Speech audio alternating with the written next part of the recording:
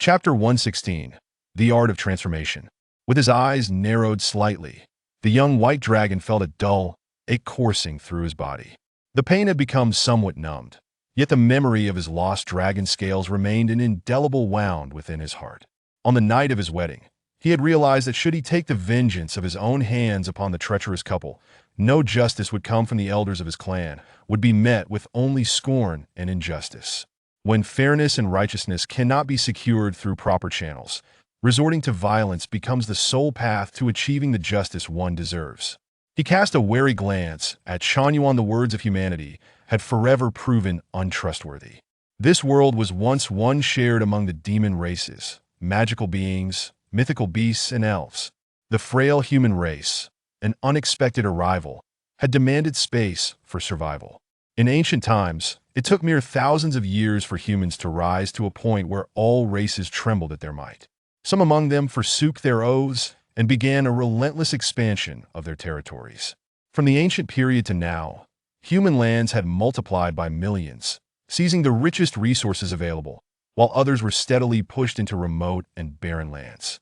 The eastern domain of the demon race was presided over by the royal family of the Daxia kingdom, the west by the Qin Empire, the south by endless oceans, and the north by desolate wastelands and icy expanses. The demon race was entirely banished to the frigid territories, sealed away, never to see the sun again. Words of humanity were never to be believed. What's more, how could humans possibly restore the dragon scales? With a renewed focus, the young white dragon regarded Sun Wukong. As the king of the monkey clan, how could you ally yourself with humanity? With a sigh, Sun Wukong touched the tight band on his head. Enough idle chatter. Who instructed you to consume the horse I went to great lengths to procure? The corners of the young white dragon's mouth lifted slightly as he retorted, You enter my domain without permission. If you do not depart, I will consume you along with that human. Sun Wukong smiled faintly, gripping his magical staff. Bold words indeed. If your dragon scales were intact, I would fear you none at all. Mention of his lost scales caused the young white dragon's countenance to darken, and he swung a claw towards Sun Wukong. Immediately, Sun Wukong countered with his staff. Clang! The clash between the dragon's claw and the magical staff echoed resonantly. When Jing watched the confrontation between Sun Wukong and the young white dragon, a glimmer of joy igniting within. Come on, little white dragon, vanquish that troublesome monkey. Yet, having lost his scales, the young white dragon's strength was comparable to any ordinary demon king, and soon he found himself at a disadvantage against Sun Wukong's ferocity. When Jing sighed internally, the magical staff wielded by that annoying monkey was far too potent. The young white dragon was struck by the staff, crashing heavily to the ground. Take another hit from me. Seizing the opportunity, Sun Wukong readied to strike again, but Chanyuan swiftly interjected.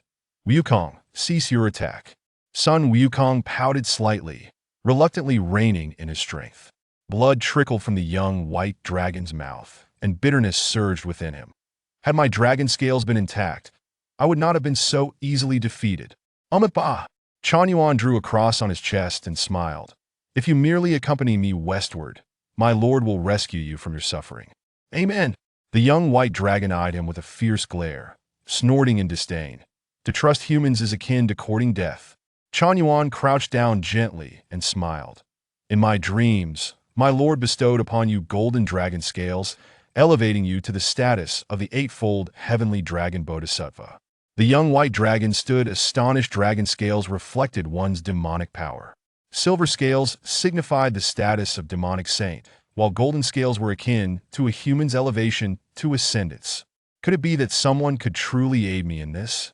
Gritting his teeth, the young white dragon thought of avenging the loss of his scale. Lai would surely repay that grudge with his own hands. When Jing, hearing Shanyuan's words, suddenly focused on the figure of his master nearby. Wasn't this lord referred to by Chanyuan, in fact, his master? Perhaps some words from his master could indeed grant the young white dragon the golden scales. Why, if I am constantly at my master's side, when might he assist me in achieving ascendance as well? After pondering for a moment, the young white dragon turned to Chanyuan. What you speak of, can it truly be? I do not speak falsehoods. Chanyuan replied with a mild smile. All that I have perceived in my dreams is indeed real, we need only make our way west. The young white dragon exhaled slowly. To journey west? But to proceed further east would lead into the territories of the great Qin Empire, and beyond that lay a boundless ocean on the other side. The unknown. The outcome of this endeavor remained shrouded in uncertainty. Chen Yuan regarded the young white dragon with a reassuring smile. Do not worry when difficulties arise. My lord shall lend a hand. The young white dragon looked back at Chen Yuan and Sun Wukong beside him. He resolved to follow them westward. Remaining here, wallowing in humiliation for a lifetime was far inferior to accompanying this monk, the reverend, on the journey ahead. Fighting for a chance to become a demon immortal was worth the risk. With an internal relief, Chen Yuan thought that after subduing a pig demon and a river demon, their team for the western trek would be complete. The dream he had experienced had only encompassed the gathering of the companions for the journey westward. Everything beyond that remained a mystery. With a small smile, he realized that the dream served merely as a signpost path, still required navigation through one's own resolve. Sun Wukong, seeing the young white dragon agree to embark, had somewhat reluctantly stowed his staff, having wanted to slay him to taste dragon flesh. Chen Yuan addressed the young white dragon with a grin. You need to transform into a horse to carry me on our journey westward. The young white dragon exhaled heavily. He was reluctant and knew not how to perform transformation techniques. Chen Yuan made a sign of the cross over his chest and began, Amitba. A true achiever must bend and stretch in my dreams. I learned a transformation technique I can teach you. Bend and stretch? The young white dragon muttered those 4 words, clenching his jaw. Very well. I shall become a horse, bearing you into the west. Pleased, Chen Yuan nodded, placing his hand gently upon the young white dragon's forehead. Suddenly, the young white dragon sensed a current of energy flow from Shan Yuan's palm, inundating his mind with newfound information. Stunned, the young white dragon thought, is this the transformation technique? Chen Yuan slowly withdrew his hand with a smile. You may give it a try. Filled with confusion, the young white dragon began to channel his demonic power in accordance with the transformation technique swirling in his mind, and shouted, Bala la little witch transform. As his words fell, the young white dragon's form rapidly shifted, and in a flash of golden light, he transformed into a white horse. Sun Wukong was momentarily dumbstruck. Where does this bald donkey's dream lead? Even the incantation for the headband I wear is oddly nonsensical. Seeing the young white dragon transform into a white horse, Chen Yuan mounted, calling out, Let us go, my disciples. The procession of Chen Yuan and his companions began to venture slowly away, and within Wen Jing's mind, the images too began to dissipate. In a drab expanse of darkness, the only sound he could hear was the rhythmic grinding of the stone mill beside him. Li Muzhi continued adding rice into the mill, and Wen Jing pondered in confusion. Why has my master called upon me to observe these proceedings? Is there some profound meaning behind this? As Wen Jing was gripped by his puzzlement, another wave of energy emanated from the stone mill. Wen Jing and Chen Yinhuo were both startled simultaneously. This is the aura of the demon race. Chapter 117. Disturbance in the demon clan. The aura emanating from the stone mill was exceedingly frigid. The unique scent of the demon clan permeated the dim and chill environment, and Wen Jing sensed something escaping from the demon clan seal. Wow! Before Wen Jing could discern what it was, Li Muzhi tugged at the ox rope that the stone mill ground to a halt. The demonic aura swiftly dissipated, and the scene before Wen Jing vanished entirely. Li Muzhi removed the cloth strip from Wen Jing's eyes. Chuckling, All right, our worldly journey has concluded. We are back home. Wen Jing stared blankly at Li Muzhi, pondering if his master feared that she might glimpse something she shouldn't. Casting a glance at Chen Yinhuo beside her, she noticed the woman was also observing her. Seemingly attuned to the aura from the stone mill, Li Muzhi unfastened the tools from Wen Jing, leading the ox back to the lemon tree. Chen Yinhuo furrowed her brow, her expression grave as she regarded Li Muzhi. What was the immortal doing just now? Why did the presence of both the demon and beast clans linger? Could it be that the beast and demon clans were plotting something? Li Muzhi glanced at Chen Yinhuo, but paid her little mind, preoccupied with the thought of quickly preparing rice noodles, hoping to set up a stall by the next day, after such a long hiatus from selling snacks. The townsfolk might presume he had switched professions. He carried the freshly ground rice flour into the house and began crafting the noodles. Chinino looked back at the stone mill placed outside, her thoughts lingering on the aura that had just been transmitted. Peering into the house, she saw Muzhi seated by the stove, tending to the fire. The stone mill stood silently before her. Chinino slowly approached it. The aura had emanated from the motion of the stone mill, and narrowing her eyes, she cautiously extended her hand. Based on her prior experiences with the immortal's artifacts, she surmised that as long as she refrained from using her cultivation, she could easily operate it. Chinino had grown accustomed to not employing her powers, and she gently placed her hands upon the stone mill. Huff! She exhaled softly, straining to turn the mill. A wave of confusion washed over her as, despite her efforts, the stone mill remained stubbornly immobile. Why was this the case? She flexed her hands, recalling how effortlessly Muzhi had turned the stone mill. How could it be so arduous for her? Especially when she was a formidable practitioner at the empty void stage. When Jing, chewing on a straw, fixed his gaze intently on Chin, he had barely exerted himself to turn the mill. So why was she struggling so? With disdain, when Jing averted his gaze and resumed munching on the straw. After several futile attempts, Chinino found the stone mill as unyielding as a mountain, rendering her efforts akin to an ant trying to shake a tree. What could be the reason? She ruminated, recalling her previous encounters with the immortal's artifacts, the immortal's small knife, the chopping knife, the sickle, each of which she had been able to use without activating her powers. Reflecting on her first use of the small knife, it had been offered to her by Muzhi. The same went for the chopping knife and sickle. All had been bestowed upon her by him. The distinction lay here. The immortal's artifacts could only be utilized with his permission. Without it, they were beyond her grasp. A wave of realization washed over Chun.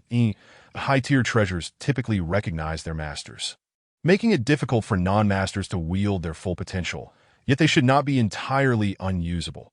There were no discernible signs or auras of master recognition on the immortal's artifact, yet the connection was undeniably authoritative. Was this yet another disparity between immortals and ordinary cultivators? Turning to the stone mill once more, she entered the house. Muzhi, may I use the stone mill? Muzhi, busy kneading the dough, glanced at Chinino and replied, Sure. If you're not busy, you might as well wash it with water. With that, he returned to his task. Chinino nodded and approached the stone mill again. With renewed effort, she found it effortlessly began to turn. Indeed, her lips pursed in determination. She emulated Muzhi's previous movements.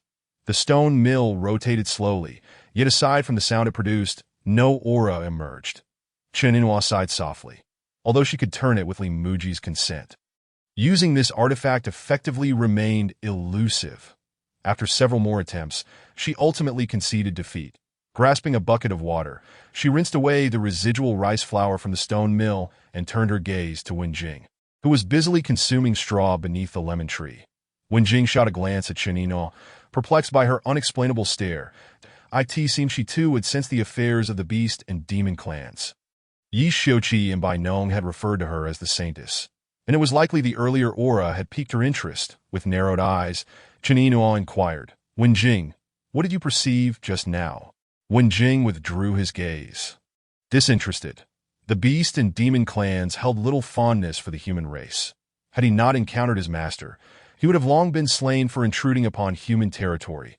Chinino frowned, a glint of murderous intent flashing in her eyes as she glanced towards the house and transmitted, Are your beast clan and the demon clan conspiring together? Huff! Wenjing exhaled heavily, transmitting back, The beast and demon clans are divided by your great Xia, with naught but a futile scheme. Upon reflection, Wenjing considered that with demons escaping their seal, a revenge plot among them was likely already in motion. When the time came for the human clan to clash with the demon clan once more, the ancient beast would undoubtedly seize the opportunity to act.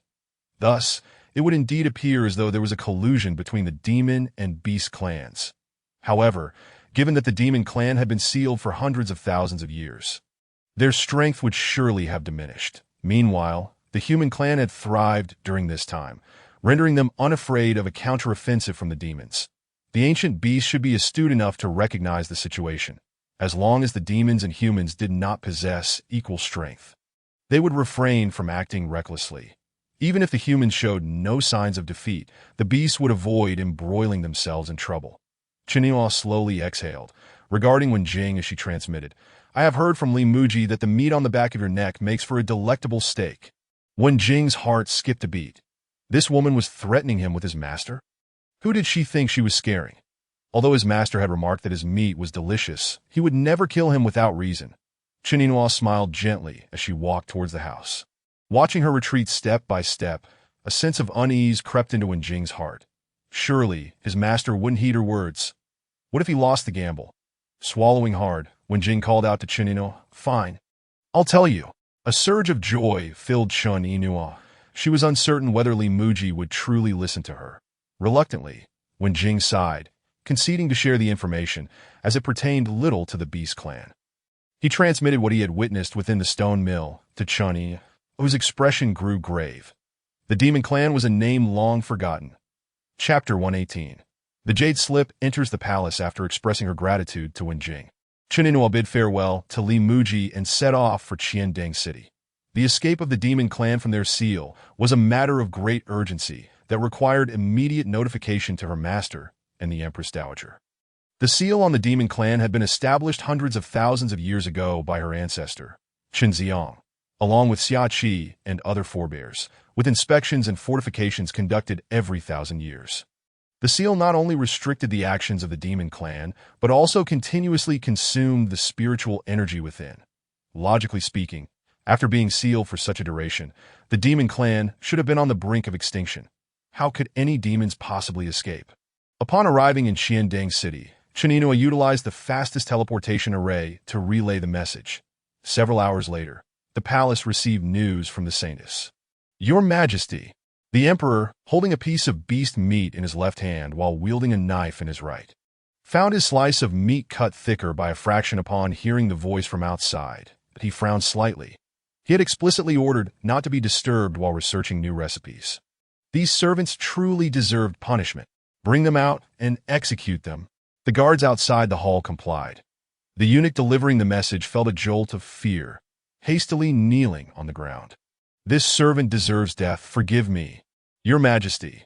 The Empress Dowager instructed this servant to inform you at once to proceed to Yao Hua Palace.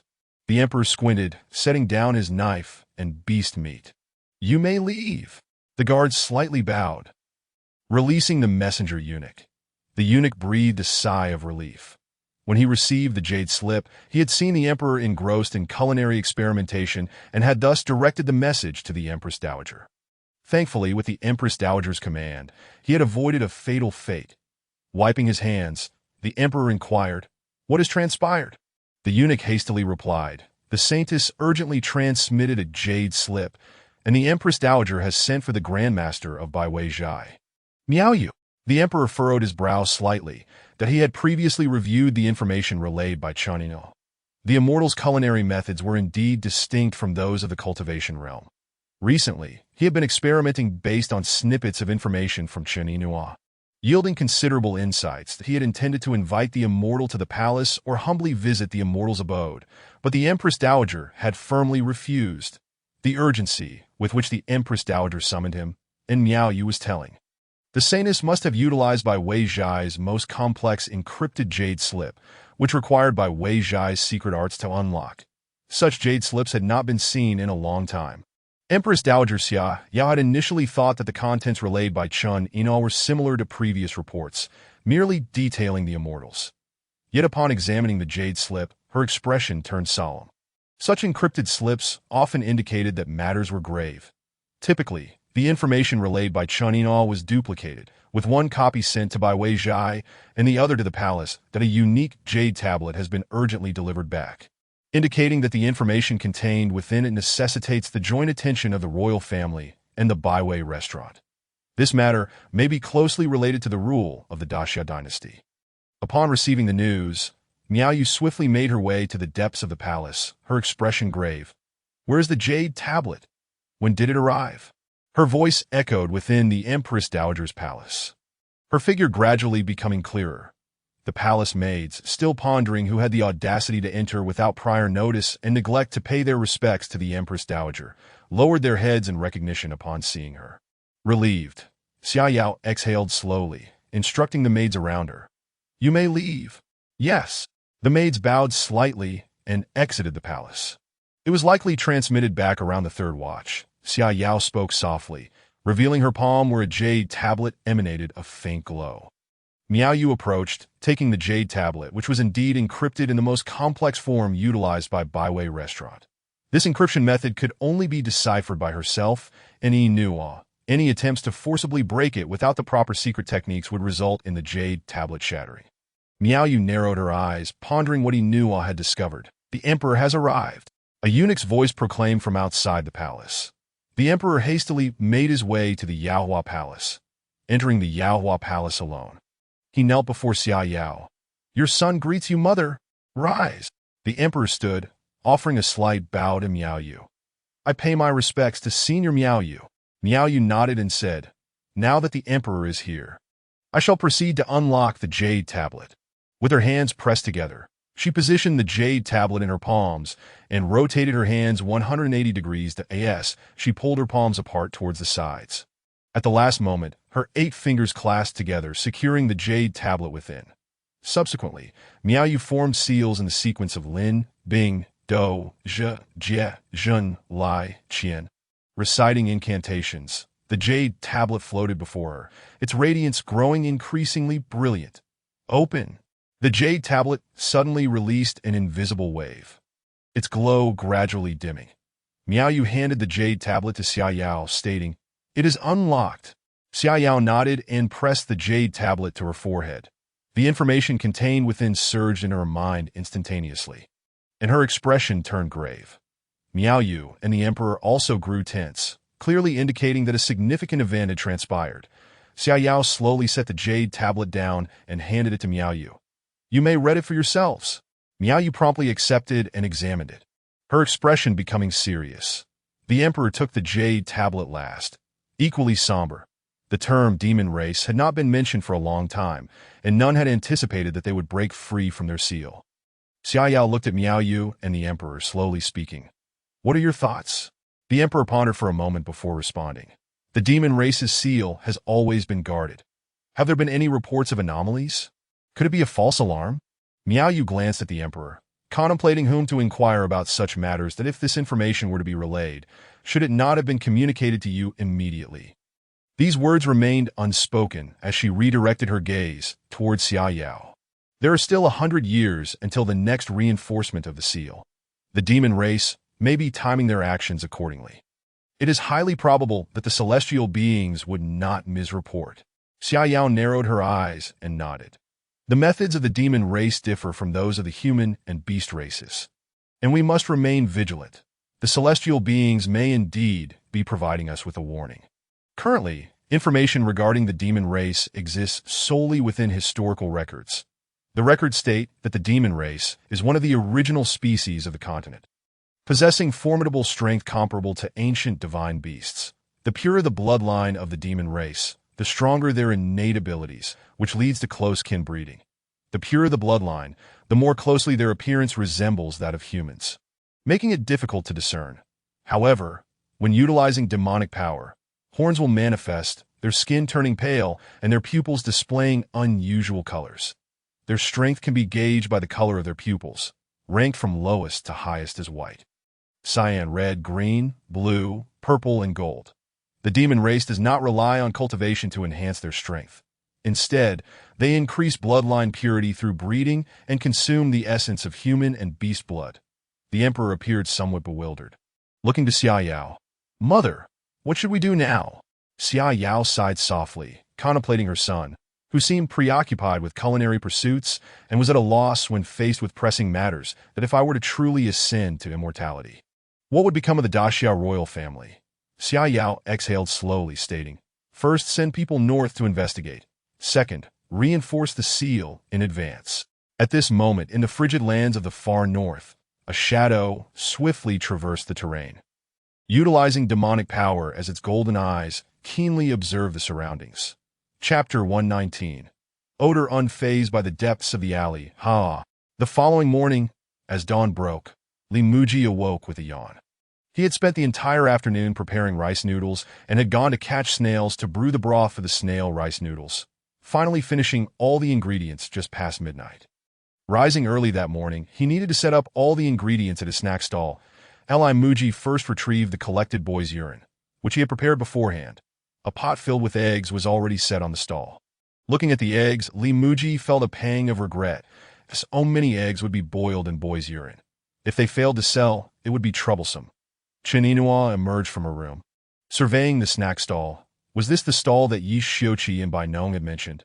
The atmosphere felt neither like a celestial artifact, nor entirely like mundane items, that Muzhi lifted the wooden bucket containing the boy's urine and poured it into the pot of eggs. Splash! As the urine flowed in, the stench began to waft through the air. When Jing, in the cow pen, furrowed his brow. Who dared to steal my signature technique? Hello, Stinky? After carefully sensing the surroundings, he realized it was only his master and Chinua in the house. Lowering his head to check, he wondered if he had involuntarily soiled himself.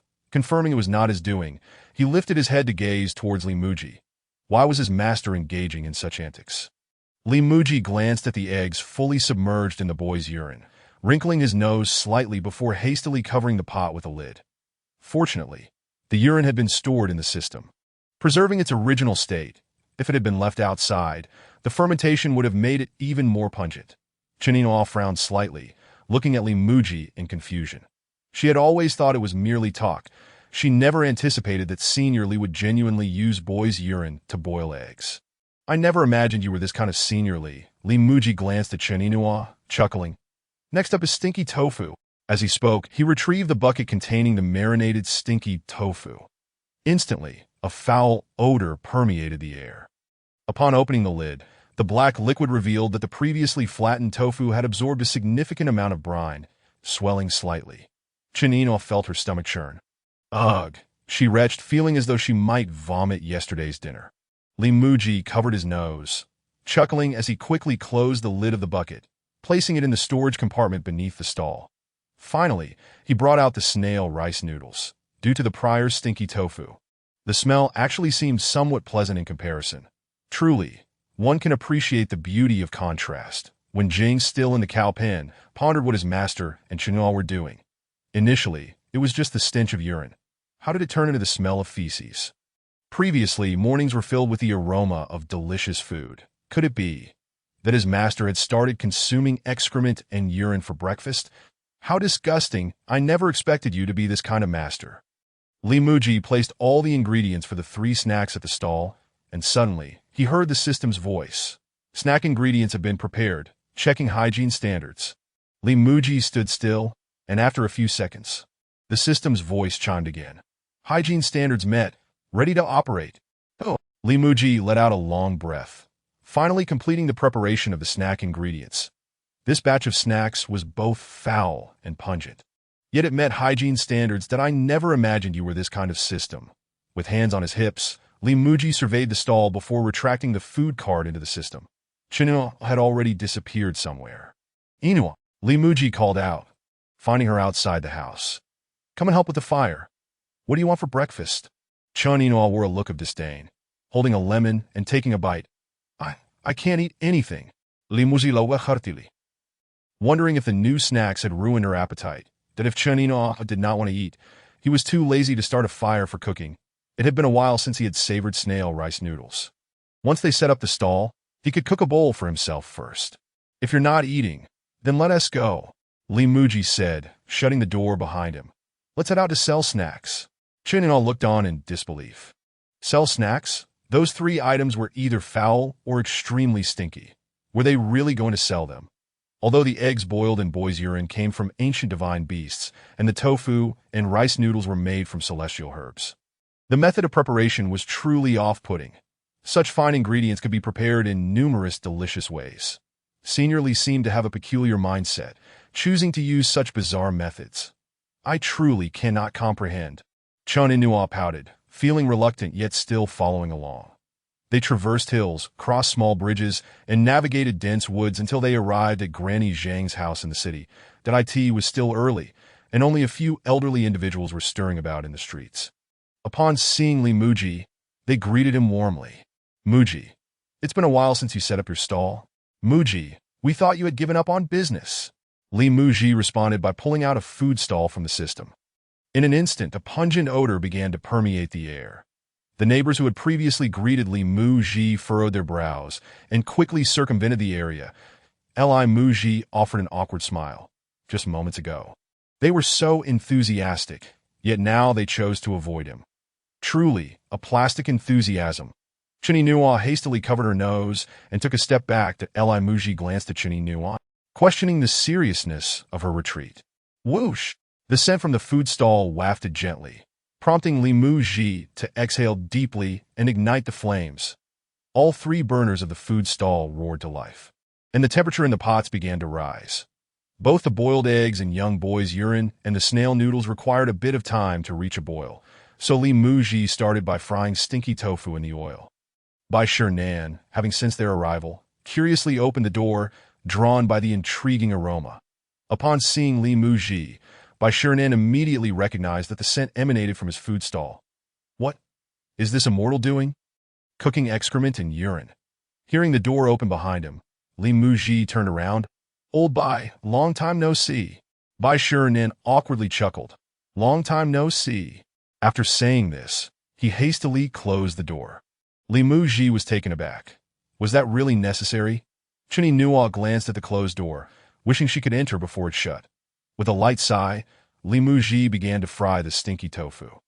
The odor grew even more intense as the young boy's urine was heated. Its fragrance also intensified. Neighbors on the street, bewildered, opened their doors and windows to investigate. Who was cooking excrement and urine? Li Muzhi looked at the neighbors and chuckled. Who says only the aroma of wine is unafraid of deep alleys? My foul stench is equally unafraid. Chapter 120. The first transaction, the food stall of Li Muzhi commenced its operations. The mingling of foul and pungent scents intertwined, reminiscent of the meeting between the cowherd and the weaver girl. Akin to the encounter of Baoyu and Dayu. This scene caused the surrounding neighbors to lock their doors tightly. Chini Nua, hands clasped over her mouth and nose, trembled against the wall. Li Muzhi chuckled softly as he retrieved 3 signboards for his snacks. Stinky tofu, 1 tail, snail noodles, 10 tails, and boiled eggs and young boy's urine, 5 tails. With the signs hung, Li Muzhi returned to his stall, satisfied. Everything was ready. With a gentle smile, Li Muzhi fished out the fried stinky tofu from the pot, adjusting its flavor. "Inua," Li Muzhi called, holding the stinky tofu. "Would you care to try?" Chun Inua frowned, shaking her head vigorously like a rattle drum. Li Muzhi sighed softly. Truly a case of judging food by its appearance. "It's quite delicious." Chun Inua continued to shake her head, resolute in her refusal, even if it meant starving. Li Muzhi shook his head lightly, laughing. Many things and people are difficult to accept at first glance. However, upon attempting to understand them, one often discovers hidden intricacies. Chun Inua shook her head once more. Retreating further into the corner, Li Muzhi smiled helplessly. Fine, if she wouldn't eat, he would enjoy it himself. Whoosh! Li Muzhi gently blew on a piece of stinky tofu, testing its temperature with his lips. Confirming it was not too hot, he finally took a bite. Delicious. The foul aroma belied a delightful taste, truly living up to its reputation. Chini Nua pouted, hands tightly clenched at Li Qianbei actually ate it. As Li Muzhi savored the stinky tofu, he casually tossed a handful of rice noodles into the boiling pot. This bowl of stinky tofu could only be considered an appetizer. To feel full, he needed the snail noodles. Chini Nua glanced at Li Muzhi in astonishment, then curiously at the stinky tofu set aside. Li Qianbei appeared genuinely satisfied and was relishing it.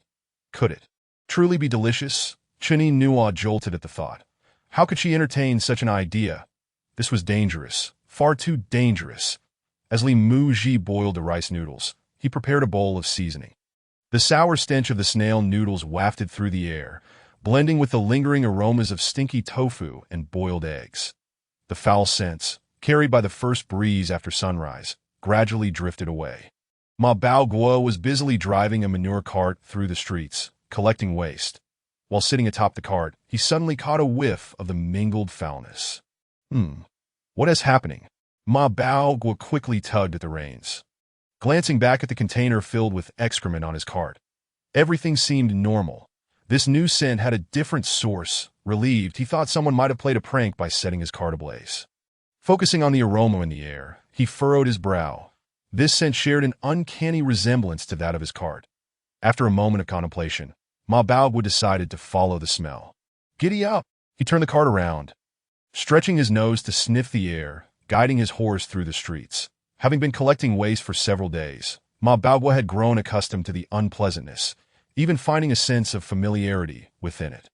Before long, he spotted Li Muzhi's stall and the saintly figure hiding in the corner. Then a Bao's eyes brightened. So the immortal had set up a stall? He quickly urged his horse to hasten. Li Muzhi was just slurping up a bowl of noodles, occasionally taking bites of stinky tofu. Hearing the sound of a cart approaching, he lifted his head. That it seemed to be coming straight toward him. Perhaps a customer was approaching. However, the cart was laden with excrement, which felt somewhat inappropriate. Li Muzhi swiftly rose and stepped forward to halt Ma Bao. Please park the cart to the side. Ma Bao hurriedly pulled the reins and jumped off the cart. Bowing, I know you're here to buy snacks, right? Otherwise you wouldn't have come in a cart. Li Muzhi interrupted, pointing to the food stall. You are my first customer today, so I'll give you a 9.9 discount. Ma Bao was taken aback. He had merely wanted to introduce himself. And this discount, it hardly differed from no discount at all. Li Muzhi picked up the remaining snail noodles and stinky tofu. I have 3 types of snacks. What would you like to try? Ma Bao had initially expected the immortal to be aloof, but was surprised by such warmth. Leaving him momentarily dazed, he looked at the items on the stall, feeling perplexed. What kind of snacks were these, especially those black squares that resembled something freshly scooped from his cart? Was this truly an immortal? He glanced at the distant Chunino. The saint was present, so this person must indeed be the immortal. Yet he was vastly different from his expectations. Looking down, he noticed the inscriptions on the 3 wooden signs emanated an air of celestial ella. A WMA Bao heart jolted, and he quickly averted his gaze. Indeed, this was an immortal. Li Muzhi felt a pang of anxiety as he noticed Ma Bao's expression darken upon looking at the price tags. It was all the system's fault for setting the prices so high. The instant the man saw the prices, his complexion paled slightly. That if today's first transaction fell through, it would be a disastrous omen for his business. Steeling himself, Ma Bao spoke, his voice trembling slightly. I'll have a portion of stinky tofu. Li Muzhi's heart leaped in joy. Thankfully, the transaction was still on. Great. Please have a seat. It will be ready shortly. Ma Bao felt overwhelmed. The immortal was not only warm, but also addressed him with respect. He stood there in a daze, watching as Li Muzhi skillfully placed the stinky tofu into the oil. Observing the bubbling oil, Ma Bao felt a thrill. The immortal's offerings were indeed extraordinary. He couldn't help but wonder what kind of essence was contained within the stinky tofu. Gulp! Ma Bao unconsciously swallowed, knowing that finishing this would undoubtedly elevate his cultivation. Li Muzhi glanced at Ma Bao, noticing his growing impatience, and felt relieved. It seemed that the first transaction was secured. As Li Muzhi began frying the stinky tofu, he had worried that the customer would be put off by the ingredients. But to his surprise, it seemed to whet the man's appetite. Suddenly, it dawned on him that the cart he was driving was a manure cart, which likely made him desensitized to such odors. Explaining his indifference to Li Muzhi finished frying the stinky tofu, adjusting the seasoning as he inquired, Would you like to eat here or take it to go? Ma Bao was momentarily stunned, then quickly responded, I'll eat here. Li Muzhi smiled gently, preparing the stinky tofu and placing it on a small table behind him. Then Bao approached the table with utmost respect and carefully picked up a piece of stinky tofu. Chapter 121. Unable to refuse the stinky tofu, Chen Inua stood at a distance, looking at the stinky tofu on the table with disdain. Though rich in spiritual essence, it was far too difficult to swallow. Ma Bao examined the dark, stinky tofu, cautiously bringing a piece to his mouth. Ma Bao's eyes widened in shock as he stared at the bowl of stinky tofu. The moment the tofu touched his tongue, A surge of spiritual energy rapidly spread through his meridians that he had expected it to be foul given its odor. But upon tasting it, the flavor was unexpectedly delightful. Crunch, crunch! As he chewed, the crispy exterior of the stinky tofu crackled, revealing the last vestiges of softness within, akin to the final stubbornness of something enduring torment. Muzhi smiled slightly, taking a seat beside him. "How is it? Delicious." Ma Baoguan nodded vigorously, still chewing. "Delicious." Muzhi chuckled. Pleased to hear that. His prior worries had proven unnecessary, that as long as one could overcome the initial aversion to the smell, the likelihood of rejecting stinky tofu was quite low. Moreover, the human sense of smell is a perceptual ability that can become easily fatigued. After prolonged exposure to a foul odor, one may no longer find it particularly offensive. That Muzhi glanced around and, noticing the absence of patrons, began to eat as well. Baogua was momentarily taken aback. I am actually dining at the same table as an immortal?" His heart raced in excitement. "With my mere cultivation at the late Yuanying stage, what merit do I possess?" Contemplating this, Ma Baogua's eyes began to glisten with unshed tears. "Immortals are truly wonderful." Hearing Ma Baogua's sobs, Muzhi looked up in surprise. What is happening? I certainly did not add any chili or onion, did I? Why the tears and runny nose?" He cast a quick glance and then returned to slurping his noodles. Wondering if this man lacked the means to pay this thought, Muzhi felt a strong urge to prompt him to settle the bill immediately. However, it is a significant faux pas in business to press customers for payment while they are still dining. After some consideration, he decided against worst, he could keep a close watch. After all, Ma Baogua's cart was still over there. Ma Baogua composed himself and continued to devour the stinky tofu, quickly finishing a serving that he felt his cultivation rapidly increasing. He was on the verge of a breakthrough. Elated, Ma Baogua hastily circulated his energy, guiding it through his meridians that as his technique flowed, the golden light on the yuan within his energy flickered faintly. The scattered points of golden light gradually connected, enveloping his entire being. Chinua observed Ma Baogua. The golden points on the yuan corresponded to the acupoints along the path of a cultivator's technique. When these acupoints connected, they formed the route of the technique's operation. Once the meridians through which the technique flowed were fully realized, it would awaken the yuan within. The next step would see the yuan rapidly expanding, merging with the cultivator, and breaking through to the Dongshu realm. The golden light radiated from Ma Baogua's yuan. Buzz! As the meridians became completely connected, the Yuan Ying's eyes suddenly opened, and the hand seals he held slowed, expanding rapidly. Boom! An invisible wave of energy surged outward that Baogua had broken through to the early Dongshu realm. In an instant, the commotion of the breakthrough left the sect leaders in the city stunned. Who has made a breakthrough? The Dongshu realm? Could it be Ma Zhongzhu? Let's go see. The crowd hurriedly set aside their tasks and rushed toward Muzhi's stall. Within the Kaishan sect, Yi Xiuqi and Bai Nong also sensed the disturbance. Exchanging glances, they quickly descended the mountain. Bai Shinan, having sensed the breakthrough as it began, frowned and opened the door. The foul odor was so pervasive that it permeated even through closed doors. Muzhi glanced at Bai Shinan and lifted a piece of stinky tofu. Old Bai.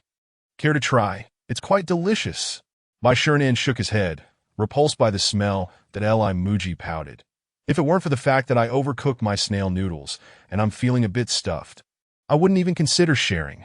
Muzhi withdrew his gaze and looked at Chun Inoa, who was huddled in the corner. That a jolt ran through Chun Inoa's heart. Why was Li Qianbei looking at her? Muzhi grinned widely, presenting the stinky tofu to Chun Inoa. Here, give it a try. Chun Inoa quickly covered her mouth with her hands. That Muzhi adopted a serious expression, picking up a piece of stinky tofu. If you don't eat this, I won't let you have any of the other delicacies in the future. Chun Inoa's expression shifted. With so many delicious treats from Li Qianbei, missing out would be a tremendous loss. She glanced down at the stinky tofu, feeling conflicted. Yet, it truly looked too unpalatable. Muzhi, holding the stinky tofu, stared intently at Chun Inoa. Open your mouth. Chun Inoa's face contorted in distress. She tightly closed her eyes and trembled as she slightly parted her lips. Li Muzhi, quick as a flash, deftly shoved the stinky tofu into her mouth. Chinino felt her mouth suddenly filled, a wave of nausea washing over her. What have I eaten? Am I no longer pure? The flavor of the stinky tofu began to permeate her mouth. Chinino suddenly realized that the taste was not as unbearable as she had anticipated. It was, in fact, somewhat delicious. Slowly opening her eyes, she found Li Qianbei beaming at her. What was this unexpected aroma? Chinino felt perplexed as the stinky tofu seemed to possess an irresistible flavor. Crunch! Chinino gently bit down, producing a crisp sound. In an instant, the savory essence of the stinky tofu flooded her mouth. Li Muzhi smiled gently and picked up another piece of stinky tofu. Once Chinino finished the piece in her mouth, she instinctively opened wide for the one Li Muzhi was offering. Just as she was about to take a bite, Li Muzhi playfully pulled back his chopsticks. Chinino instinctively leaned forward, snapping her mouth shut around it. Li Muzhi chuckled. Weren't you refusing to eat? Chinino felt a wave of embarrassment as she slowly withdrew her mouth. Who knew that this foul-smelling item could taste so exquisite? Coming back to her senses, Chinino noticed that over 20 people had gathered neatly in front of Li Muzhi's stall. The sect leaders from the southwestern region stared in disbelief at Li Muzhi and Chinino. The immortal and the Saintess were flirting. This was explosive news. Yi Xiuqi and Bai Nong simultaneously pulled out lemons. Sour, sour. Indeed, there was something amiss between Li Qianbei and the Saintess. Chapter 122, Consecutive Breakthroughs. Li Muzhi turned around to see over 20 individuals standing at his stall, momentarily taken aback. Why had so many people suddenly arrived? Were they here to buy snacks? Gulp! Li Muzhi swallowed hard. These people seemed more like they had come to disrupt the scene. Surely, it couldn't be that they gathered to cause trouble just because of a stench. Upon closer inspection, the expressions of those before his food stall didn't seem angry at all. Could it be they were genuinely here for snacks? Li Muzhi handed a bowl of stinky tofu to Chinino. With so many customers, he needed to attend to them promptly. What can I get for you, esteemed guests? Li Muzhi asked with a beaming smile. We have 3 types of snacks, all listed on the wooden sign. The sect leaders were momentarily stunned. Was this truly an immortal? As they looked up, a wave of realization struck them. The words on the sign, this seemingly earthy individual, was undoubtedly an immortal. Li Muzhi felt a twinge of embarrassment. The system's pricing was indeed quite high. The moment one individual noticed the sign, their face turned pale. Many others followed suit, their expressions darkening. 10 taels of silver. If one were to save diligently, it could cover a poor family's food expenses for an entire month. Selling a bowl of snail noodles for 10 taels is certainly steep. The earlier patron only ordered the cheapest stinky tofu after seeing the prices. Perhaps they felt too embarrassed to leave after witnessing Li Muzhi's enthusiastic demeanor. Li Muzhi surveyed the crowd, uncertain of what to say. The prices were beyond his control. Whether they purchased was ultimately their decision. I will have a serving of stinky tofu. Li Muzhi felt a wave of relief wash over him. They hadn't been deterred by the price. Certainly. Please have a seat. It will be ready shortly. Li Muzhi quickly placed the stinky tofu into the frying oil, smiling at the others. What will the other esteemed guests have? Like Ma Baoguo before them. The crowd was puzzled by the sight of an immortal acting as a street vendor. Chinino, munching on stinky tofu, looked at Li Muzhi in astonishment that Li Qianbei, usually taciturn and only occasionally humorous, seemed like a different person when selling food. As the stinky tofu sizzled in the oil, the pungent aroma wafted through the air, becoming more pronounced as the crowd stood before the food stall. This scent made everyone wrinkle their noses. Yet upon seeing the pot filled with energetically charged oil, they could hardly contain themselves. I want stinky tofu. Me too. And I. The sounds of orders echoed at the snack stall. Li Muzhi's heart swelled with joy. He had thought these individuals would be frightened off by the prices, at least reducing his business by 2/3. However, not only did no one leave, but they all wanted stinky tofu. Amidst his delight, Li Muzhi also felt a twinge of concern that these patrons might eat their fill and leave without paying, that if it were just 1 or 2 customers, it would be manageable. But with so many present, it would be wiser to collect payment first. As he flipped the stinky tofu in the pot, Li Muzhi pulled out a wooden cash box from beneath the stall. Li Muzhi chuckled apologetically. Can I trouble you to pay up front? The crowd did not hesitate, promptly retrieving their coins and placing them into the cash box. The sect leaders held mostly copper coins and small silver pieces. After several days of hard work, they had barely earned a single tael, and their previous savings barely covered another. As the small silver coins continued to fill the cash box, Muzhi's mind rang with the system's notification. Sold 28 servings of snacks. System upgrade requires selling 172 more servings. Hearing the system's voice, Muzhi breathed a sigh of relief, secure in his earnings. Having collected the payments, Muzhi had also fried several servings of stinky tofu, seasoning them appropriately, and began serving them to customers in the order they arrived. The first few to receive their stinky tofu were filled with excitement, eliciting envy from the others. Muzhi smiled slightly and said, "Coming right up. This one tea take long." The crowd nodded eagerly, their anticipation palpable as they watched Muzhi. This was the first time Muzhi experienced such a bustling business, and he was busily occupied. One serving after another of stinky tofu emerged from the pot, filling the small tables at the stall with patrons. Some who could not find a seat simply squatted nearby, savoring their stinky tofu. Gulp! Bai Shernan stood at the entrance, watching as each person received their share of stinky tofu, unable to suppress his own salivation. The aroma emanating from these individuals' meals is utterly delightful. Could it truly be that the food is exquisite? As the crowd indulges in the stinky tofu, their cultivation levels surge remarkably. Boom! Before long, among the 20-odd individuals, someone breaks through. Boom! Boom! Around the snack stall, breakthroughs occur in rapid succession. Some even experience a leap from the early golden core stage to the early nascent soul stage, transcending an entire realm. Such a spectacle is indeed magnificent. Chininoa and the others, witnessing the continuous breakthroughs, are not the least bit surprised that Muzhi's snacks inherently contain rich spiritual energy, and the effects are particularly pronounced for cultivators of lower levels. Bai Shernan, however, is uninterested in the enhancement of his cultivation.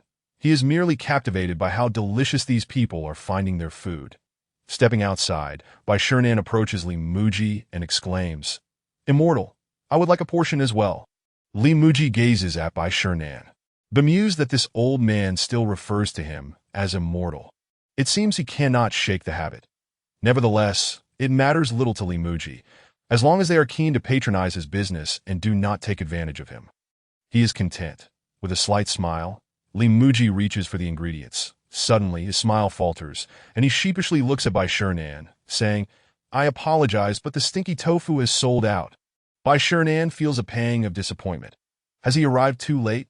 Muzhi, observing Bai Shernan, chuckles. "There are other options available. Would you care to try something else?" As he speaks, he lifts the lid of the pot containing the urine-boiled eggs. The contents are already boiling, releasing billows of steam. In an instant, the pungent odor wafts through the air. Bai Shernan's expression shifts dramatically. Dawai Ishiochi and Bai Nong, holding lemons, hurriedly cover their noses, their faces similarly contorting. They truly are using urine to cook the eggs of ancient divine beasts? This is utterly outrageous. Bai Shernan feels a wave of discomfort. Such a delightful ingredient should not be subjected to such treatment. Muzhi, with a slight smile, notes that urine-boiled eggs are a renowned delicacy from Danyang, Zhejiang, yet this preparation could deter most individuals. Brother Bai? Muzhi glances at Yishiochi and Bai Nong, smiling. Would you care to give it a try? Both Yishiochi and Bai Nong quickly shake their heads. Even retreating a few steps, they had witnessed Li Qianpei collecting that urine firsthand. This is unequivocally something they refuse to consume. The crowd indulging in stinky tofu turns their attention to the source of the odor. The leaders of lower-tier sects, uncertain of what is boiling within the pot, can only identify the liquid by its distinct smell. A Baowa, upon seeing the eggs, immediately recognizes them as the eggs of ancient divine beasts. The immortal's audacity is staggering.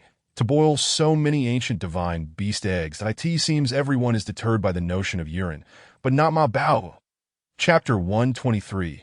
Grand Opening. Urine-boiled eggs. Ma Bao stands up and approaches, declaring, "Immortal, I would like to purchase 2 urine-boiled eggs." Muzhi regards Ma Bao as a fortunate patron, having facilitated his first sale and now attracting 28 customers. Now, with the urine-boiled eggs, everyone else hesitates to try. Yet he is willing to step forward. Muzhi feels a surge of gratitude and promptly selects the two smallest eggs for him. These eggs have not been boiling for long. A small portion of the shell had been cracked earlier, but they likely haven't absorbed much flavor yet. Choosing the smaller ones may yield better taste, and a Baowa hands over the silver, carefully receiving the two steaming eggs that they have just been removed from the pot. They are still scalding hot, but he places the eggs on the table, patiently waiting for them to cool. The crowd fixates on the urine-boiled eggs before Ma Baowa. Chinanua has witnessed the entire process of collecting urine and boiling the eggs. Feeling a strong aversion to this delicacy, it is simply boiled in urine, with no other processing involved. Muzhi eagerly watches Ma Baowa. He has never tasted this delicacy himself. Back on Earth, he had only heard of its popularity during the spring in Danyang. The mere thought of eggs boiled in urine is utterly unappetizing to him. This mental barrier is indeed the greatest obstacle. Under the scrutiny of the crowd, Ma Baowa feels the pressure mounting. After a while, the temperature of the eggs diminishes slightly. Slowly, he picks one up, and everyone holds their breath in anticipation. Crack! The egg lightly taps the table, producing a crisp sound as the shell fractures further. Ma Baowa carefully peels away the shell, revealing the pristine egg white, steaming gently. Sniff, sniff! Ma Baowa takes a faint whiff. The egg possesses a subtle urine-like aroma. Curiously, despite his initial aversion to the smell from the pot, the faint odor now seems oddly enticing that he peels half of the shell away, bringing the egg closer to his mouth. The crowd is tense, their eyes glued to Ma Baowa, fearful of missing the most pivotal moment. He has taken a bite. Ma Baowa bites down, a third of the egg disappearing into his mouth. The yolk is revealed at the edge of the bite. Surprisingly, he detects no odd taste, savoring the egg slowly. The crowd is filled with curiosity, eager to know the flavor. With a gentle chew, Ma Baowa finds the predominant flavor to be that of the egg itself, with a hint of saltiness. After a moment, he swallows, discovering a lingering hint of savory goodness. Seeing him swallow, the crowd instinctively follows suit, swallowing in unison. First, Ma Baowa felt a hint of resistance, but upon taking that first bite, he realizes there is nothing strange about it. In fact, it is rather delicious. Ma Baowa smiles slightly, consuming the remaining two-thirds of the egg in one go, thoroughly enjoying it. As he eats, he begins to peel the second egg, one bite after another. The two urine-boiled eggs are quickly devoured. The crowd watches Ma Baowa, unable to resist licking their lips. Why does the sect leader enjoy it so much? After a moment's contemplation, the crowd comes to a realization. They understand. The immortal stinky tofu was also foul-smelling, yet astonishingly delicious. This urine-boiled egg must be similar, offensive in aroma, yet delightful in taste. Seeing Ma Baowa's enjoyment, Muzhi breathes a sigh of relief. As a vendor, no amount of self-promotion can compare to the simple endorsement of a satisfied customer. With a gentle smile, he inquires, "So, how does it taste?"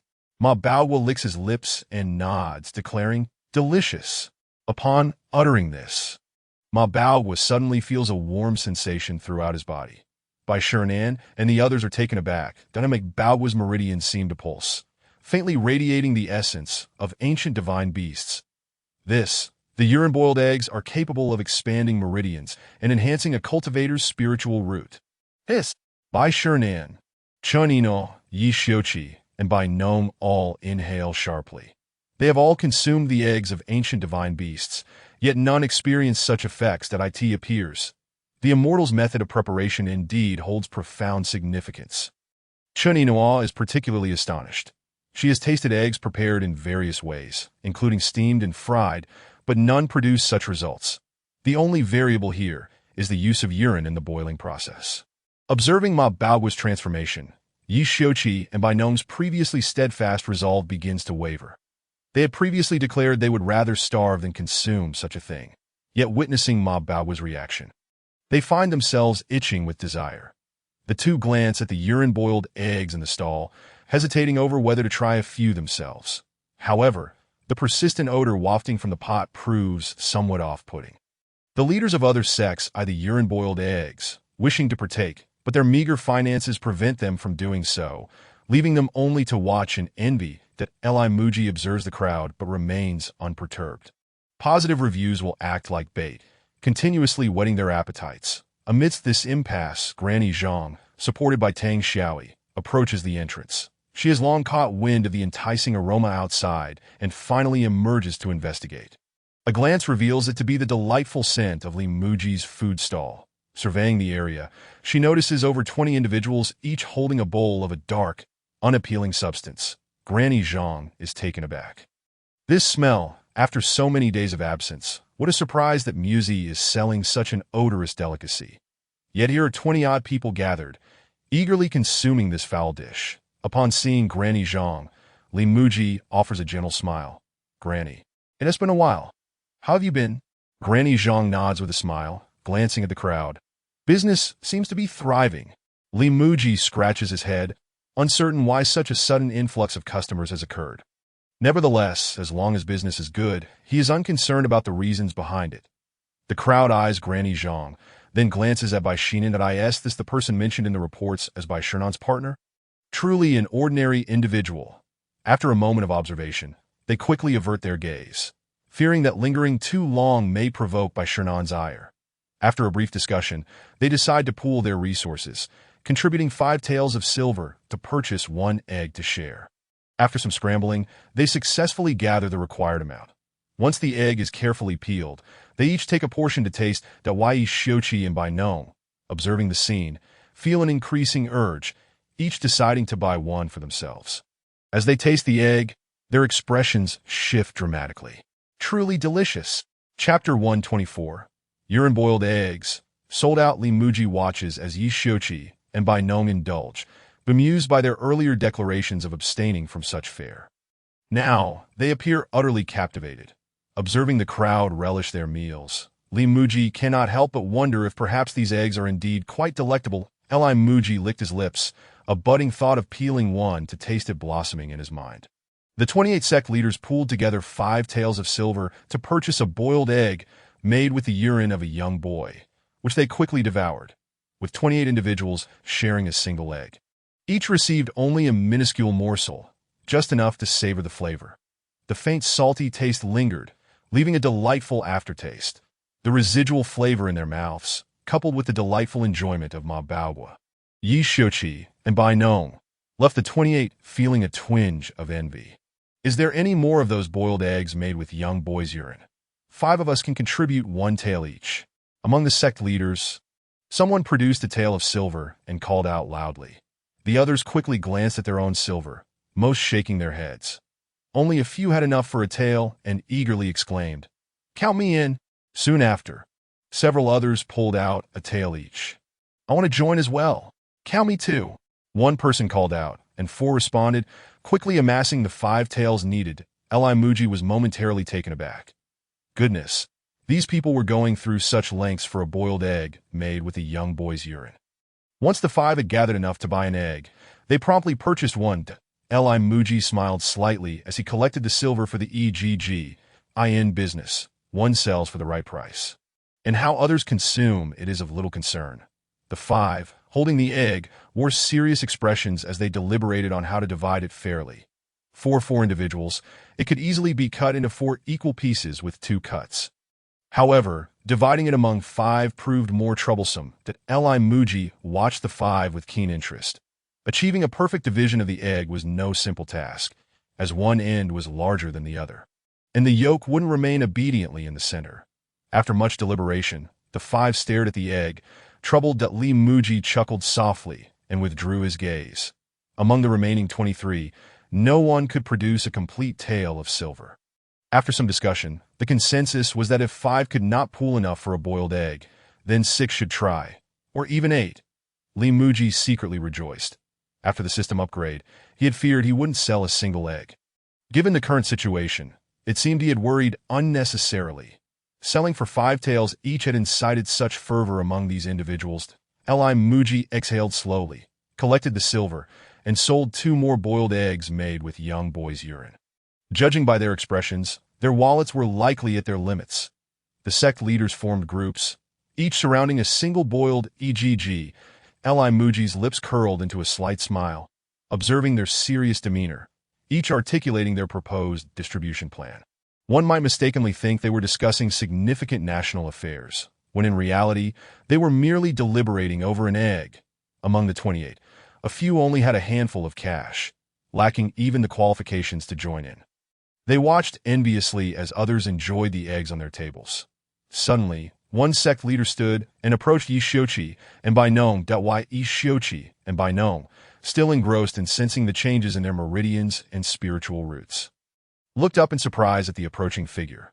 The individual leaned in closer and whispered, "Sect leader Yi, sect leader Bai, could you lend me some money?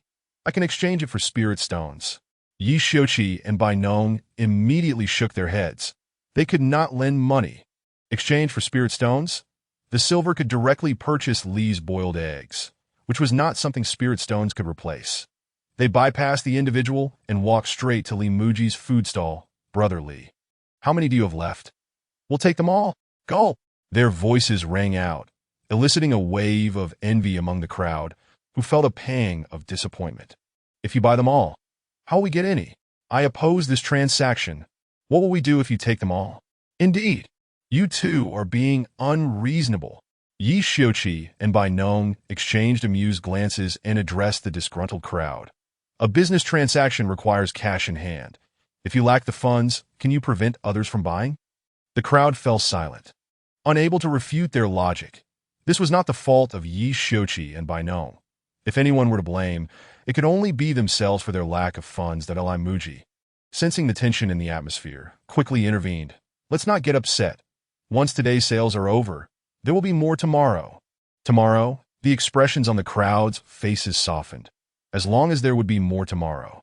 That was sufficient to Li Muji breathe a sigh of relief. It seemed his little snack had quite the market, and there was a palpable sense that a fierce competition for the boiled eggs made with young boys' urine could erupt. Turning to Yishiochi and Bainong, Li Muji inquired, "Are you two truly planning to buy them all?" Yishiochi and Bainong nodded. In the mundane world, wealth rarely finds a purpose. Being able to use such silver to purchase Li's delicacies was an undeniably lucrative deal. Li Muji's heart swelled with joy. Goodness, it had barely been a short while since he set up shop, and 2 out of the 3 types of snacks he prepared had already sold out. He quickly counted the remaining boiled eggs made with young boys' urine in the pot. There were 38 left. 38. Li Muji packaged the boiled eggs and handed them to Yishiochi and Bainong. "That will be a total of 190 taels." Yishiochi and Bainong hurriedly rummaged through their storage spaces, each producing 100 taels. Since their last visit to purchase Li's snacks, they had been diligent in accumulating mundane silver. They never expected it would truly come in handy. Watching the 200 taels of silver, Li Muji felt his heart race. He quickly exchanged the 200 taels, placing the 2 100-tael ingots into the cash box. Clang, clang. The sound of the heavy silver resonated, causing Li Muji's hands to tremble slightly. "Remain composed. There is no need to shake. It's merely 200 taels of silver. I am destined to become wealthy." Shaking would only invite ridicule. Taking a few deep breaths, Li Muji donned a blissful smile. Yishiochi and Bainong each took 19 boiled eggs made with young boys' urine, grinning as they gathered their purchases. With that, all the boiled eggs were sold out. The groups gathered around the table, finally resolving how to divide the eggs, each person taking a small piece to enjoy. Those who had not joined in the pooling looked longingly at the others as they feasted, casting glances at Yishiochi and Bainong, feeling a pang of envy. Soon after, a few turned their eyes back to the pot of boiled eggs that Li Muji offered an awkward smile, saying, "There are none left, my friends. Come back tomorrow." The onlookers gazed at the pot and slowly replied, Could you sell a portion of the soup at a discount?" Chapter 125. Closing up and returning home soup? Li Muji glanced at the steaming liquid in the pot. Surely, they didn't wish to buy that to drink. He quickly shook his head and covered the pot. "No, no, that cannot be consumed." After being denied, disappointment settled over the group. Lacking funds was truly disheartening. Once they had given up, Li Muji felt a wave of relief wash over him. Accepting boiled eggs made with young boys' urine was already challenging enough. Drinking the soup would be excessive. Besides, he needed to save the urine for tomorrow's boiled eggs. Consuming it would mean he had to collect more, which was simply too cumbersome. Phew! Li Muzhi exhaled deeply, quietly tallying the day's earnings that he sold 29 portions of stinky tofu at 1 tael each, totaling 29 taels. Adding in the 45 boiled eggs made with young boy's urine at 5 taels each. That amounted to 225 taels. Excluding the discount given to Ma Baowa, he had earned 254 taels in a short time. Li Muzhi smiled with satisfaction. Money sometimes trickles in slowly. Yet at times it rushes in like a torrent. Just hours ago, he had been a penniless wretch with only a few taels. Now he was a wealthy man. With the system upgraded, he only needed to sell 128 more portions. If business continued like this, he could upgrade in no time. Li Muzhi felt a surge of happiness. Suddenly, he spotted a few figures approaching from the street. His heart skipped a beat. The newcomers were the constable Yin and several officers, clearly heading his way. Yin had received multiple reports about someone boiling excrement and urine on the street, with people gathering to partake. Finding it peculiar, he had come to investigate. From a distance, Yin spotted Yi Xiuqi and the other sect leaders. What was happening here? It turned out that the ones gathering to eat were the sect leaders from the southwest, including the leader of the Kaishan sect. Yin approached, slightly bowing. Greetings, esteemed leaders. What are you all doing? Faced with Yi Xiuqi and the others, Yin found himself at a loss. He could not afford to offend these individuals. Scanning the crowd, his gaze landed on Li Muzhi. What are you doing here? This street is practically deserted. Unable to confront the sect leaders, he thought he could manage this small vendor. Li Muzhi offered an awkward smile and replied, I'm just selling snacks as usual. Yin furrowed his brow, his hand resting on the hilt of his sword. What sort of snacks are so foul and stinky? With such a smell, you are forbidden to set up stall here in the future. Li Muzhi was momentarily stunned. He had just been contemplating increasing his snack inventory for tomorrow. Seeing Li Muzhi's lack of agreement, Yin unsheathed his sword with a swift motion. Take good care of my seventh uncle. Clang! The blade glinted ominously. That Li Muzhi was taken aback. Yin, holding the sword with both hands, suddenly sensed the atmosphere shift. Why were all the sect leaders glaring at him with such intensity? The crowd slowly rose, eyeing Yin. Gulp! Yin adjusted his hat, plastering a smile across his face. I was just joking. As he spoke, Yin fumbled with the scabbard, attempting to sheathe the sword several times before finally succeeding. The expressions of the leaders of various sects darkened as the mere captain dared to show disrespect to an immortal. Captain Yin, with a wry smile upon his face, bowed deeply and apologized. I beg your pardon for the disturbance. As he spoke, he retreated with his officers, hastily making his escape. That Li Muzhi was momentarily taken aback as he surveyed the surrounding crowd. Filled with murderous intent, feeling a surge of gratitude within, these patrons truly cherished his culinary offerings. In their willingness to stand against the authorities for the sake of relishing his delicacies, he felt a profound relief.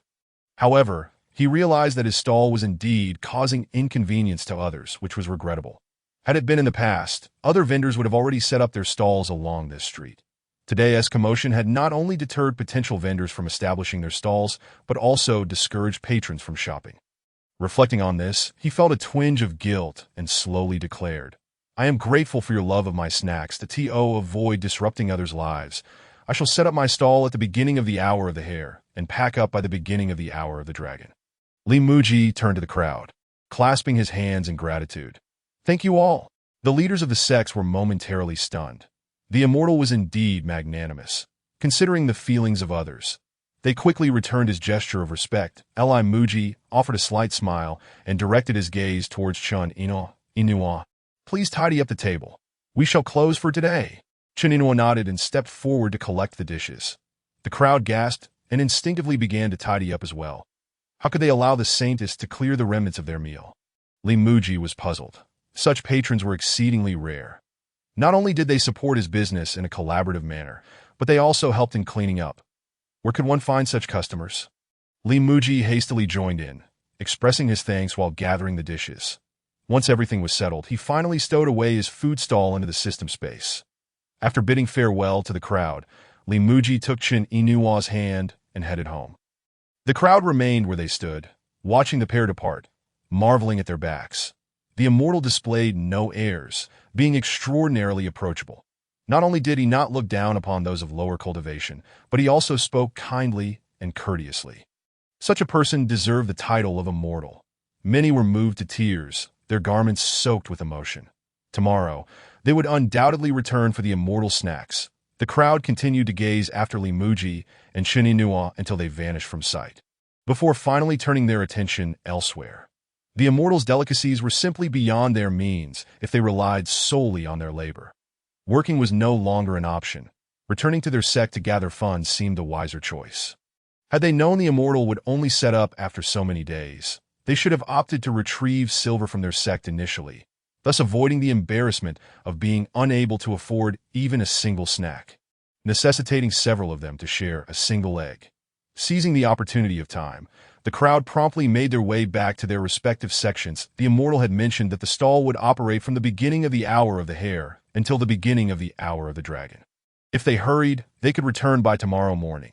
After Muzhi had dismantled his food stall, the lingering foul odor in the air persisted for half an hour before finally dissipating. The once deserted street gradually began to fill with people. Vendors emerged with their stalls, eager to commence business. That Muzhi held Chinin's hand as they traversed the dense forest, crossed a small bridge, and climbed over a hill to return home. Just as Muzhi was about to quench his thirst, a sudden knock echoed at his door. "Who is it?" he inquired as he rose and approached the entrance. Chininua, sensing the presence outside, hurriedly followed him out. Chapter 126.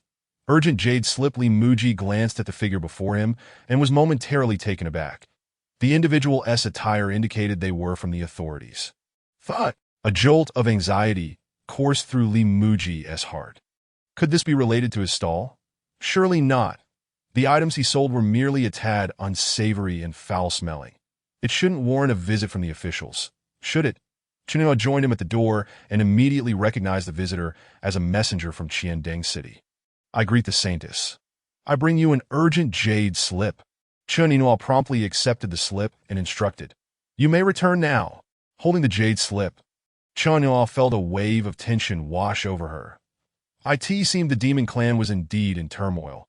Otherwise, an urgent message would not have been dispatched to Muzhi regarding the departing figure. Slightly astonished by the courtesy shown to Inoa by the official, was Inoa's family of high standing. Wait a moment, a leftover maiden? A Saintess? Muzhi's heart raced as he stared blankly at Chininua. Had he been mistaken all along? Goodness. The girl who had always tended the fire for him, held his hand, and shared a roof with him was the current Saintess. Muzhi was left in utter disbelief.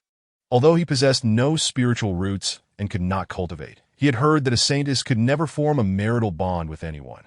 Yet Inoa, despite his lack of cultivation, remained humble and willingly defied the Saintess's regulations to live alongside him. It appeared that Inoa genuinely harbored feelings for him. She must have been grappling with her emotions for this very reason, and no wonder she had expressed during their recent outing. It is so difficult to forge a path where none exists. Muzhi exhaled deeply. This path was not merely challenging. It was exceedingly arduous. She was a highly skilled and esteemed Saintess, while he was an ordinary person devoid of spiritual roots and unable to cultivate. This union was destined to face numerous obstacles. Muzhi glanced at the jade slip in Inoa's hand. It must have been her master who had learned of their situation and had begun to intervene. The master of a Saintess must be one of the most formidable figures in the entire realm of cultivation. Such a powerful being could effortlessly dispose of him. She wouldn't even need to act personally. Even a foundation building or chi refining practitioner could easily take his life. Muzhi inhaled deeply. What had become of him? If Inoa was willing to bear the burden for love, then what reason did he have to be afraid? With that thought in mind, Muzhi stepped forward and gently clasped Inoa's hand, saying, "Inoa, regardless of what we may face, I will always be here for you." Inoa was momentarily startled. "What has come over you, Li Senior?" Suddenly, a surge of energy emanated from Muzhi's palm. Inoa gasped. This energy felt different from the one that had previously entered her body. It was a remarkably resolute force. The energy swiftly enveloped Inoa, dispelling the panic brought on by the urgent jade slip. Leaving her with a profound sense of calm, she smiled gently at Muzhi, nodding in acknowledgement. The news of the demon clan's upheaval had originated from Li Senior, who surely understood her concerns regarding the matter. Regardless of how formidable the demon clan might be, with Li Senior standing guard, they could hardly stir up any significant turmoil. Chininois steadied her mind, employing a secret technique to unlock the encryption on the jade slip. Pressing the slip against her mind's eye, the information rapidly coursed in her consciousness. After absorbing the message, Chininois let out a slow breath. The content was brief. Reinforce the sealers. 22 have perished. Return swiftly. The demon clan's seals were strengthened every 100 years, requiring 22 masters at least at the late stage of the empty void realm each time. Chininu understood that after transmitting this information, those in the palace would surely dispatch someone to reinforce the seals. The fact that all 22 late-stage empty void masters had perished indicated the assailants were incredibly powerful. A terrifying figure had emerged from the demon clan.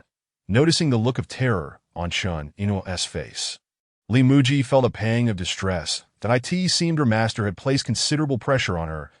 Li Muzhi exhaled slowly. Being unable to cultivate, he was at a loss regarding how to handle such a situation. Chun Inua put away the jade slip and turned to Li Muzhi. Muzhi, I must return at once. Li Muzhi was reluctant to let her go. If her master learned of Inua's feelings for him, she would undoubtedly be restricted in her actions. Who knew when they would meet again after her departure? Yet preventing her from leaving would lead to the same outcome if her master came knocking, and Inua would worry about the repercussions for him. After pondering for a moment, Li Muzhi let out a slow breath. You may go. When the time is right, I will come find you. Chun Inua's heart soared with joy. A smile lighting up her face. That Li Senior's words implied that should the human race be unable to withstand the demon clan, he would personally intervene. Chun Inua sighed with relief, with Li Senior's assurance. It felt as though she possessed an invincible trump card. She bit her lip, excitement radiating from her expression as she gazed at Li Muzhi. Muzhi, I feel reassured with you saying this. Li Muzhi looked steadfastly at Chun Inua, nodding earnestly. Whatever happens, do not bear it alone. I will always be here. Chun Inua released a long breath. Turning to depart, that Li Muzhi called out to her. Inua, wait a moment. Chun Inua paused and turned back to face Li Muzhi. He retrieved a small knife from the system space, gazing at it with a sense of nostalgia. This was the very knife he had used to peel potatoes when he first cooked for Chun Inua. It was the same knife she had used to assist him in the kitchen during her initial foray into cooking. It had even served as a makeshift dining knife during their first candlelit dinner. Throughout their time together, this small knife had been a silent witness to many cherished moments. Now, as Chun Inua prepared to leave, with no certainty of when they would reunite, he decided to give her this knife as a token of remembrance. Li Muzhi extended the knife to Chun Inua, sighing softly. I gift this knife to you. Chun Inua's eyes brightened, touched by the gesture. Li Senior was concerned for her safety against the demon clan and had specially given her this magical weapon for protection. Chun Inua carefully accepted the enchanted fish intestine sword. Upon grasping the fish intestine sword, Chun Inua immediately felt an intimate connection with it. This is the sensation of a magical artifact recognizing its master. Indeed, Senior Li's celestial weapon cannot be wielded without his cultivation. It must be used by him to be fully realized. With the celestial weapon in hand, Chun Inua felt as though she could even contend against a transcendent being in the tribulation stage. Lost in her astonishment, she suddenly noticed Li Muzhi standing before her, that he opened his arms and gently embraced Chun Inua. She froze for a moment, her heart pounding fiercely. Chapter 127. Stir-fried shredded potatoes after bidding farewell to Li Muzhi. Chun Inua set forth on her journey northward. As she sped along, a sense of emptiness lingered in her heart, and she frequently glanced back towards the direction of Kaishan's sect. Why, after only a brief departure, do I already find myself yearning for that place? Chun Inua furrowed her brow. What is happening to me? Gazing at the celestial small knife in her hand, she gradually came to realize that what she missed was not the place itself, but rather the person who gifted her this celestial small knife. She returned the celestial small knife to her storage space and quickened her pace. That Li Muzhi stared blankly at the small slope in the distance, the very direction from which Chun Inua had departed. Sigh. A gentle breeze wafted by as he stood motionless. She has left. Truly left. With a deep exhale, Muzhi turned and returned to the house. It was already 1:15. He should have let Inua finish her lunch before she left. Muzhi took some rice, added fresh water, and covered the pot. He then retrieved 2 potatoes. Inua stoked the fire. Clang, clang, clang. The sound of the knife chopping vegetables clashed against the cutting board. Suddenly, Muzhi realized that he had yet to ignite the fire under the cooking pot. Raising his gaze, his hand holding the knife paused slightly. "Did I forgot? My fire-stoking girl is gone." With a soft sigh, Muzhi set down the potatoes and knife, slowly taking a seat before the stove to ignite the flames. Watching the flickering fire, he reminisced about the moments shared with Chun Inua, feeling a pang of sadness. "Sigh." He exhaled deeply. "I cannot dwell in sorrow here. Such brooding will not resolve anything. That I must muster my spirit. There must be a way to grow stronger. The first step is to have a hearty meal." As the rice in the pot neared readiness, Muzhi began to stir-fry the shredded potatoes. That stir-fried shredded potatoes is often one of the first dishes aspiring cooks encounter. Appearing deceptively simple, yet it is the basic dishes that truly test one's culinary skills. With high-quality ingredients, as long as one avoids catastrophic mistakes, the dish is unlikely to turn out poorly. However, to achieve an exquisite stir-fried shredded potato dish from ordinary ingredients demands considerable culinary expertise. Muzhi poured oil into the pan. Muzhi lacks spiritual roots, akin to a mere potato, unable to compare with those prodigious talents like abalone and shark fin. Confucius once proclaimed, "Teach according to the nature of the materials." Different ingredients require methods that align with their inherent characteristics for cooking. Those without spiritual roots are not incapable of cultivation. They simply have yet to discover the appropriate approach. Muzhi placed his hand over the pan. Feeling the oil's temperature on the back of his hand, it was hot enough. Time to add the accompaniments. The oil was sizzling. Chili, minced garlic, and Sichuan pepper must not linger in the pan for too long. If the potatoes were not added within 3 seconds, everything would have to be discarded. As he dropped the seasonings into the pan, Muzhi swiftly stirred with the spatula. 1, 2, 3, he silently counted, quickly adding the soaked potatoes that had been rinsed to remove excess starch. Potatoes contain a significant amount of starch. If they are not soaked beforehand, they quickly become mushy and lose their desirable texture. Only by discarding the excess starch can the potatoes maintain their crispness. The stir-frying time must be assessed based on the thickness of the potato shreds, necessitating that they be cut uniformly. If some are too thin while others are too thick, it would be impossible to ensure all the potatoes cook evenly. When the stir-frying reached a satisfying point, Muzhi quickly seasoned the dish and stirred it evenly. He then removed it from the heat and plated it. The stir-fried shredded potatoes were complete. This seemingly simple dish tested the chef's knife skills, the preliminary treatment of the ingredients, the timing of aroma release from the seasonings, the ability to judge whether the dish was fully cooked, and the skill of seasoning in this unpretentious stir-fried shredded potato dish. Every step was crucial. Any misstep would result in the entire batch being discarded. Muzhi let out a slow breath, picking up a pair of chopsticks to sample the potatoes. The shredded potatoes are perfectly cooked, retaining their crispness, with just the right balance of saltiness. He served himself a bowl of rice and brought it to the 8 immortals table. Gazing upon the plate of shredded potatoes, Muzhi felt he had discovered his path to cultivation. Having traversed into this world of cultivation, he had studied various methods and even attempted to cultivate. However, without spiritual roots, it was utterly impossible to progress. The rules of this world could not be altered. To cultivate, one must endure the trials of stir-frying and the precise seasoning akin to this plate of stir-fried shredded potatoes. The potatoes themselves need only maintain their texture, while the seasonings determine the final flavor. In the realm of cultivation, a person is akin to the shredded potatoes, while the various attributes of the energies of heaven and earth are the seasonings. Muzhi picked up the shredded potatoes and began to eat. I merely need to ensure that I can attract the energies of heaven and earth, allowing them to adhere to me. This differs from the conventional cultivation methods in this world.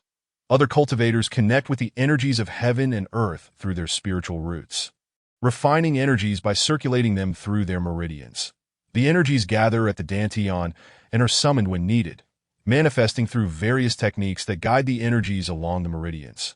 Without spiritual roots, One cannot connect with the energies of heaven and earth, thus failing to refine them within. Li Muzhi pondered these matters. He unknowingly finished 2 bowls of rice. Looking at the empty dishes, he exhaled slowly, rubbing his stomach. Regardless, to cultivate, one must engage the energies of the world. After a spell of contemplation on the bench, he resolved to purchase a few introductory cultivation books. Basic cultivation texts provide detailed explanations of fundamental concepts. Perusing these books might spark inspiration. With this thought, Li Muzhi hastily gathered the dishes and washed them in the kitchen. Creak thud. He quickly shut the door and set off towards Kaishan City. When Jing, hearing the sound of the door, initially thought Li Muzhi would come to take him outside. However, sensing the surroundings, he realized Li Muzhi had already moved far away. Moo! When Jing let out a bellow. Every morning he would be let out. Why was he confined here today? Being confined is one thing, but can you at least fetch me some celestial herbs to eat? Gurgle. When Jing's stomach growled a few times in frustration. Chapter 128.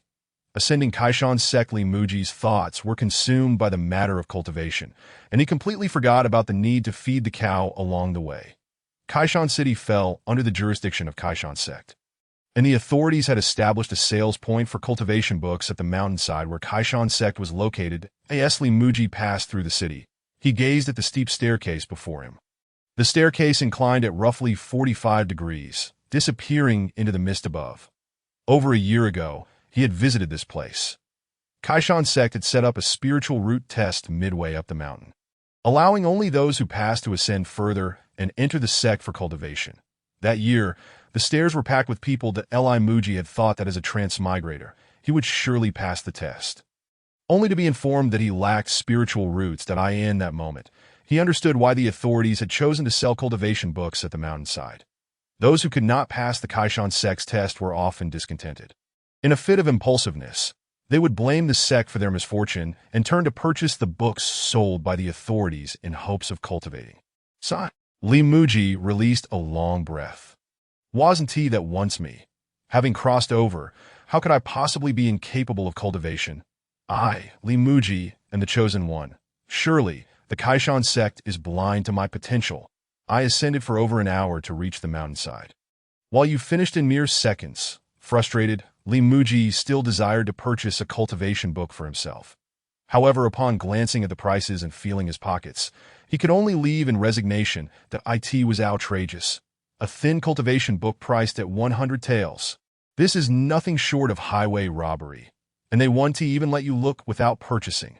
Rejected by Kaishan sect, the voice of the system echoed in his mind that he had initially believed that the arrival of a golden finger would allow him to alter his fate of being unable to cultivate. However, it turned out to be a culinary system. After providing some cooking utensils and seeds, it had offered nothing more, instead requiring him to sell snacks to upgrade the system. Li Muzhi had felt disheartened for quite some time. Ultimately deciding to find a place outside the city to cultivate the land, that he had hoped that after upgrading the system, there would be content related to cultivation. Yet, it only provided new dishes and seeds. Once again disheartened, he resolved to simply embrace his identity as a gourmet, living a leisurely life in this world. Memories of the past surfaced in his mind as Li Muzhi sighed deeply and ascended the mountain.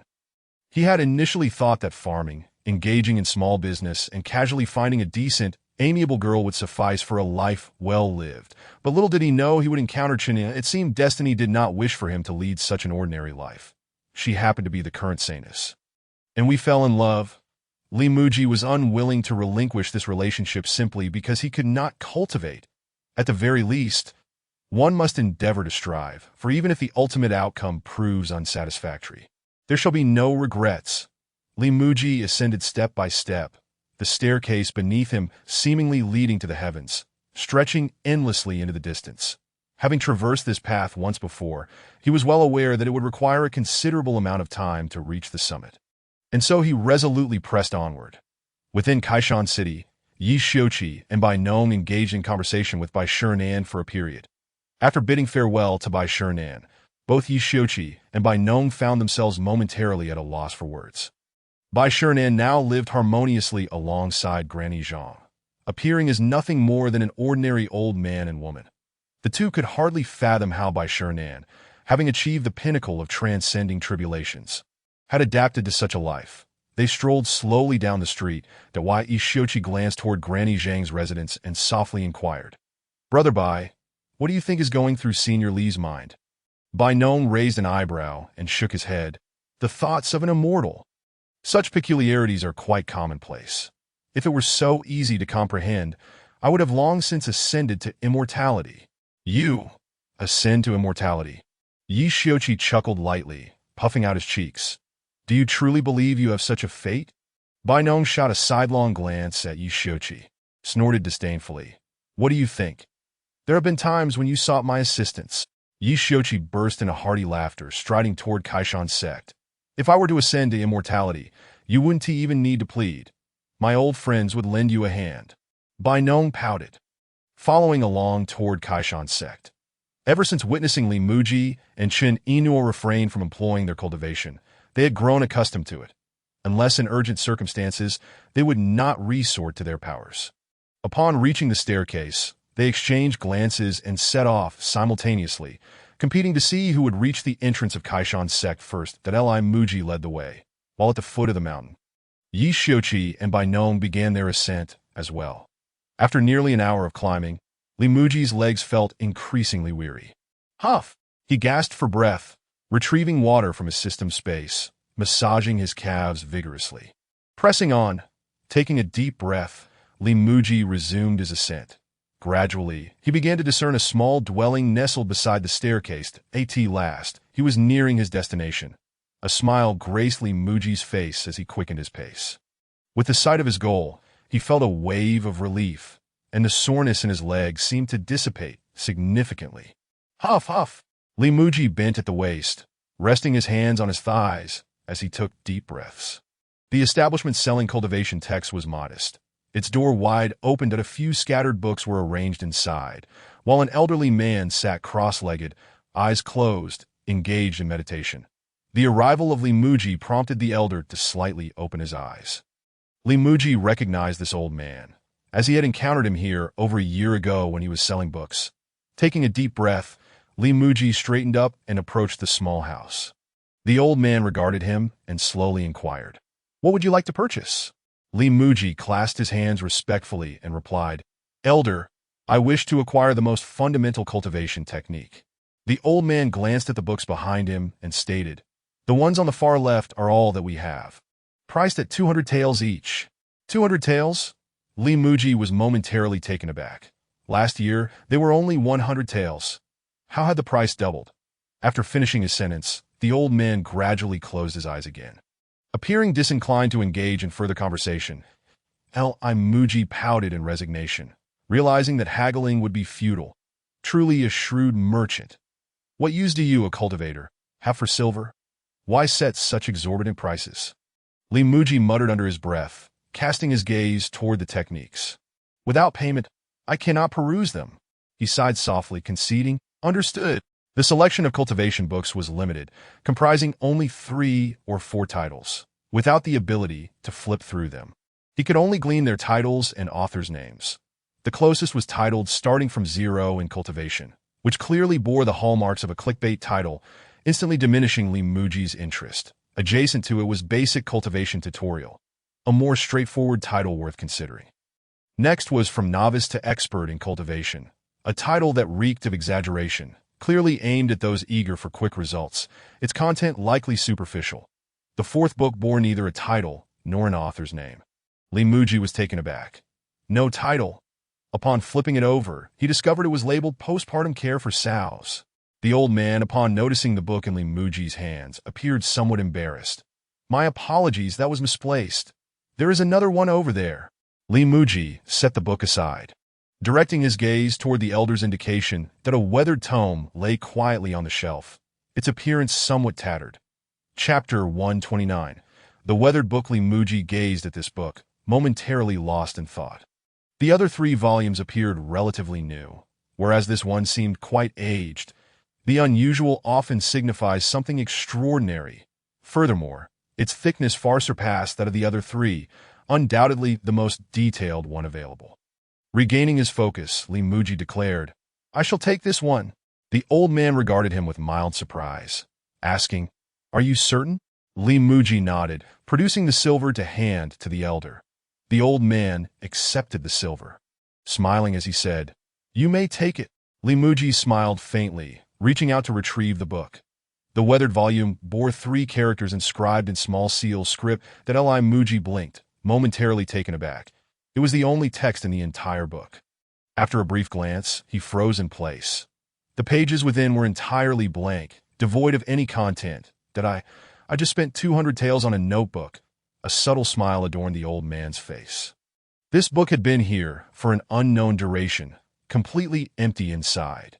Initially, he had presumed it to be a treasure, but after extensive examination, he realized it contained nothing of worth and had not displayed it for sale. Over the years, few had come to purchase books. Those who did simply bought the first few titles they encountered. The old man had inadvertently pointed out this book, never expecting someone would actually buy it. Li Muzhi looked at the elder, feeling a pang of sympathy. "Elder, may I exchange it for another?" The old man's eyes widened as he quickly replied, "No, you have already seen it. Exchanges are not permitted." Li Muzhi pota, questioning the difference between having seen it and not. This was truly a rip-off. Ahem. Noticing Li Muzhi's expression, the old man coughed lightly and said, "Young man, this book has been here for a long time.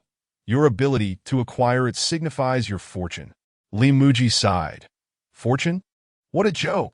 The old man stroked his beard with a sense of pride that Li Muzhi surveyed the other books, lamenting the 200 taels spent.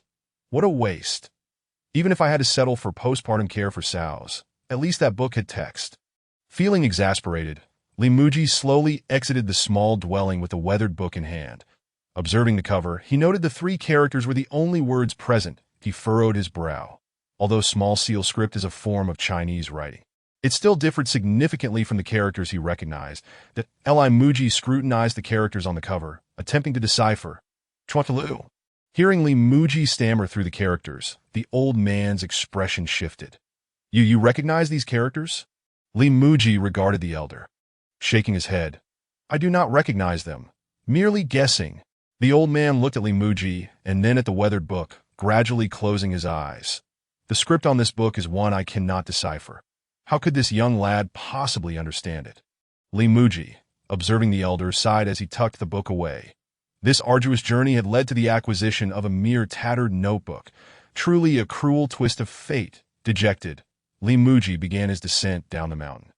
Had he known, he would have ventured to Qianding City instead, rather than pinching pennies on the carriage fare. Saving a little money had led to a significant expenditure on solitude. After taking a few steps, he unexpectedly encountered Yi Xiuqi and Bai Nong ascending the mountain. "Ah!" Li Muzhi exclaimed in surprise, smiling. "Brother Yi, brother Bai." Yi Xiuqi and Bai Nong also paused, momentarily taken aback. "What brings you here, Senior Li?" "I came." The words hung on his lips, but Li Muzhi swallowed them back. He initially intended to say he was there to purchase cultivation texts, but if they asked to see what he had bought, that would be awkward. Spending 200 taels on a tattered notebook would surely evoke their laughter. Even if they refrained from mocking him outright, they would undoubtedly jest behind his back, calling him a fool. Li Muzhi smiled faintly, responding, "I am merely wandering about." Yi Xiuqi and Bai Nong exchanged glances, recognizing that Senior Li was reluctant to divulge the truth.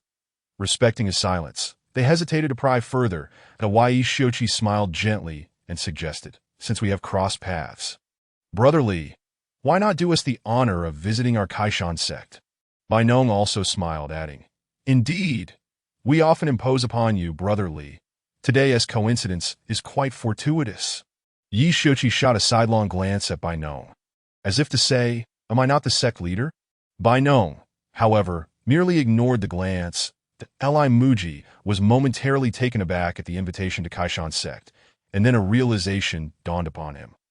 The first time he met Chininoa, it was with the company of Yi, and by doubt if Chininoa were indeed the Saintess.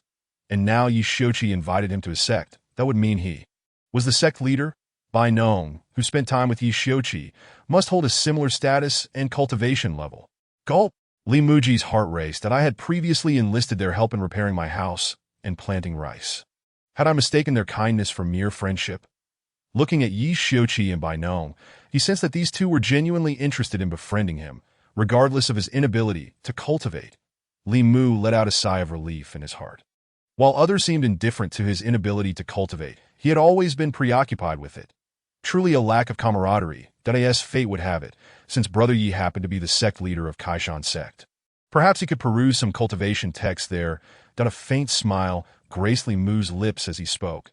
Then I shall not impose. Yi Xiuqi returned the smile, promptly replying, Brother Li, you are too courteous. It is my honor to host you at our humble sect. Bai Nong nodded in agreement. Chuckling, indeed, for this meager sect, Brother Li's mere glance is a privilege. Yi Xiuqi, puffing his cheeks in jest, shot Bai Nong a glare. Li Mu smiled faintly, having previously thought that cultivators looked down upon those unable to practice. To his surprise, they were not so different from ordinary folk. As the three continued their conversation, they ascended further, while the elderly bookseller appeared momentarily dazed. What was happening? Had he not seen correctly? Yi Xiuqi and Bai Nong were genuinely treating an ordinary person as an equal, sharing laughter and camaraderie. Gulp! The old man swallowed hard. Something was amiss. The respect shown by Yi Xiuqi and Bai Nong towards this youth was unmistakable. Could it be that this individual was not an ordinary person, but rather a concealed master? Hiss! The old man inhaled sharply, that if that were the case, his arduous trek up the mountain and his choice of that blank book had all been a ruse. Such remarkable acting. A pang of regret struck him. He must have recognized the strange characters on the book's cover, deceiving him into believing it was merely a guess. That book must be a treasure. Chapter 130. Ancestor of Kaishan sect. The old man longed to reclaim the unmarked book, yet he lacked the courage to why Yi Xiuqi and Bai Nong's cultivation levels far surpassed his own, and the youth who had acquired the book might very well be a hidden master. To approach carelessly could lead to dire consequences. Alas! The old man sighed in resignation, conceding defeat. Perhaps it was simply not his fortune. As Li Mu and the others continued their ascent, the small dwellings selling cultivation texts gradually faded into the mist behind them. After a short while, the mountain gate of Kaishan sect came into view. Li Mu was momentarily taken aback. He had heard that the bookseller was situated halfway up the mountain, yet it seemed they had only a few more steps to go. The guarding disciples of Kaishan sect, upon seeing the guests, hurriedly bowed respectfully, addressing sect leader.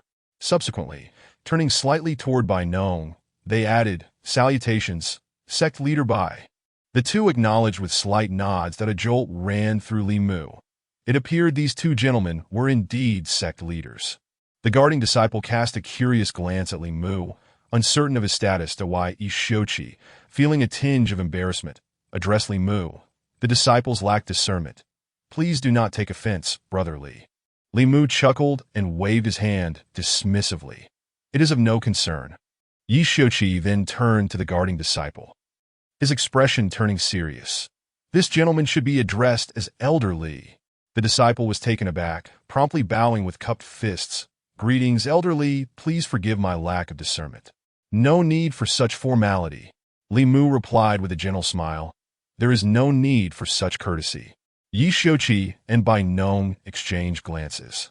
Realizing that Elder Li remained as approachable as ever, they extended their hands, gesturing, Brother Li, please.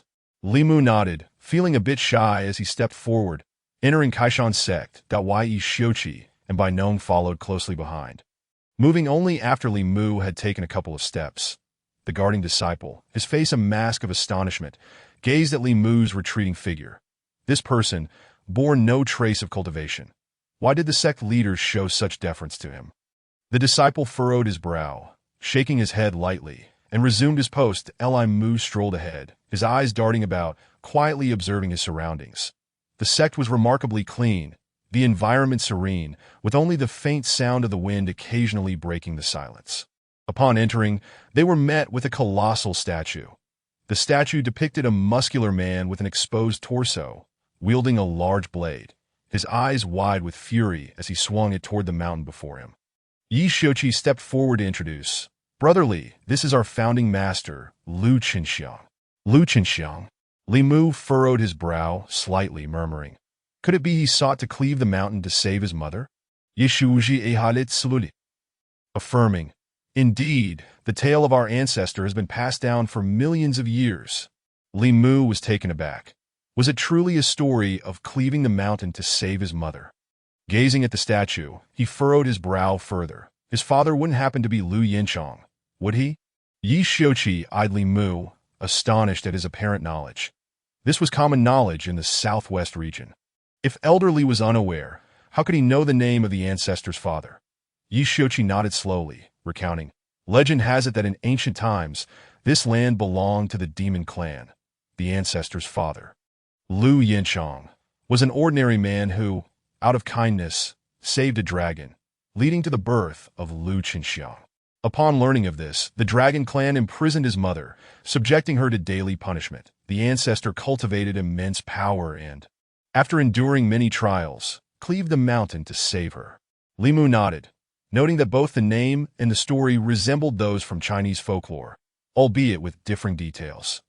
Here, Lu Yinchong was the father of the dragon, not the three sacred mothers. Furthermore, the Lu Qinxiang from the Chinese legends wielded the Huaxia divine axe, not a knife. Yi Shouqi watched Li Mu intently, cautiously inquiring, "Brother Li, do you recognize our Kaishan sect's ancestor?" Li Mu turned his head, smiling slightly. "I do not. I have merely heard similar tales before, which bear striking resemblance. A mortal by the name of Lu Yinchong united with a celestial being, giving birth to Lu Qinxiang. To save his mother, Lu Qinxiang cleaved Huashan with a Huaxia divine axe." Yi Shouqi and Bainon were left speechless. This mountain had indeed been Huashan millions of years ago. Li Mu glanced at Yi Shouqi and Bainon, perplexed. "Brother Yi, Brother Bai, what is the matter?" Yi Shouqi and Bainon shook their heads, eagerly pressing on. "Brother Li, you may not be aware, but this mountain was once known as Huashan.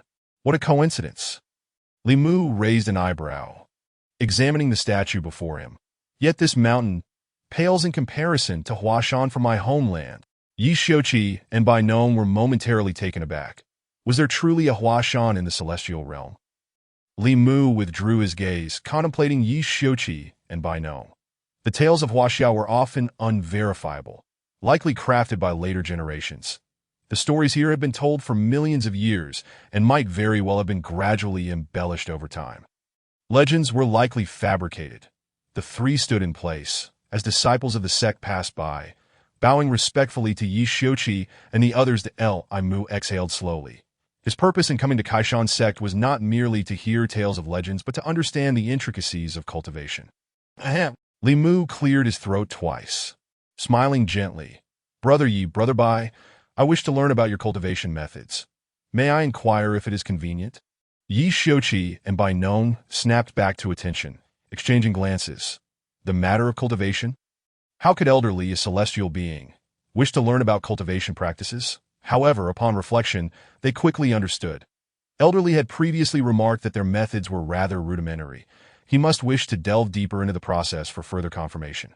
Given that no one had achieved ascension in the cultivation continent for hundreds of thousands of years, Elder Li's arrival in the lower realm was undoubtedly to address this matter. With this thought, Yi Shouqi and Bainon felt a surge of excitement that if Elder Li truly possessed a solution to the ascension dilemma, they would be among the first to learn of it. Yi Shouqi looked at Li Mu, promptly saying, "Of course, however, I am uncertain how Brother Li wishes to proceed." Li Mu was slightly taken aback, surprised by Yi Shouqi's swift agreement. "I wish to begin my understanding from the very basics." Yi Shouqi and Bainon nodded. Indeed, their path to cultivation had been flawed from the outset. "Understood, Brother Li. I shall make the arrangements immediately." Yi Shouqi exhaled deeply, leading Li Mu and Bainon around the statue and deeper into the Kaishan sect. Sect leader. As they progressed, the number of disciples from Kaishan sect increased. Yi Shouqi waved as he walked, calling out to various disciples of different cultivation levels. "You come here?" The summoned disciples looked bewildered, uncertain of what the sect leader required. Observing the sect leader's demeanor, it seemed something significant was afoot. Had they known, they would have chosen to avoid this altogether, lest they be unwittingly conscripted. Chapter 131. The cultivation techniques of Kaishan sect. Yi Shouqi continued his recruitment as they made their way through the hall. with the number of disciples trailing behind them growing. Along the way, the disciples of Kaishan's sect cast curious glances at the group, unsure of what was transpiring. Those chosen followed closely behind, whispering among themselves, speculating on the sect leader's intentions. Upon entering the grand hall, Yishochi swept the seat reserved for the sect leader with his sleeve, saying, "Brother Li, please take a seat." Li Mu glanced at the chair. Clearly meant for someone of high standing, he quickly waved his hand and took a step back. "Brother Yi, this seems quite inappropriate." Yishochi smiled gently, urging, "Brother Li, it would be far more inappropriate for you not to sit here." The disciples below exchanged astonished looks, curious about who this individual could be.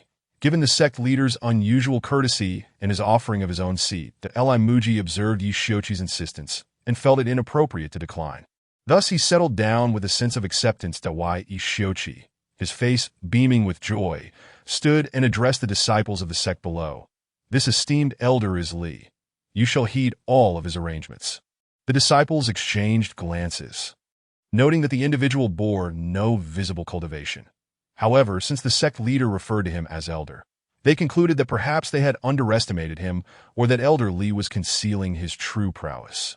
Realizing their oversight, they hastily clasped their fists in respect, exclaiming, "We pay our respects to Elder Li."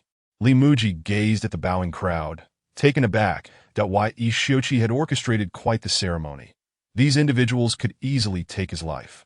Yet here they were addressing him as Elder Li. Momentarily speechless, Li Muji sensed the tension rising among those who were bent in respect. "What troubles Elder Li? Is he dissatisfied with us?" Clearing his throat, Li Muji quickly interjected, "There is no need for such formality. Please feel at ease."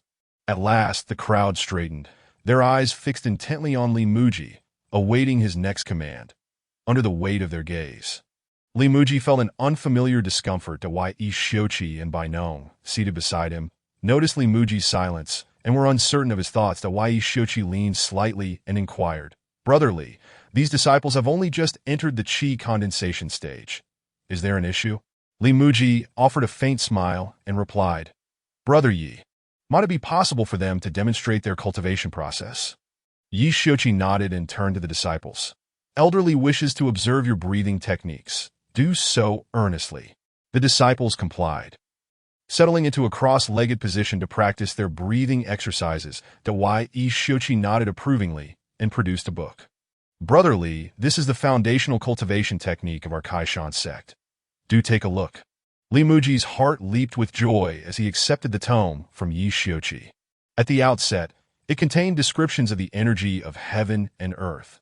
Spiritual energy, a product of the cosmos, formless and colorless, originating from the unknown, inexhaustible in application.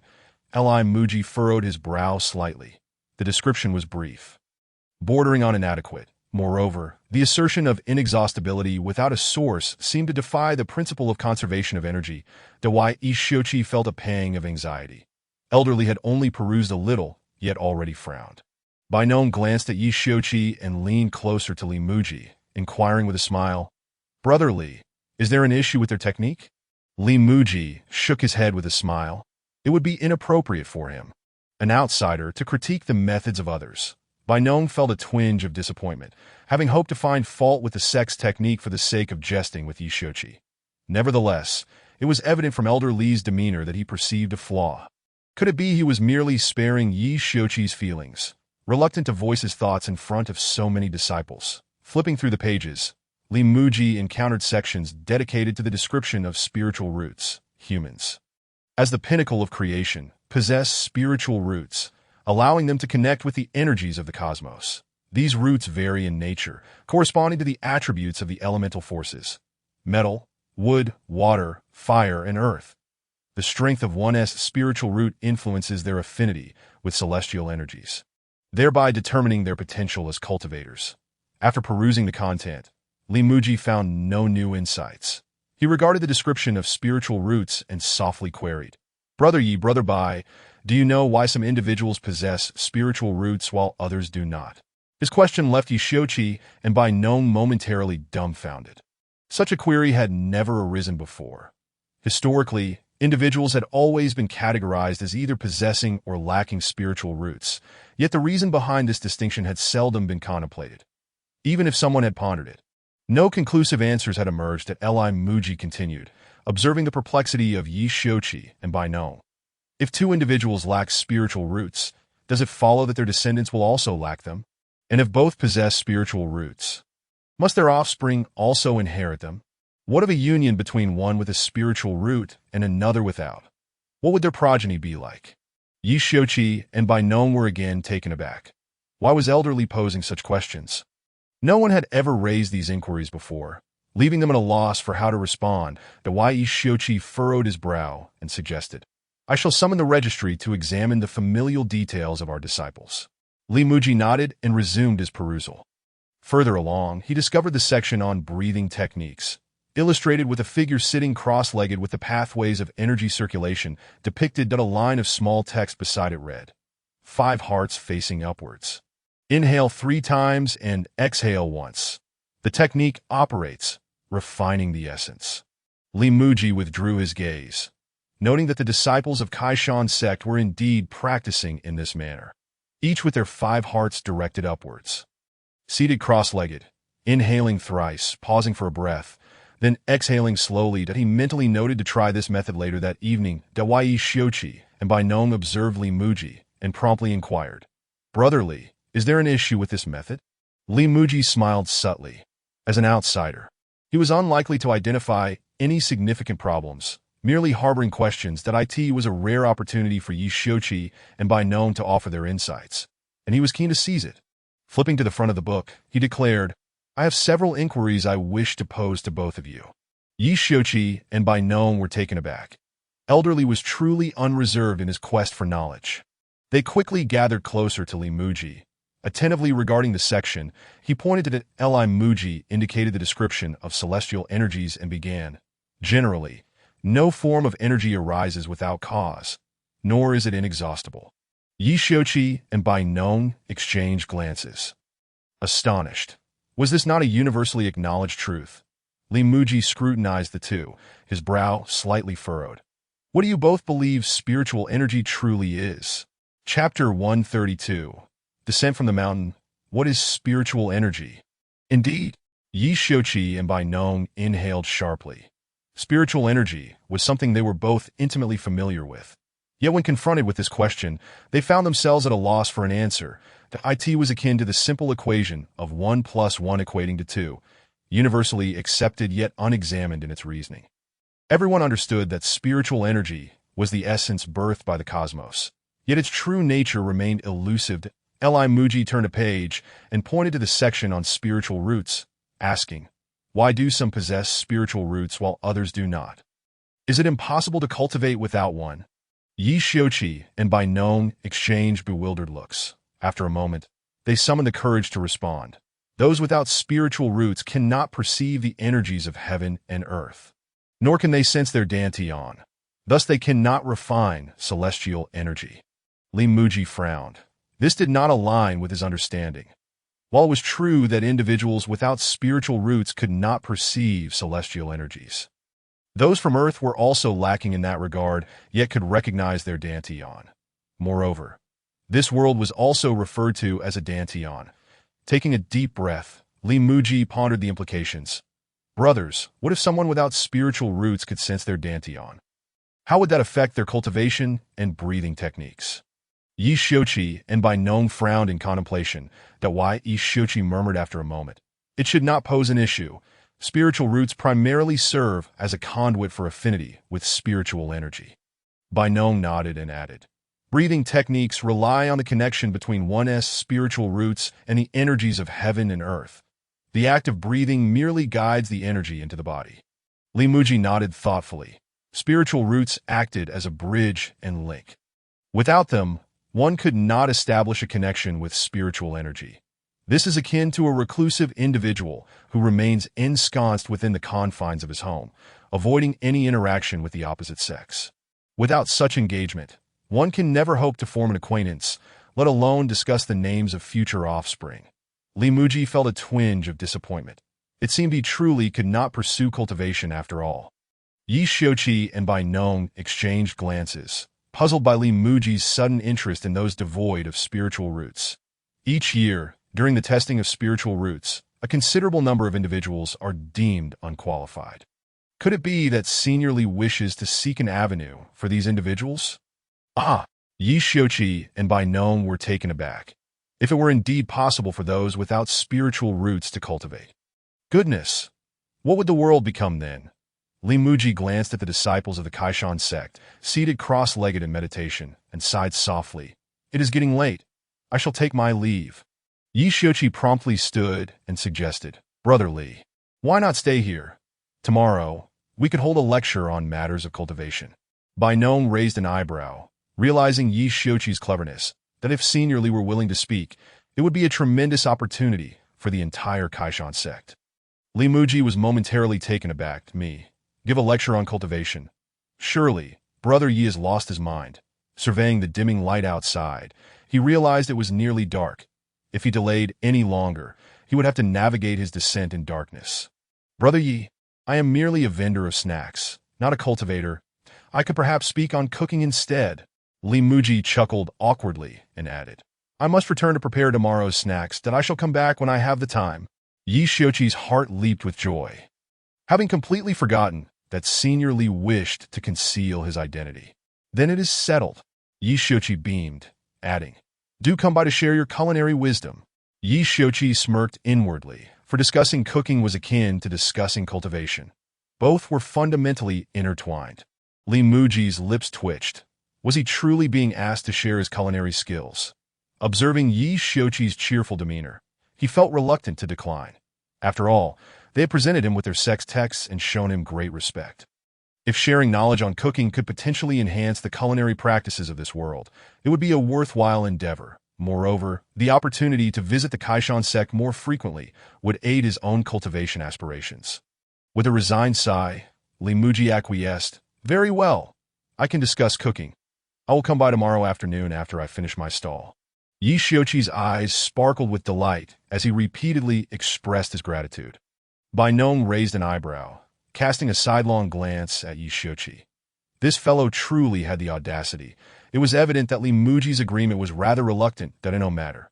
Tomorrow, he would take diligent notes to share with the disciples of his own sect.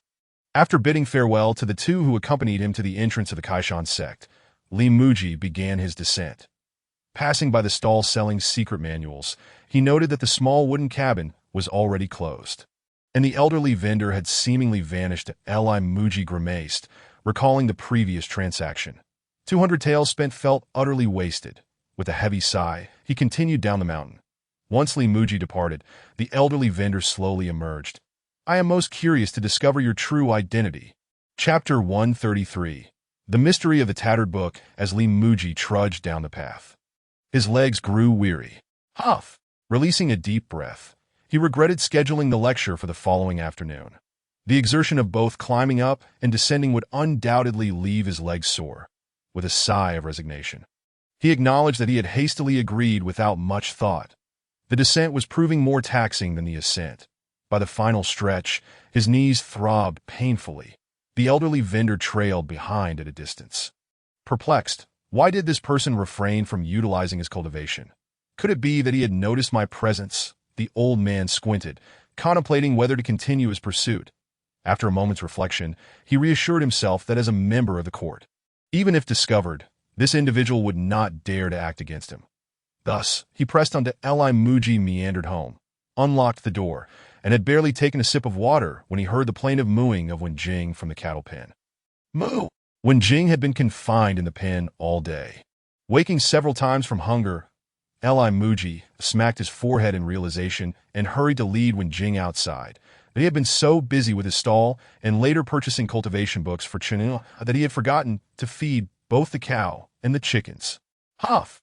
Led outside. Wenjing was filled with resentment. Li Muji chuckled softly and tossed a handful of straw to Wenjing.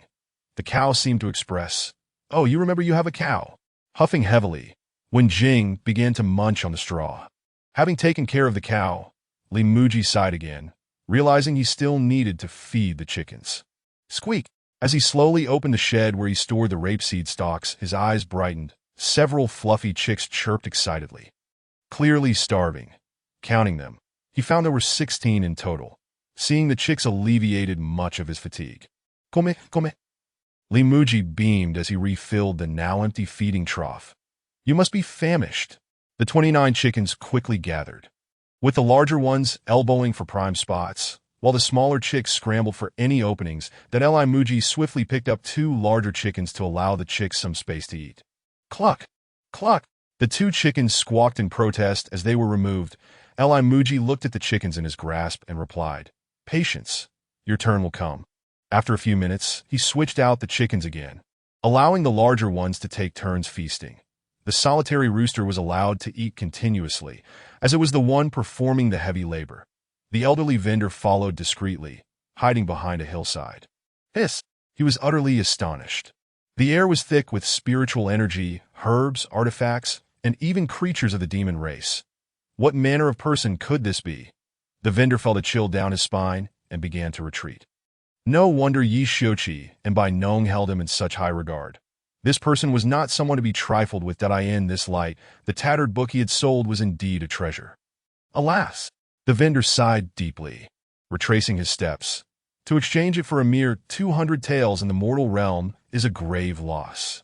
After feeding the chickens, Muzhi retrieved the book he had purchased for 200 taels. Sighing once more, 200 taels for this? What a loss! Glancing at the book resting on the table, his irritation grew.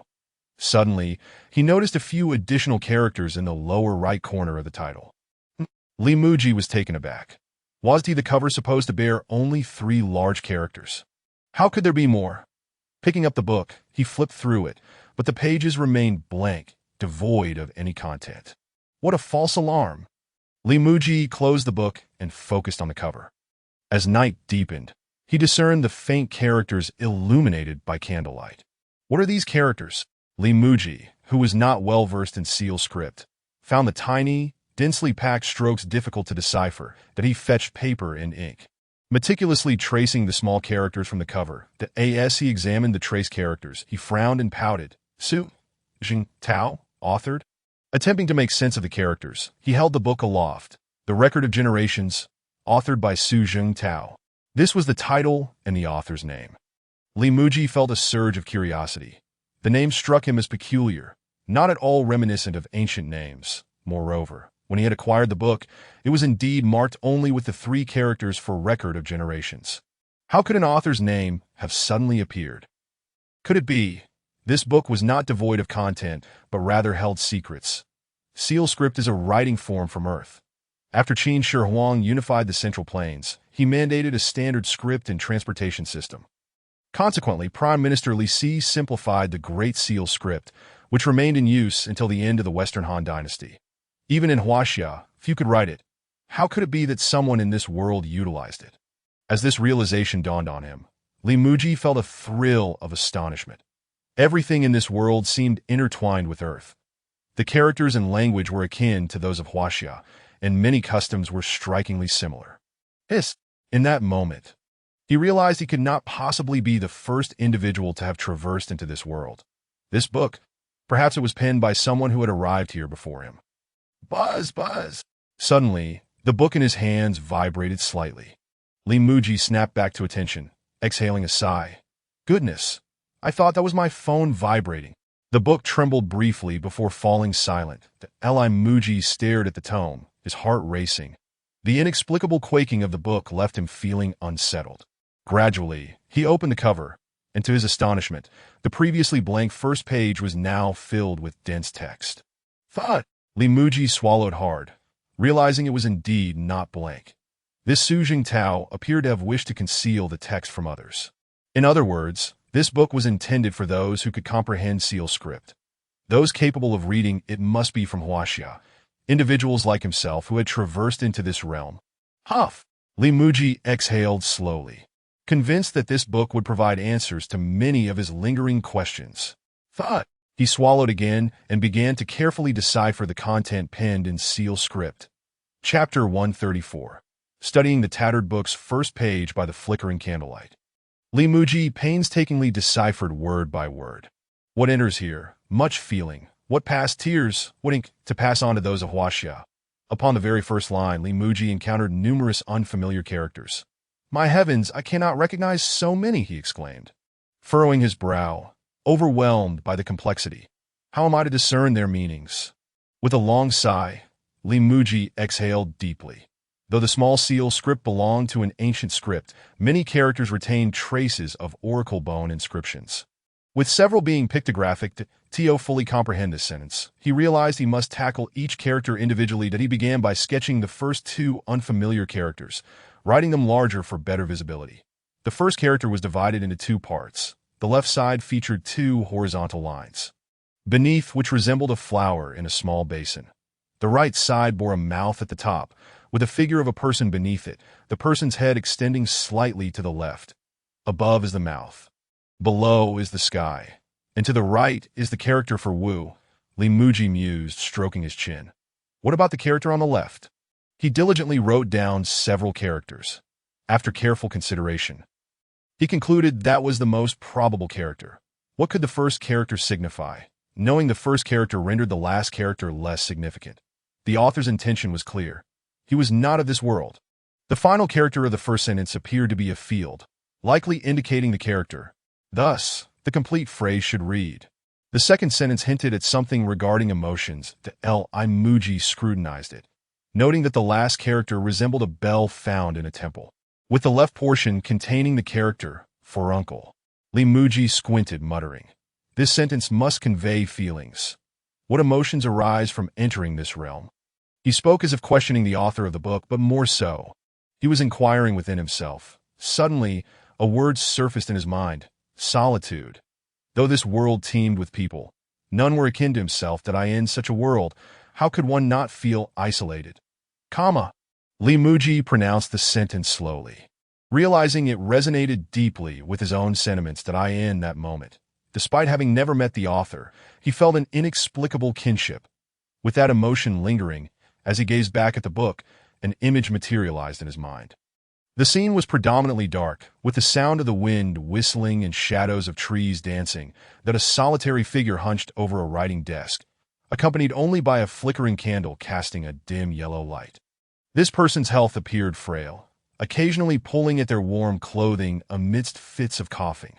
When the quill was in motion, the individual would occasionally look up at the flickering candle, reminiscing about the past, tears unbeknownst to them dampening their attire. Li Muji exhaled slowly, the vision in his mind gradually dissipating, allowing him to fully comprehend the first sentence. Hiss. Upon reading the first sentence, Li Muji gasped in astonishment. This author truly was someone who had traversed from Earth, meaning that as he penned this book, he was already aware that his time was limited. That a wave of sorrow washed over Li Muji as he pressed the book tightly against his heart. This could be considered a form of encountering an old acquaintance in a foreign land. After a lengthy pause, Li Muji reopened the book, eager to discover what the author wished to convey. The subsequent small seal script remained challenging to decipher, prompting Li Muji to employ his previous method. Slowly discerning each character, that as he recognized more and more characters, he felt he had wasted his emotions earlier. This individual seemingly lived a life akin to that of royalty.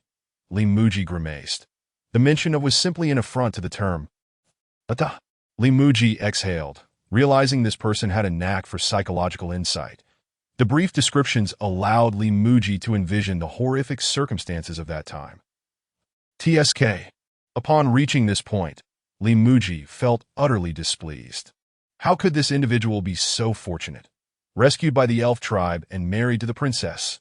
The more he read, the more discontent he became. This passage was undoubtedly exaggerated.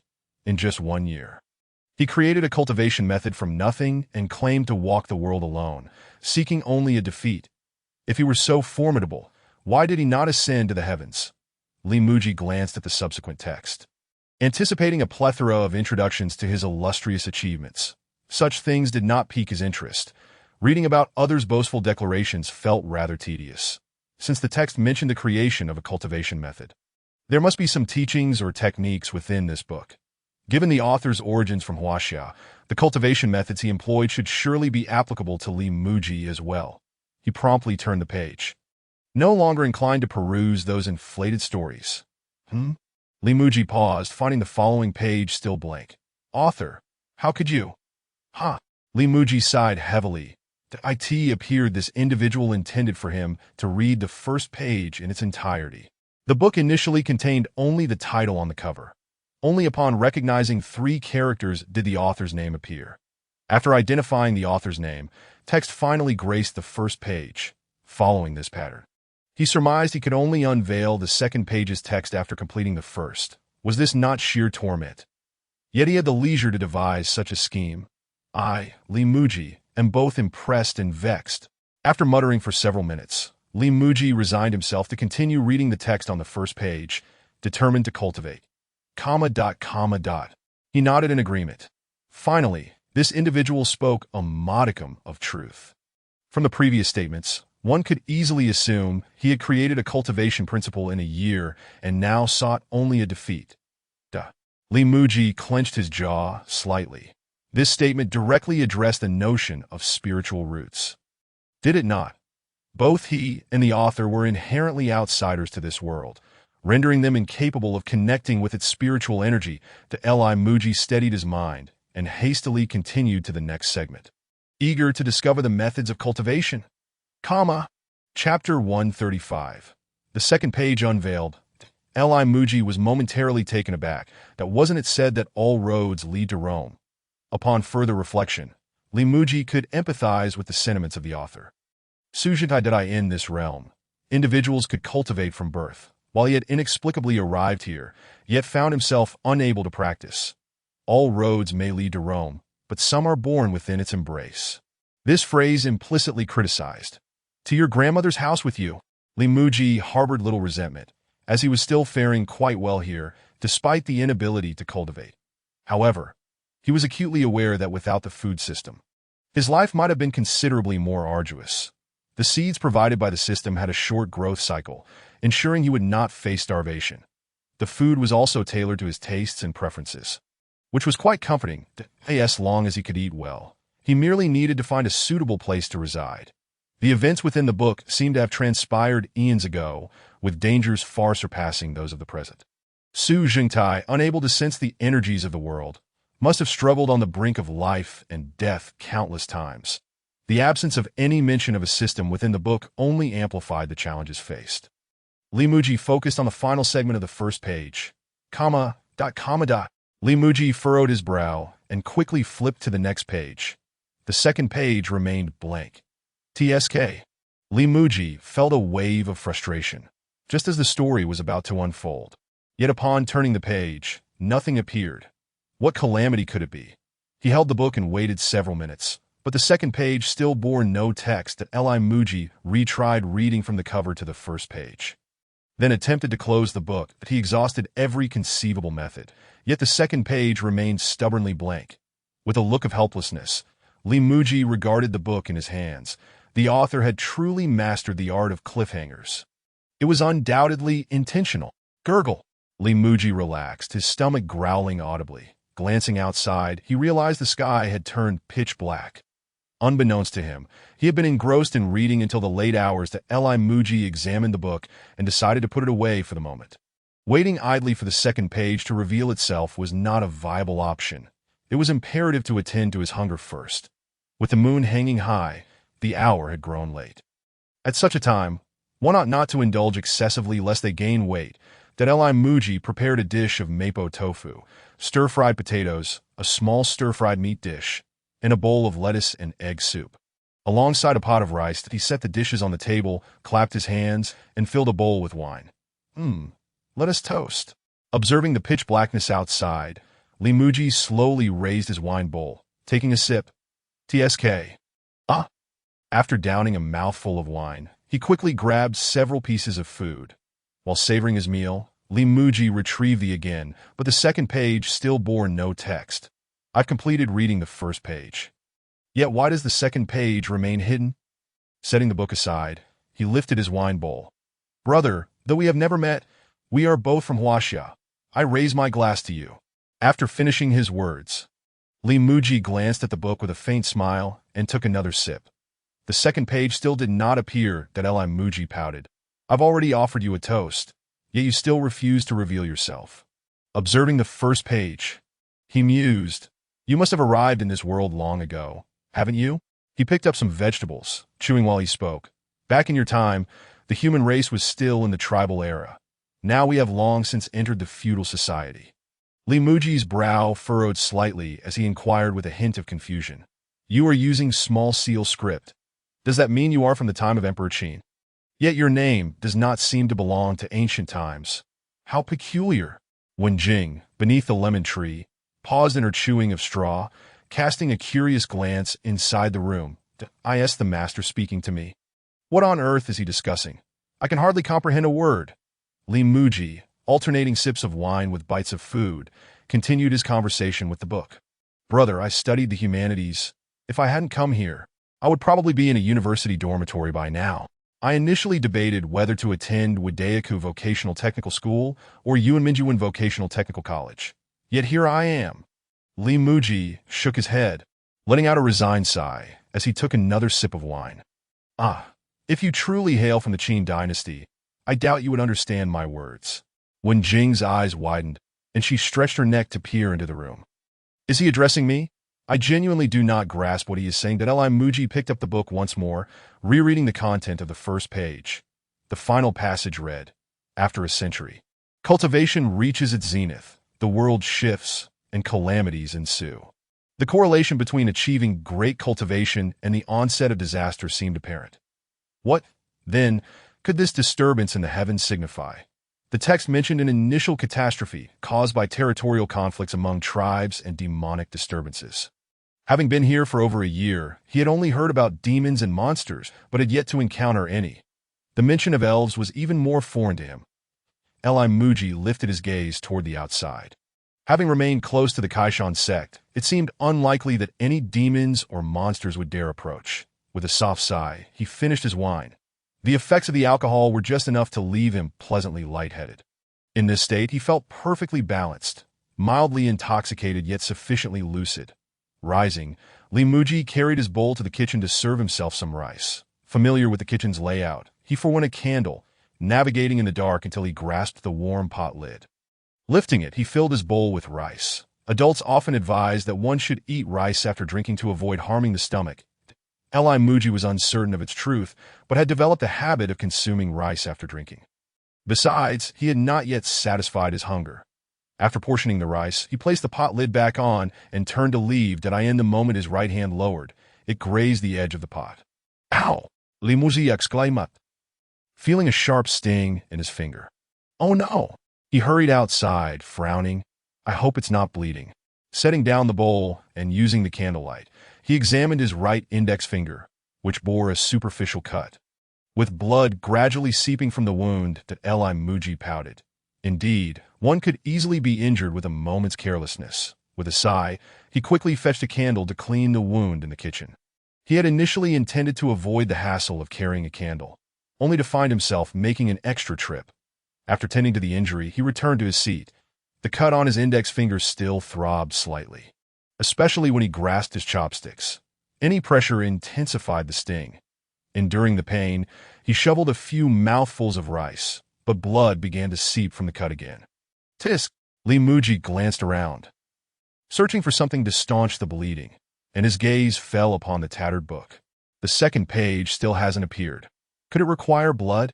He looked at his fingertip and then at the book on the table, gently pressing his wounded finger against its surface. Buzz, buzz!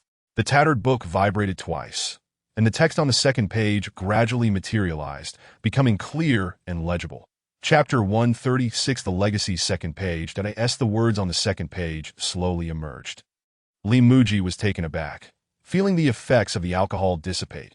Upon reflection, he quickly grasped the underlying mystery. The author of this book must have implemented such a precaution to ensure an additional layer of security. In this world, the current written language and dialects are predominantly derived from the Huaxiao language. It is likely that some individuals here can recognize small seal script. The first page contained little crucial information, while the second page promised to unveil more significant and vital details, hence the requirement for a blood test.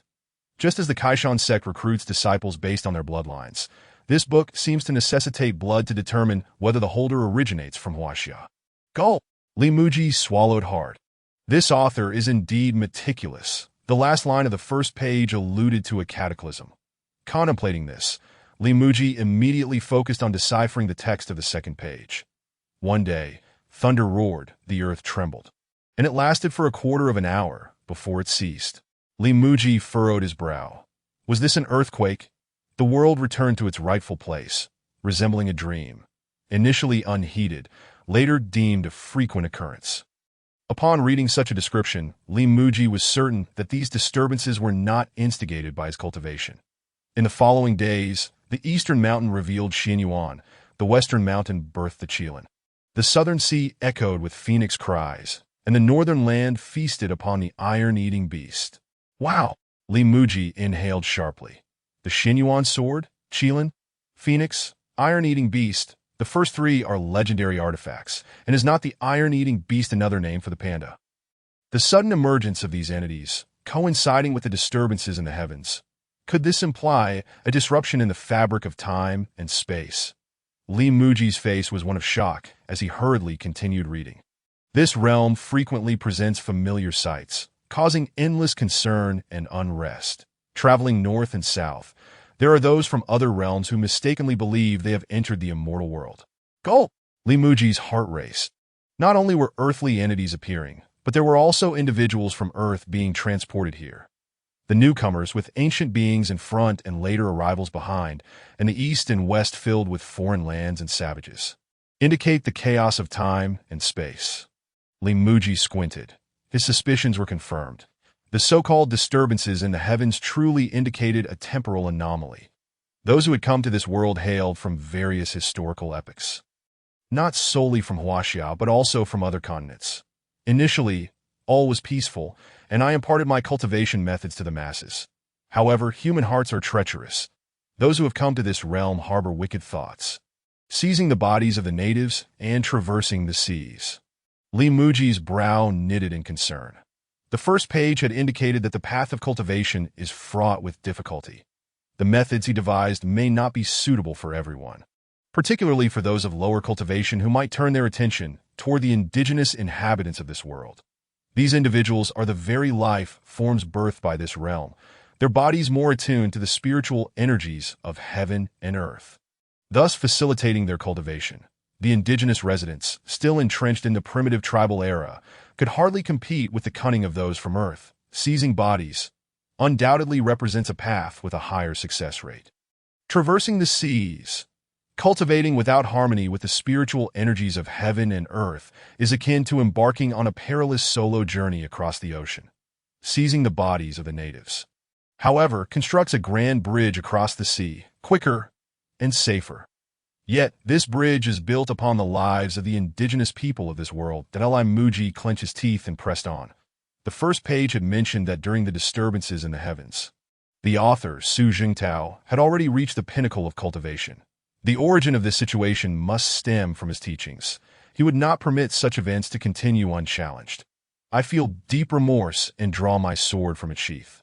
Crossing the sea, there is no other on the other side. Only me and my sword. Ha! Li Muzhi exhaled slowly.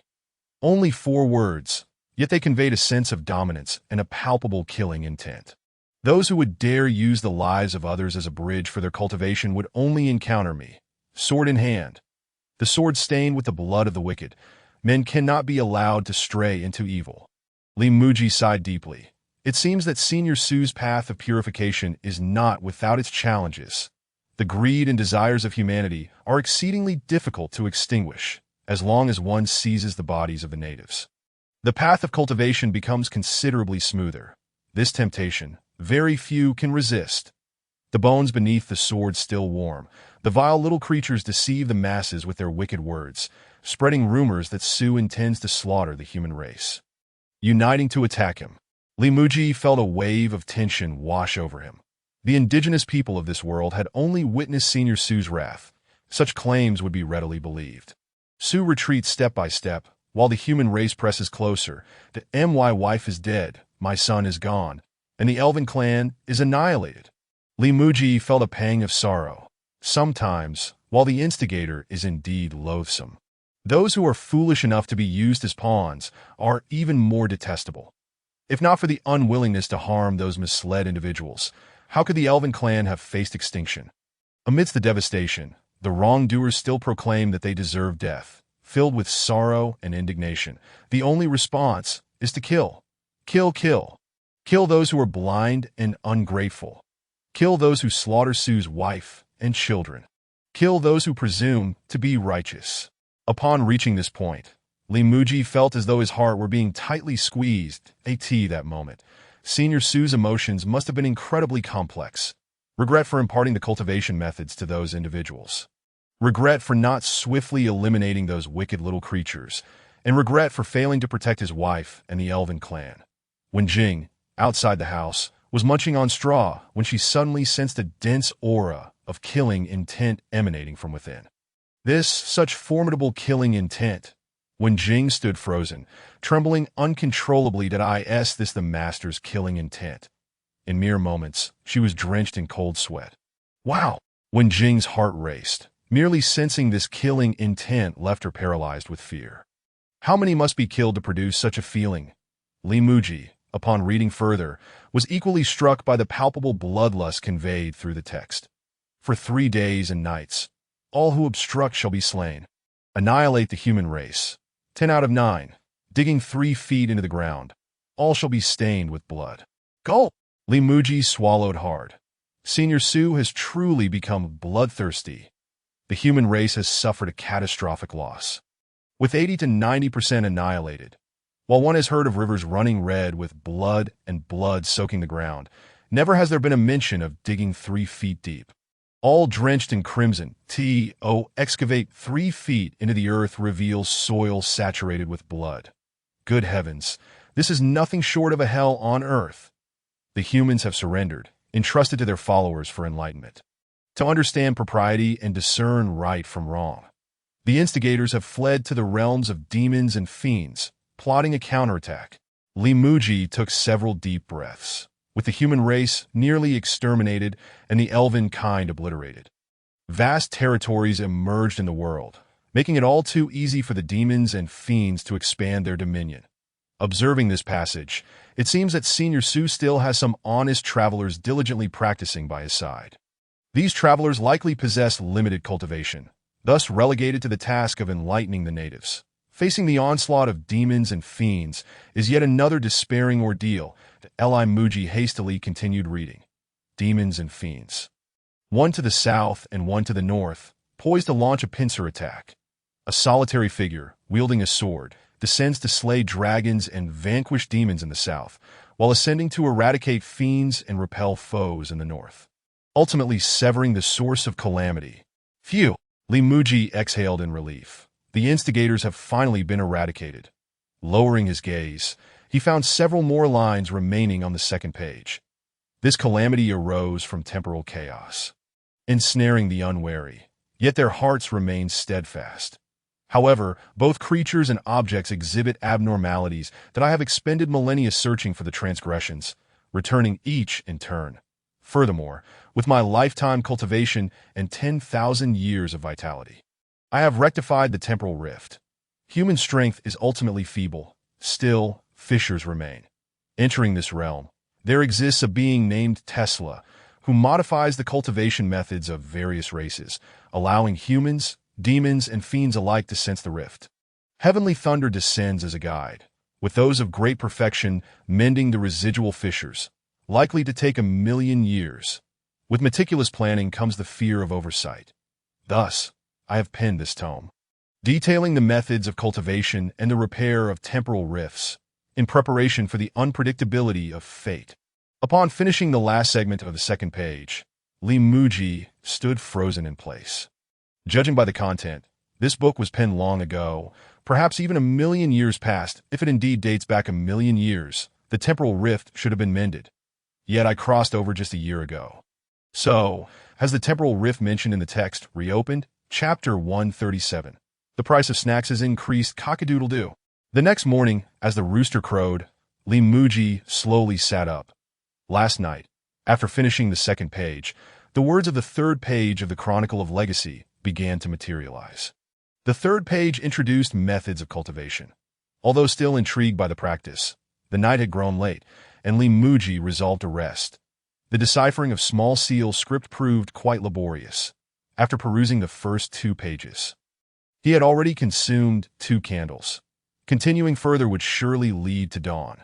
The content of the initial pages could be partially inferred through context, but misreading the cultivation techniques could result in dire consequences.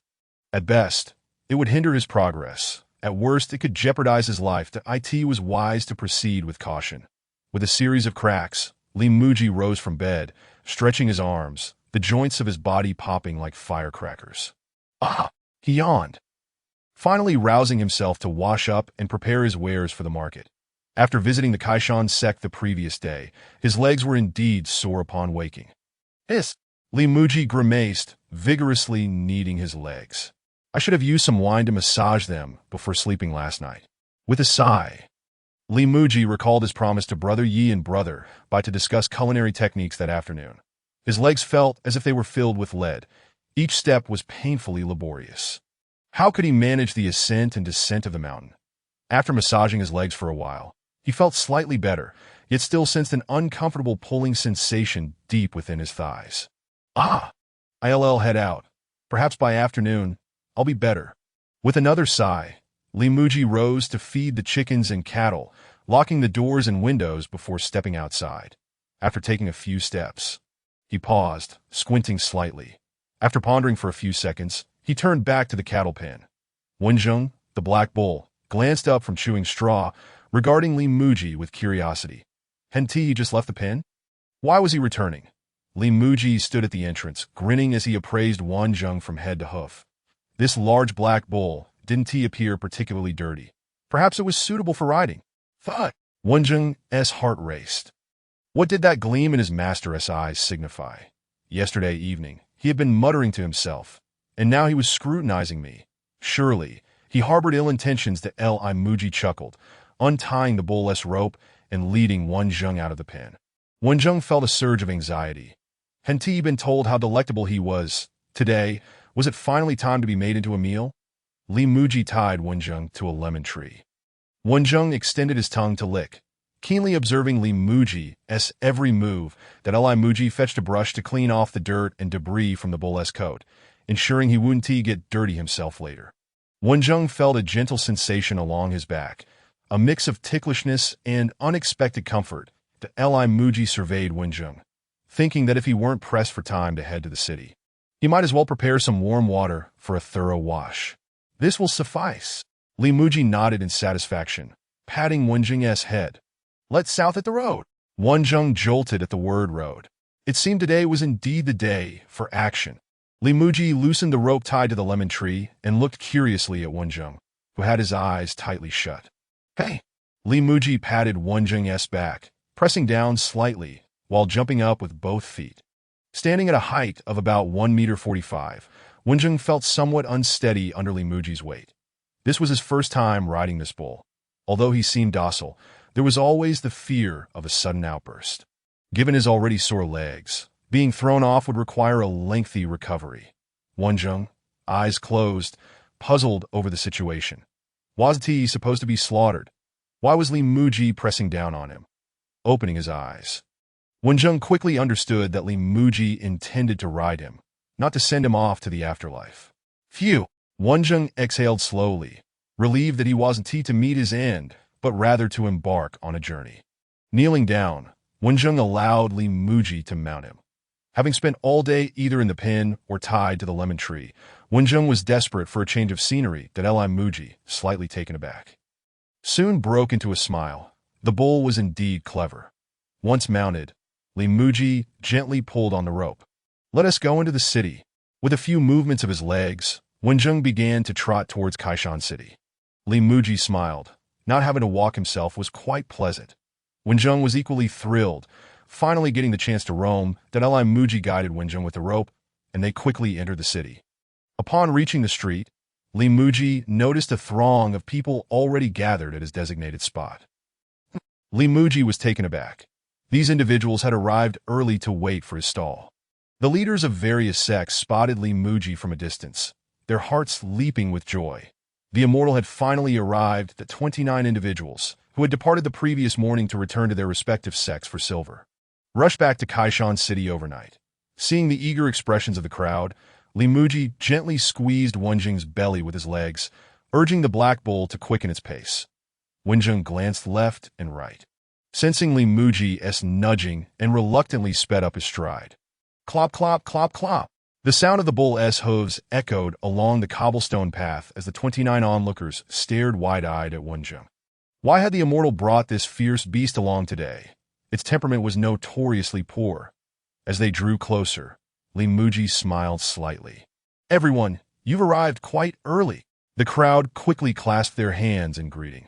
Smiling in return, Li Muzhi held the bull's rope, gently patting its back. Phew! Wenjing let out a heavy breath, slowly crouching down to allow his master to dismount. Li Muzhi wasted no time, promptly setting up his food stall to prepare snacks. The preparations for the 3 types of snacks were relatively straightforward, though the lingering sense of urine and decay wafted through the air. The crowd inhaled deeply, slowly closing their eyes. Ah, that familiar aroma! Li Muzhi smiled faintly as he retrieved 3 wooden signs. Looking at the inscriptions on the wooden signs, Li Muzhi was taken aback. Had the prices changed? Aside from the snail rice noodles, which remained at 10 taels per bowl, the stinky tofu and urine-boiled eggs had both increased in price. Stinky tofu had risen from 1 tael per serving to 5 taels per serving, while the urine-boiled eggs had doubled from 5 taels each to 10 taels each. Gulp! An awkward sensation washed over Li Muzhi. He sought to take advantage of anyone yesterday. These customers had arrived early to wait for him to sell snacks, and now, with the sudden price increase, it felt rather ungracious. Li Muzhi forced a smile, addressing the crowd. I apologize. The snacks have increased in price.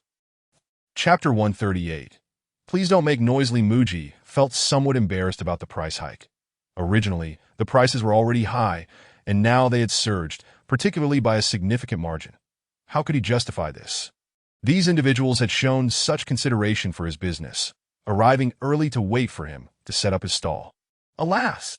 Li Muzhi sighed, feeling a deep sense of shame, as if he couldn't face these customers. System. How am I, Li Muzhi, supposed to maintain my dignity? Yesterday, they had even pooled their resources to buy the urine-boiled eggs, and now they were faced with a price increase. How could they possibly consume? What on earth prompted the system to suddenly raise prices? After selling the heavenly silkworm tuber and roasted gluten to 2 young girls last time, the prices in the system increased as well. Li Muzhi found it perplexing. Yet he realized that now was not the time to ponder this matter, that if the price hike were to alienate these customers, it would result in significant losses. However, in the next instant, Li Muzhi was taken aback. The faces of the 29 individuals did not bear any signs of displeasure. Instead, they all produced heavy silver coins. Gulp! Li Muzhi swallowed hard. What had these people done? Hadn't they only possessed a few taels of silver yesterday? How could they suddenly unveil such substantial amounts? My goodness!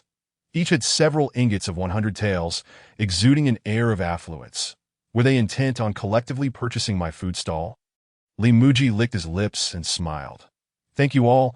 I shall commence preparations immediately. What would you like to eat? The crowd clamored, each vying to voice their desires, creating a cacophony.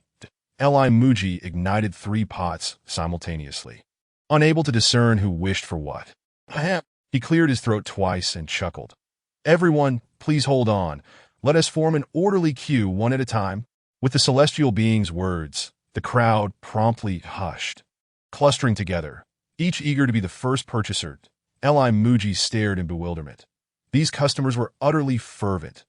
The street was in an uproar, and the neighbors peered out from their doors, frowning as they shouted, "Keep it down!" Li Muzhi sheepishly smiled and quickly apologized. My apologies. Dear neighbors. The neighbors pursed their lips and sighed heavily before shutting their doors with a thud. Li Muzhi exhaled in relief, genuinely fearing that the neighbors would emerge to chastise him. The foul odor from yesterday had already been unbearable for them, and today's uproar was indeed rather inconsiderate. Regaining his composure, Li Muzhi hastily reassured the crowd at his stall. Everyone, please do not quarrel. that I have brought all my stock today, and I assure you that everyone will get to eat. With Li Muji's assurance, the crowd finally quieted down and instinctively arranged themselves according to their levels of cultivation. Wing Jing, observing from the side, curiously watched the line of customers. What on earth was the master cooking? It reeked terribly, yet these people were frantic about not getting enough. It was truly bewildering. At the forefront stood Ma Baohua, who had broken through to the early stage of Dongshu yesterday and was well prepared today. I want all the stinky tofu and the boys' urine-boiled eggs. His opening words left Li Muji momentarily stunned, provoking discontent among those waiting behind him. Ma Baohua, how can you be so selfish? You've already bought everything we wanted. Indeed, this is a sneak attack. The crowd erupted in protest, some even rolling up their sleeves. Brimming with the intent to brawl, the street became a chaotic scene once more. Bang, bang, suddenly, the sound of doors opening echoed through the street, that Li Muji and the crowd turned to see the neighbors once again peering out, exclaiming, "Keep it down! My sincerest apologies." Li Muji could only offer another apology. Seeing Li Muji's polite demeanor, the crowd followed suit in apologizing to the neighbors. The neighbors sighed heavily, ultimately deciding to say no more. Turning back, those behind Ma Bao will lower their voices. "You old comrade of 690 years, keep it down." The neighbors, still not fully closing their doors and windows, fervently interrupted the crowd's accusations. Li Muji and the others quickly covered their ears, falling silent, no longer daring to raise their voices. Phew! Once assured that the neighbors had secured their doors and windows, Li Muji let out a sigh of relief and quietly said, "Everyone, each person may purchase no more than 3 portions of each snack, thus allowing those at the back to also partake." The crowd nodded in agreement, not daring to dissent, although Ma Baohua felt somewhat regretful. He had no choice but to comply. Point 1. It was unwise to provoke the collective ire, and more importantly, the celestial being had spoken, leaving him no grounds for disagreement. With the consensus reached, Li Muji felt relieved and turned to Ma Baohua. "What would you like to order?" Ma Baohua slightly bowed and smiled. "Since the limit is 3 portions per type, I shall take 3 of each." Li Muji nodded, inviting Ma Baohua to find a seat, and began preparing the stinky tofu and boiling the river snail noodles. With a moment's respite, he fished out 3 boys' urine-boiled eggs from the pot. Simultaneously, he maintained a smile, addressing the second customer. "What can I get for you, esteemed guest?" Seeing that Ma Baohua had ordered 3 of each type, the second customer promptly extended 3 fingers. "I'll have 3 of each as well." Li Muji nodded and gestured for him to take a seat. The third customer approached, and before Li Muji could inquire, he slightly cupped his hands and bowed. "I too shall have the same." Soon after, the fourth customer chimed in. "I too shall have the same. I too shall have the same. I too shall have the same." Each customer, without exception, bowed slightly and proclaimed, "I too shall have the same." Before finding a place to sit, Li Muji's lips twitched. It felt as if they were competing. However, their competition was not detrimental to him, but rather highly beneficial. With 29 individuals, each ordering 3 portions of 3 different snacks, that amounted to a staggering total of 261 portions. Yesterday, the system had stated that he needed to sell 172 portions to level up. Now, he was set to sell 261 portions, exceeding the task's requirements. Li Muji's heart soared with joy, and as he continued frying stinky tofu, his feet danced with excitement, as if the soreness from yesterday's mountain climb had vanished. The crowd sat behind him, curiously observing Li Muji. What was the celestial being up to? Was he trembling with excitement? The rice noodles and the river snail soup had already been blanched and required only a brief boil of about 10 seconds in the boiling water. The stinky tofu also did not need to be fried for long, with one portion after another coming out of the pan for the boys' urine-boiled eggs, fearing that they wouldn't be flavorful if cooked in the morning. Li Muji had prepared them the night before. The 3 types of snacks emerged in succession, presented before the eager patrons. Once all the snacks were completed, Li Muji heard the system's voice in his mind. "Conditions for system upgrade met. Would you like to upgrade immediately? Due to the host's excess accomplishment, a mysterious gift package will be awarded." Chapter 139. Our old Li is now a wealthy man. Li Muji chuckled. Clearly, now was not the time to upgrade the system. He would defer all matters until he returned home. The allure of the system upgrade was not particularly compelling. What truly mattered was the mysterious gift package. What could this reward possibly be? After a busy spell, Muzhi slowly exhaled and took a moment to rest. While preparing the snacks was not overly complicated, completing over 200 portions was still quite exhausting. The crowd held a boy's urine-boiled egg in one hand and a pair of chopsticks to consume the river snail noodles in the other. Slurp! The sounds of noodles slurping filled the air, prompting the neighbors to open their doors and windows once more. Just as they were about to reprimand them, the aroma wafting through the air and the sight of the patrons feasting made them quickly shut their doors and windows in disdain. Good grief! These people are at it again, gathering to eat excrement and drink urine. Muzhi chuckled to himself. They may disdain my snacks for being foul and odorous, but they have no idea that I am reaping a bountiful profit. Muzhi calculated briefly. In this short span of time, he had earned 9,050 taels, but he was taken aback by this figure, with the system providing the seeds and tools. He had essentially no capital investment. This was pure profit. Muzhi's grin widened. Our old Li was now a wealthy man. Slurp! Amidst the chorus of slurping noodles, the sound of Muzhi sucking at the corner of his mouth could be heard. Wang Jing glanced up at Muzhi, pondering whether his master's expression was suggestive of something inappropriate, perhaps thoughts of the saintly maiden. As everyone ate, they refined the rapidly growing spiritual energy within them. With many experiencing breakthroughs, that Muzhi couldn't help but marvel at the substantial appetites of these individuals. Just one bowl of river snail noodles was enough to fill him, yet they consumed bowl after bowl. Pausing only occasionally to rest before diving back, Bawa, the first to place an order, was the first to finish eating, with the three boys' urine-boiled eggs disappearing first to his astonishment. Today's boys' urine-boiled eggs were far more effective than yesterday's. One was more potent than yesterday's 3. And the stinky tofu. Its spiritual energy was even more abundant, and oh wonder the celestial being had raised the prices. It seemed that the efficacy of these snacks had indeed improved significantly since yesterday. Burp! After finishing 9 portions of snacks, Ma Baowu gently patted his round belly and stood up to approach Muzhi. Seeing Ma Baowu's eyes still fixated on his food stall sent a jolt of surprise through Muzhi. This fellow was already so full. Surely he wouldn't want more. However, in business, if you pay, I sell. It would be illogical to turn down a paying customer. Muzhi smiled slightly and asked Ma Baowu, "Would you like more?" Ma Baowu nodded. "All right then." Muzhi glanced back and cheerfully announced, "There are 2 boys' urine-boiled eggs left, about 3 portions of stinky tofu, and 1 portion of river snail noodles." Ma Baowu chuckled and quickly replied, "I'll take them all." "Very well." Muzhi grinned widely and turned to begin preparing. This business was simply too easy. In less than an hour, all the snacks he had prepared were sold out, and he had made a fortune. Baowu purchased all the remaining snacks, leaving the crowd feeling frustrated. Having been outmaneuvered by this fellow, 3 types of snacks, all sold out, Muzhi and the others finished their meals, collected their utensils one by one, bid farewell to everyone, and rode back home on Wenjing. The leaders of various sects were all sporting noticeably bulging bellies, a result of Muzhi's culinary delights, as they watched him gradually disappear into the distance. Before his departure, Muzhi specifically mentioned that he would not be setting up his stall for a while, which left the crowd feeling slightly disappointed. If only they could indulge in such feasts every day, it would not take long for them to break through to the void realm.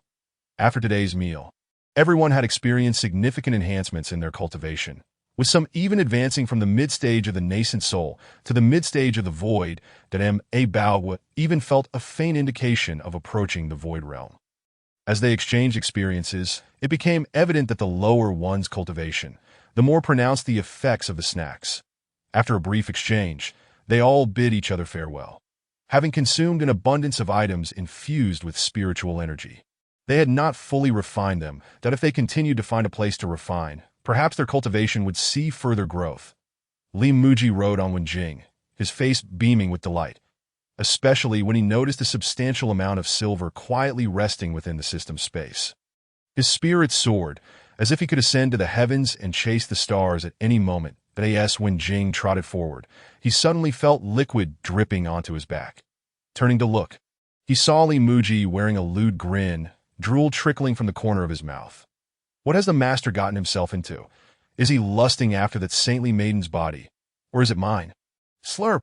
Li Muzhi snapped back to reality, licking the drool from the corner of his mouth, chuckling as he quickly wiped the drool off when Jing's back.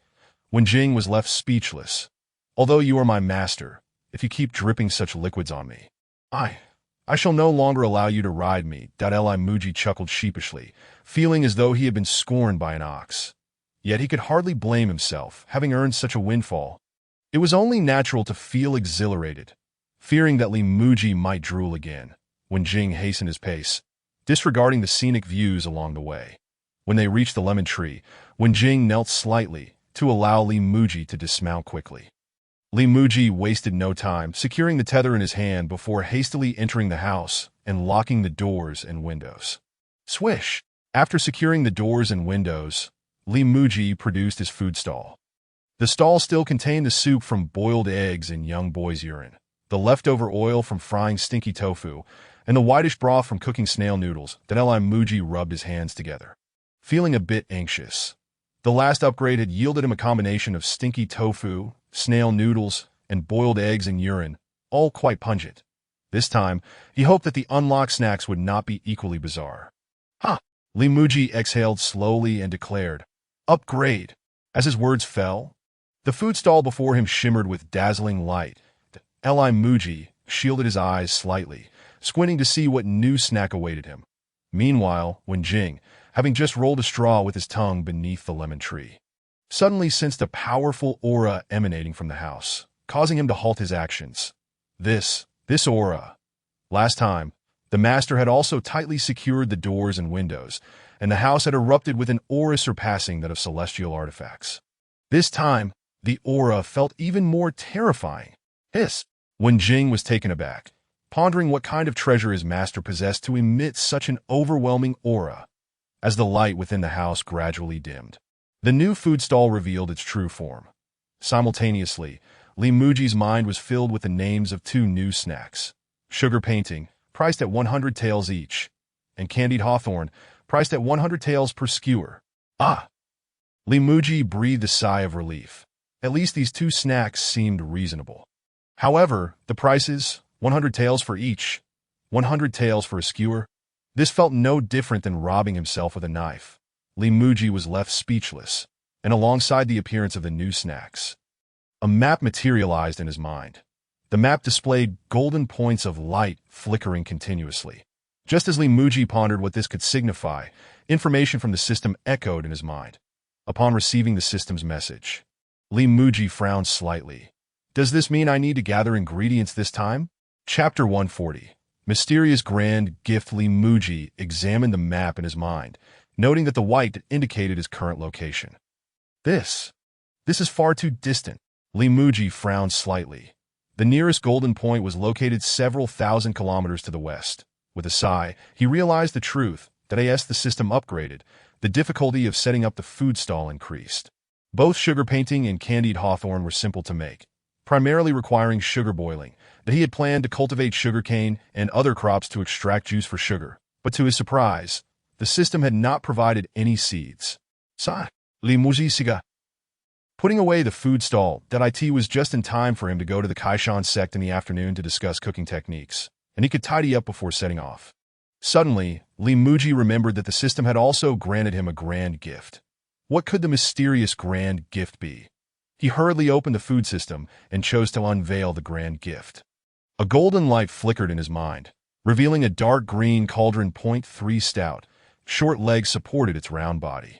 Is this the grand gift? Li Muzhi pouted, taking the cauldron from the system space.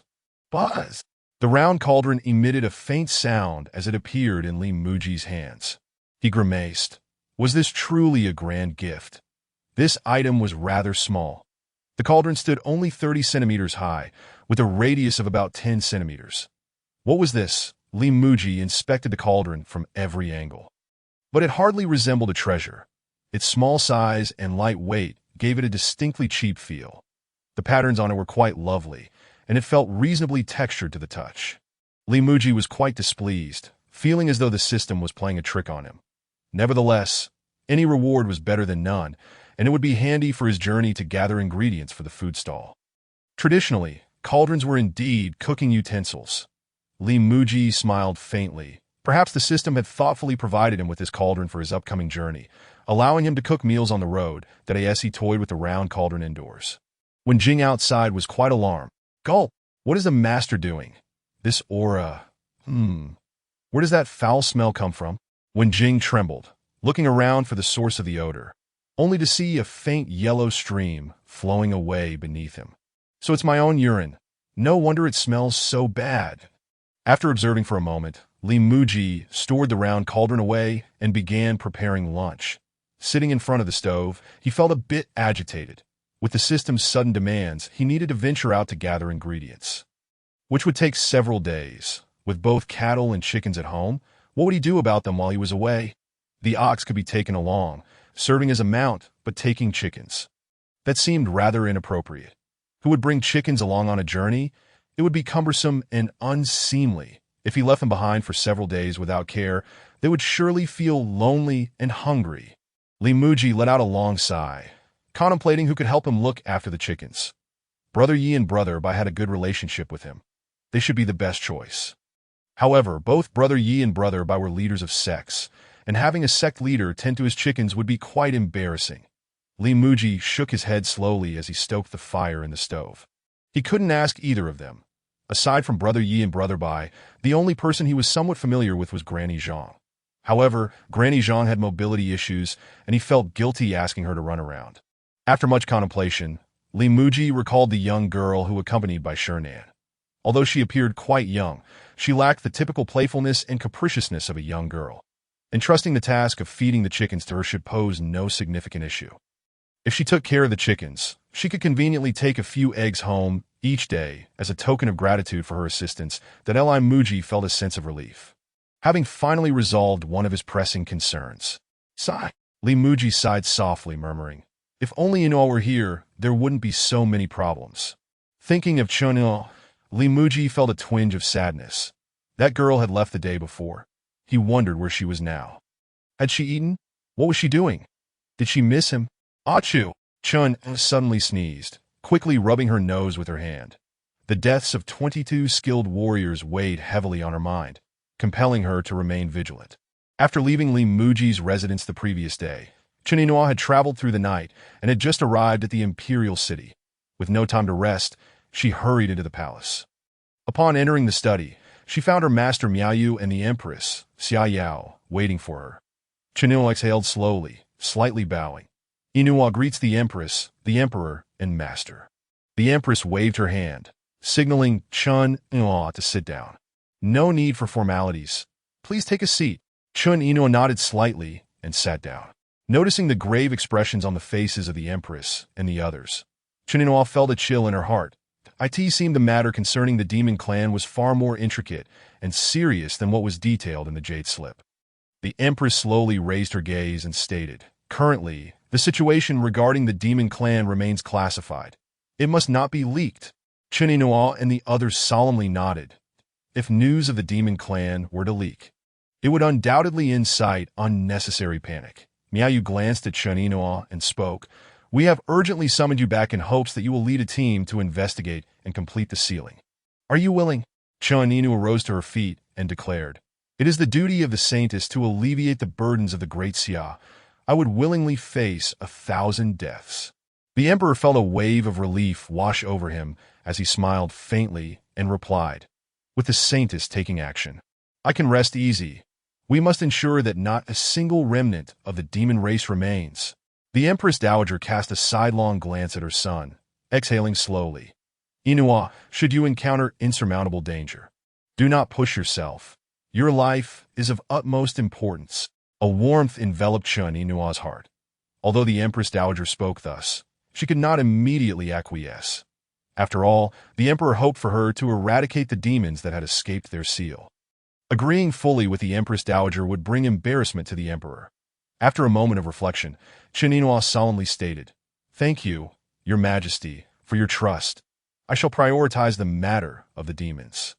And if given the chance to eliminate them, I shall show no mercy." Both the Empress Dowager and the Emperor nodded in satisfaction. Miao Yu felt a surge of pride. Indeed, Inua had matured. The Empress Dowager retrieved a treasured artifact from her storage space and said, "Just in case, take this celestial weapon with you." Chen Inua was taken aback and hurriedly knelt, exclaiming, "Your Majesty's kindness overwhelms me. How could I dare to tarnish it?" The Empress Dowager smiled gently. Glancing at the celestial artifact in her hand, "Rise. I have a fondness for you, child, and fear for your safety." After speaking, Xia Yao turned to Miao Yu. "If anything were to happen to you, would not your master seek me out for trouble?" Miao Yu covered her face and chuckled. "Just take it." Chen Inua slowly rose, smiling. "Thank you, your majesty and master, for your concern. In truth, I already possess a celestial artifact for my protection." The emperor, seated nearby, pouted slightly.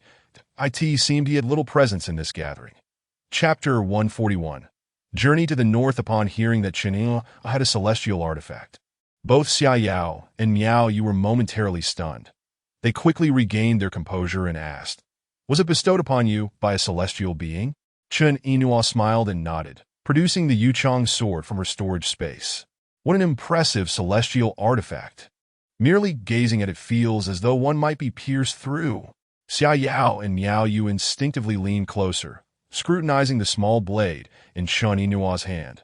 The emperor also stood up, craning his neck to catch a glimpse, but his view was entirely obstructed by the three women. "Gulp!" The emperor pouted, feeling as if he had truly become invisible.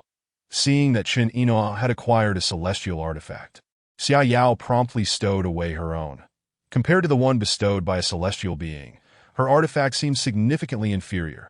Xia Yao returned to her seat and said slowly, "With a celestial artifact granted, I can feel somewhat reassured." Chen Inua nodded and placed the celestial blade back in her storage.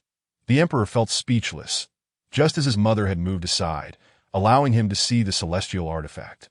She had chosen to put it away. Could he not have had at least a glance? Miao Yu exhaled slowly, her expression serious. "Though you possess a celestial artifact gifted by a celestial being, you must not let your guard down. The situation in the north is quite complex." Chen Inua nodded and inquired, "What is the current situation?" "Ahem." The emperor, sensing that Miao Yu was about to speak, quickly cleared his throat. "Let me address this." Miao Yu's words were thwarted, and she had no choice but to swallow them back. The emperor sighed in relief, realizing that had he been a moment slower, he would have been sidelined once more. Finally, he found an opportunity to speak. "Indeed." The emperor cleared his throat and began. "Upon receiving the jade tablet you sent back, I acted swiftly and issued 2 imperial decrees. First, dispatch skilled scouts to the north to collect intelligence. Second, arrange for 22 experts to fortify the demon's seal in advance." Chen Inua nodded, finding no fault with these decrees. Miao Yu glanced at Xia Yao, realizing that this was indeed the Empress Dowager's strategy.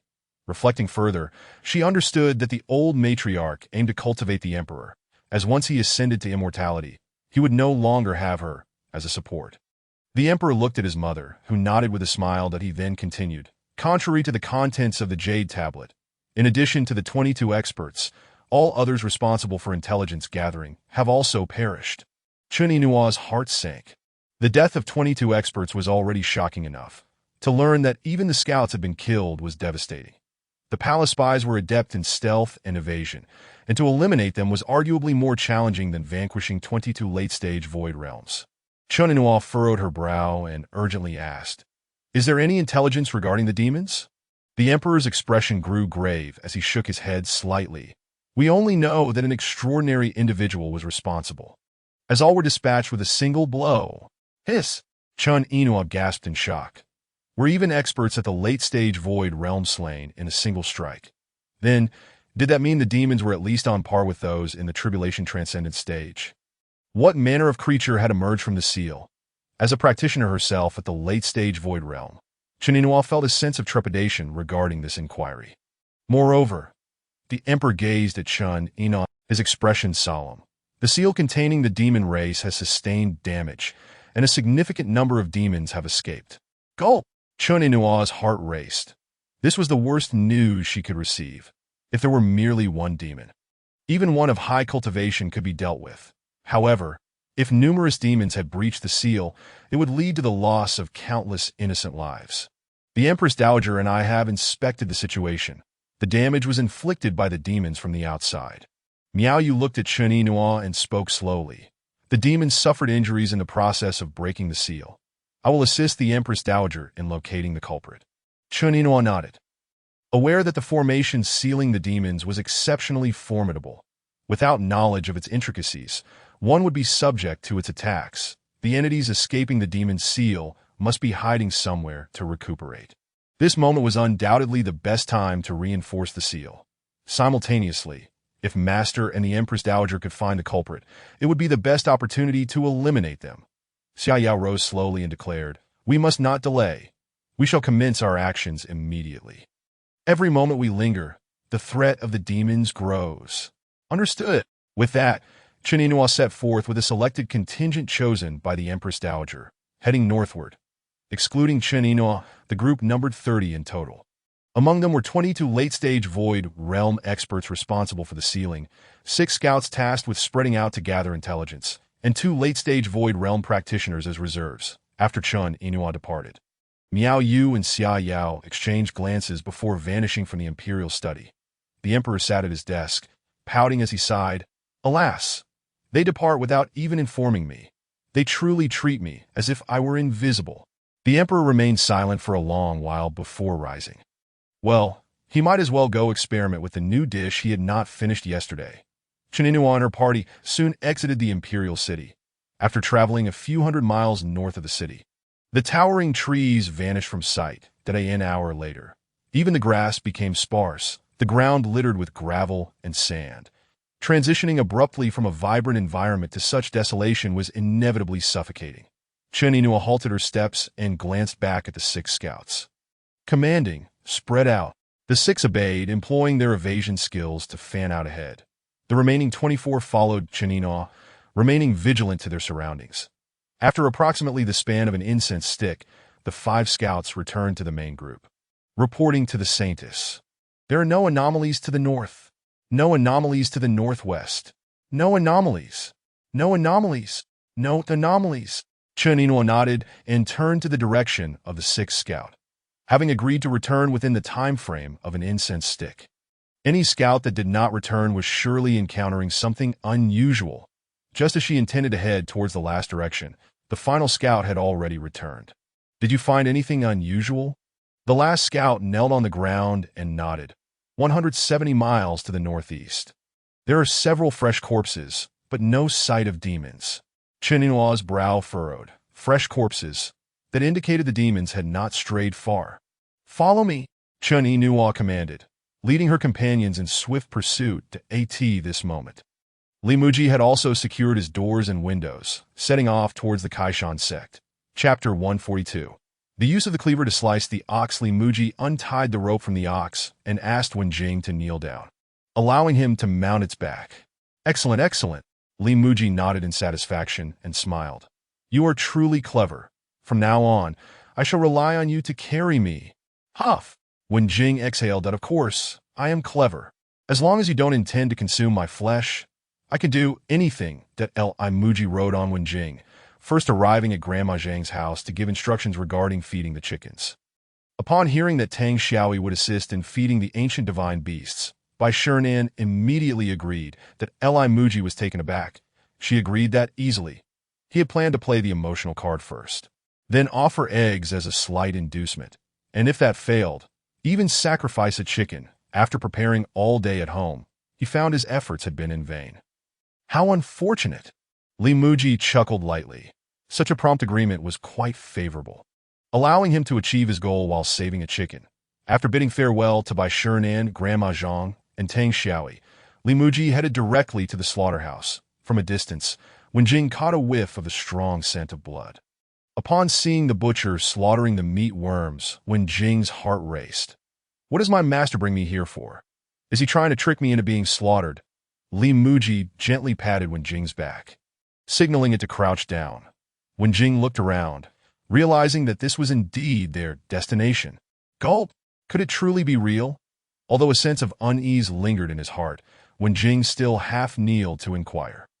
Li Muzhi swiftly tethered Wen Jing to the side and engaged in a few words with the butcher, occasionally glancing back at Wen Jing that a sudden chill gripped Wen Jing's heart, prompting him to perk up his ears, hoping to overhear whether they were discussing plans for his slaughter. The butcher, knife in hand, cast a glance at Wen Jing and offered a faint smile. Gulp. Wen Jing, stricken with fear, swallowed hard. The distance was too great to discern their conversation. Yet the glance from his master and the butcher's smile were unmistakable. Hiss. A tightening sensation enveloped Wen Jing. The situation appeared far from favorable. The butcher withdrew his gaze and assured, "Rest assured. I assure you, no one dares to steal your cattle."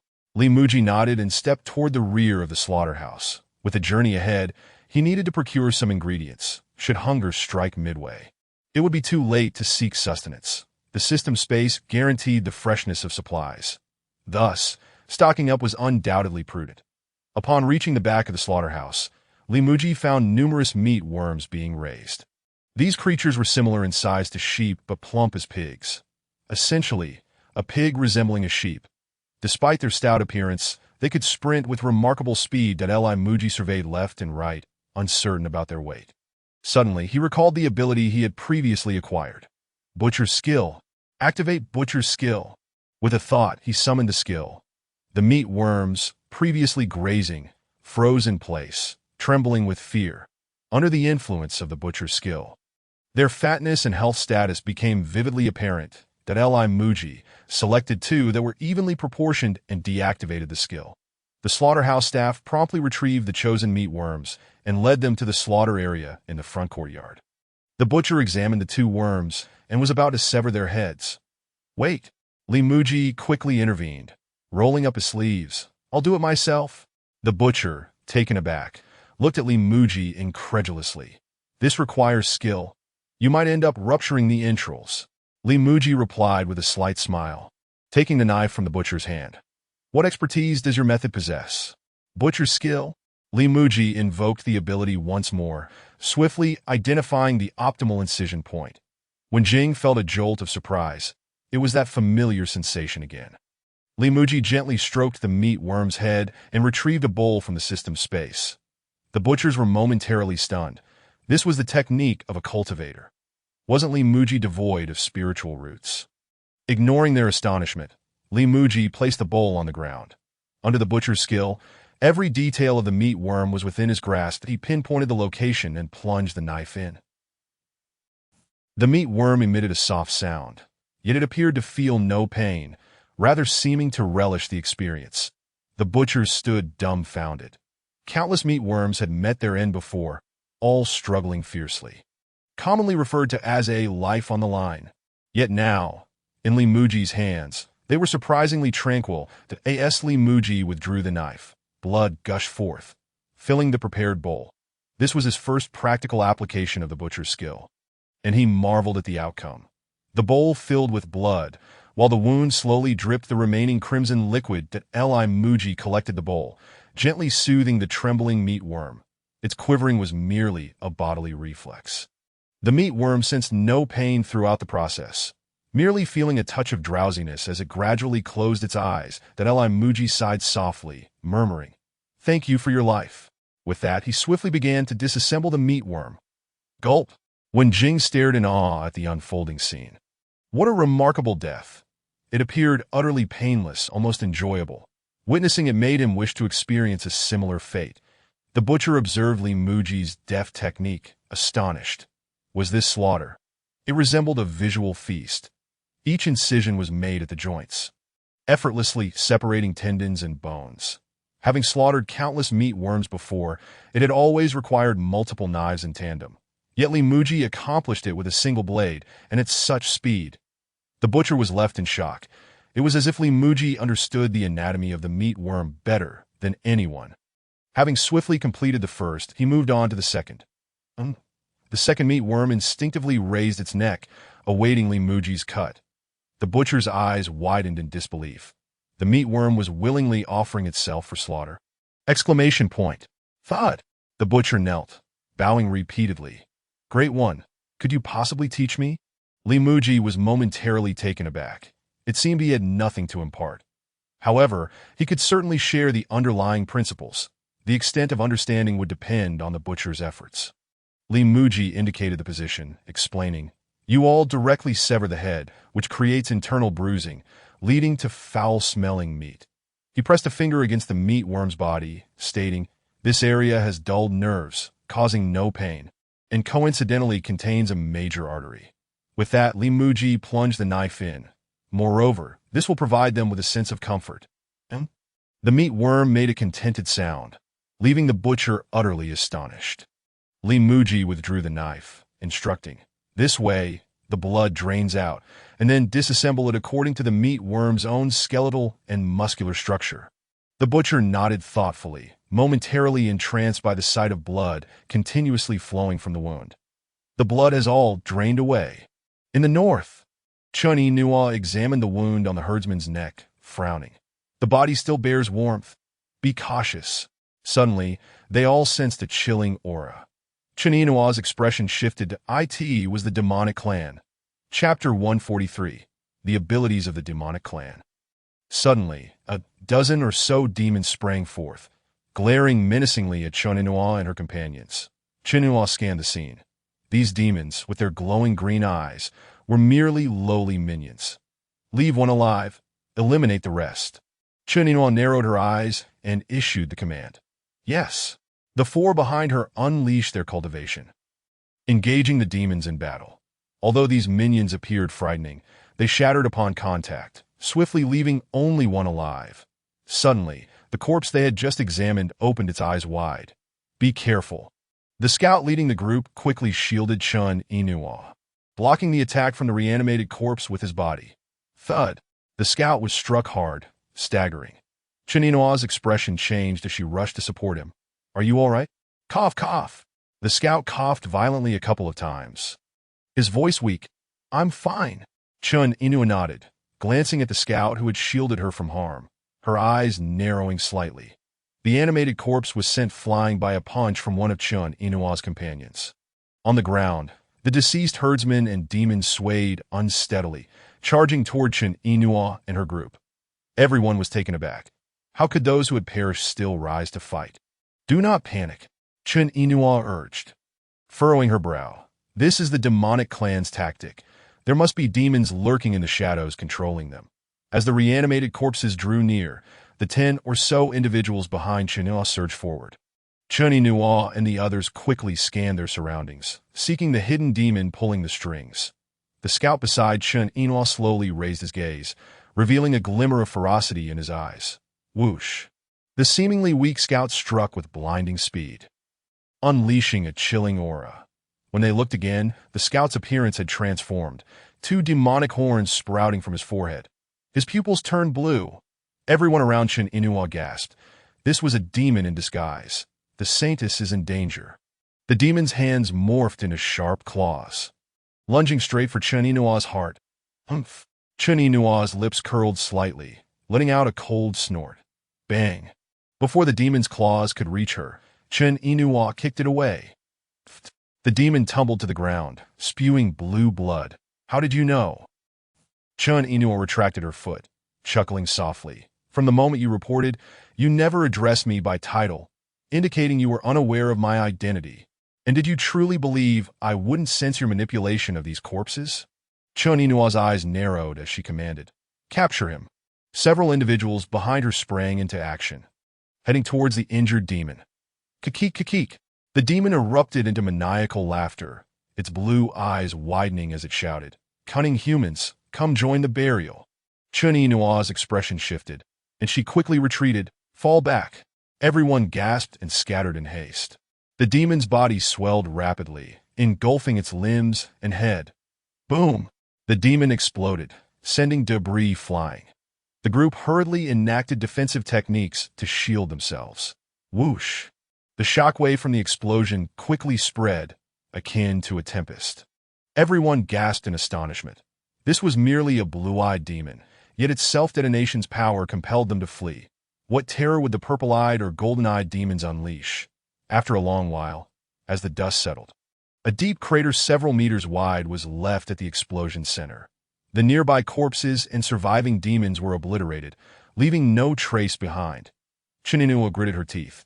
They were still far from the extreme northern cold lands where the demons were sealed. Yet blue-eyed demons had already appeared. Ah! Chininua exhaled slowly, leading the remaining 29 individuals northward. After the recent events, everyone had become markedly more cautious. As they continued their journey north, they encountered numerous herders who had fallen victim to the demon clan's assaults. Through examination of the corpses, Chininua surmised that these attacks were likely perpetrated by the initial wave of demons. These fiends had descended southward, attacking any humans in their path to feast upon their flesh and blood. A slight frown creased Chininua's brow as she pondered how many such demon squads might be lurking nearby. As they pressed on, the air grew increasingly frigid, with snow accumulating upon the grasslands. Chininua halted, surveying the surroundings. It may become even more perilous if we proceed further north. Let us take a moment to recuperate. At her command, the group promptly retrieved their medicinal pills and settled into a cross-legged position. Chininua glanced towards the north and followed suit. How were her master and the Empress faring? She wondered. After a brief incense stick's worth of time, everyone had restored their internal energy to its optimal state. Acting as the vanguard, Chininua led her companions onward. Before long, the scouts returned with news. We've discovered a multitude of footprints ahead. Chininua quickened her pace, and gradually, snowflakes began to drift from the sky. The world was blanketed in a pristine layer of white, and even the once barren Gobi Desert was now adorned with towering trees.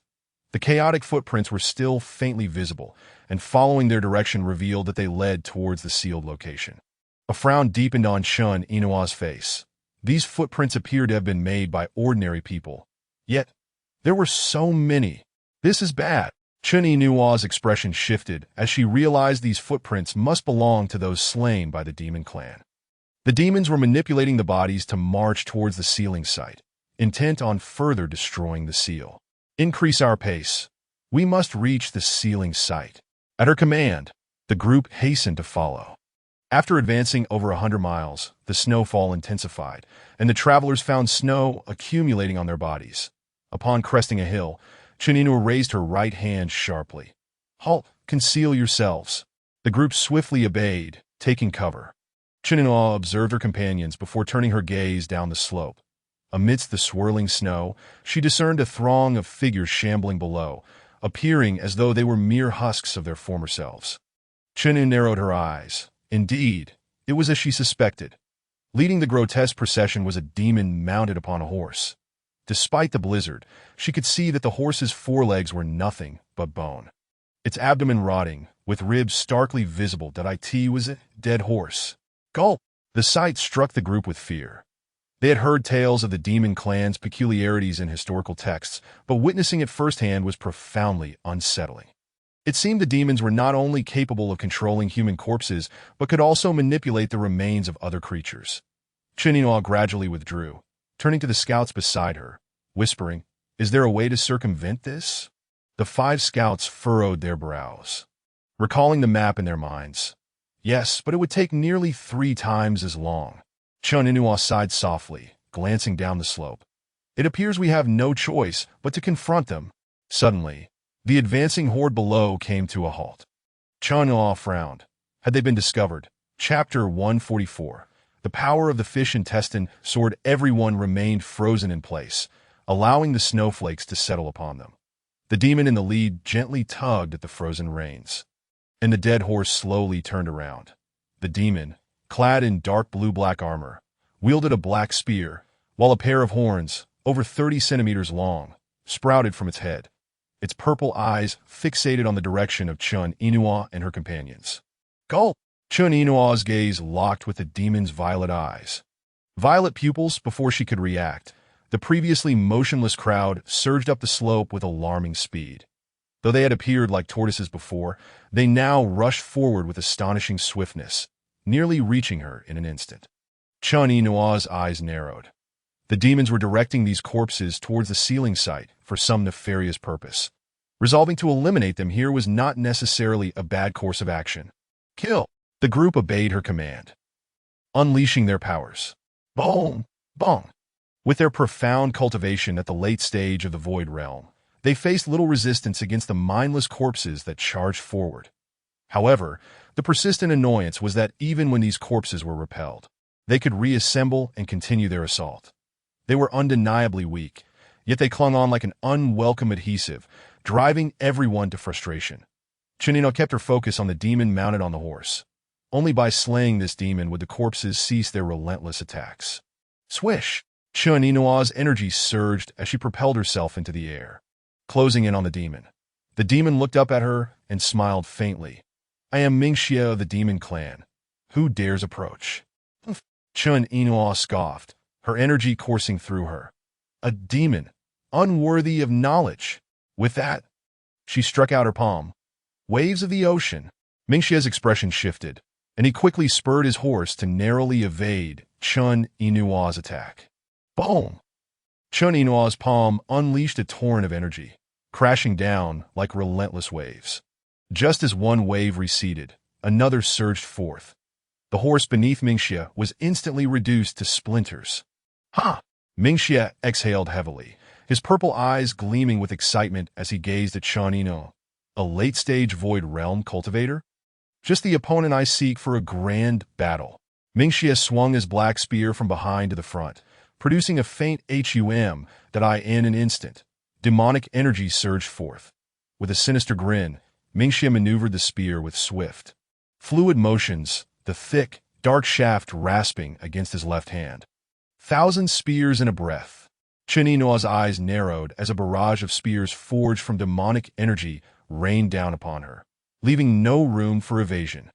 Chun Inua swiftly raised both hands, channeling her energy. Winds of the tidal waves. Crash! A wall of water suddenly surged before her, interposing itself between Mingxia and Chun Inua. Boom! The demonic spears collided with her tidal barrier, producing a cacophony of thunderous sounds, sending water splashing in all directions. Mingxia grinned, seizing the opportunity. As Chun Inua's vision was obscured by the tidal wave, he thrust his spear forward with ferocity. Demonic dragon spear thrust. Chun Inua's tidal barrier held firm against the initial onslaught. But before she could breathe a sigh of relief, the black spear followed closely behind. It pierced through the tidal wave, closing in on her throat by mere inches. Chun Inua hastily retreated, but Mingxia relentlessly pursued, pressing closer with each step. Saintess! On the slope, her companions watched in alarm as Chun Inua found herself at a disadvantage. Mingxia grinned maliciously, loosening his grip on the spear, transforming it into a palm as he struck the spear's tip. Swish! The spear shot forward with tremendous force. Clang! Mingxia's smile faltered. His spear failed to penetrate. The group on the slope breathed a sigh of relief, relieved that the Saintess was unharmed. Chun Inua was pushed back by the sheer force of the spear, but she regained her footing. Mingxia clenched his right hand in the air, summoning the spear back to his grasp.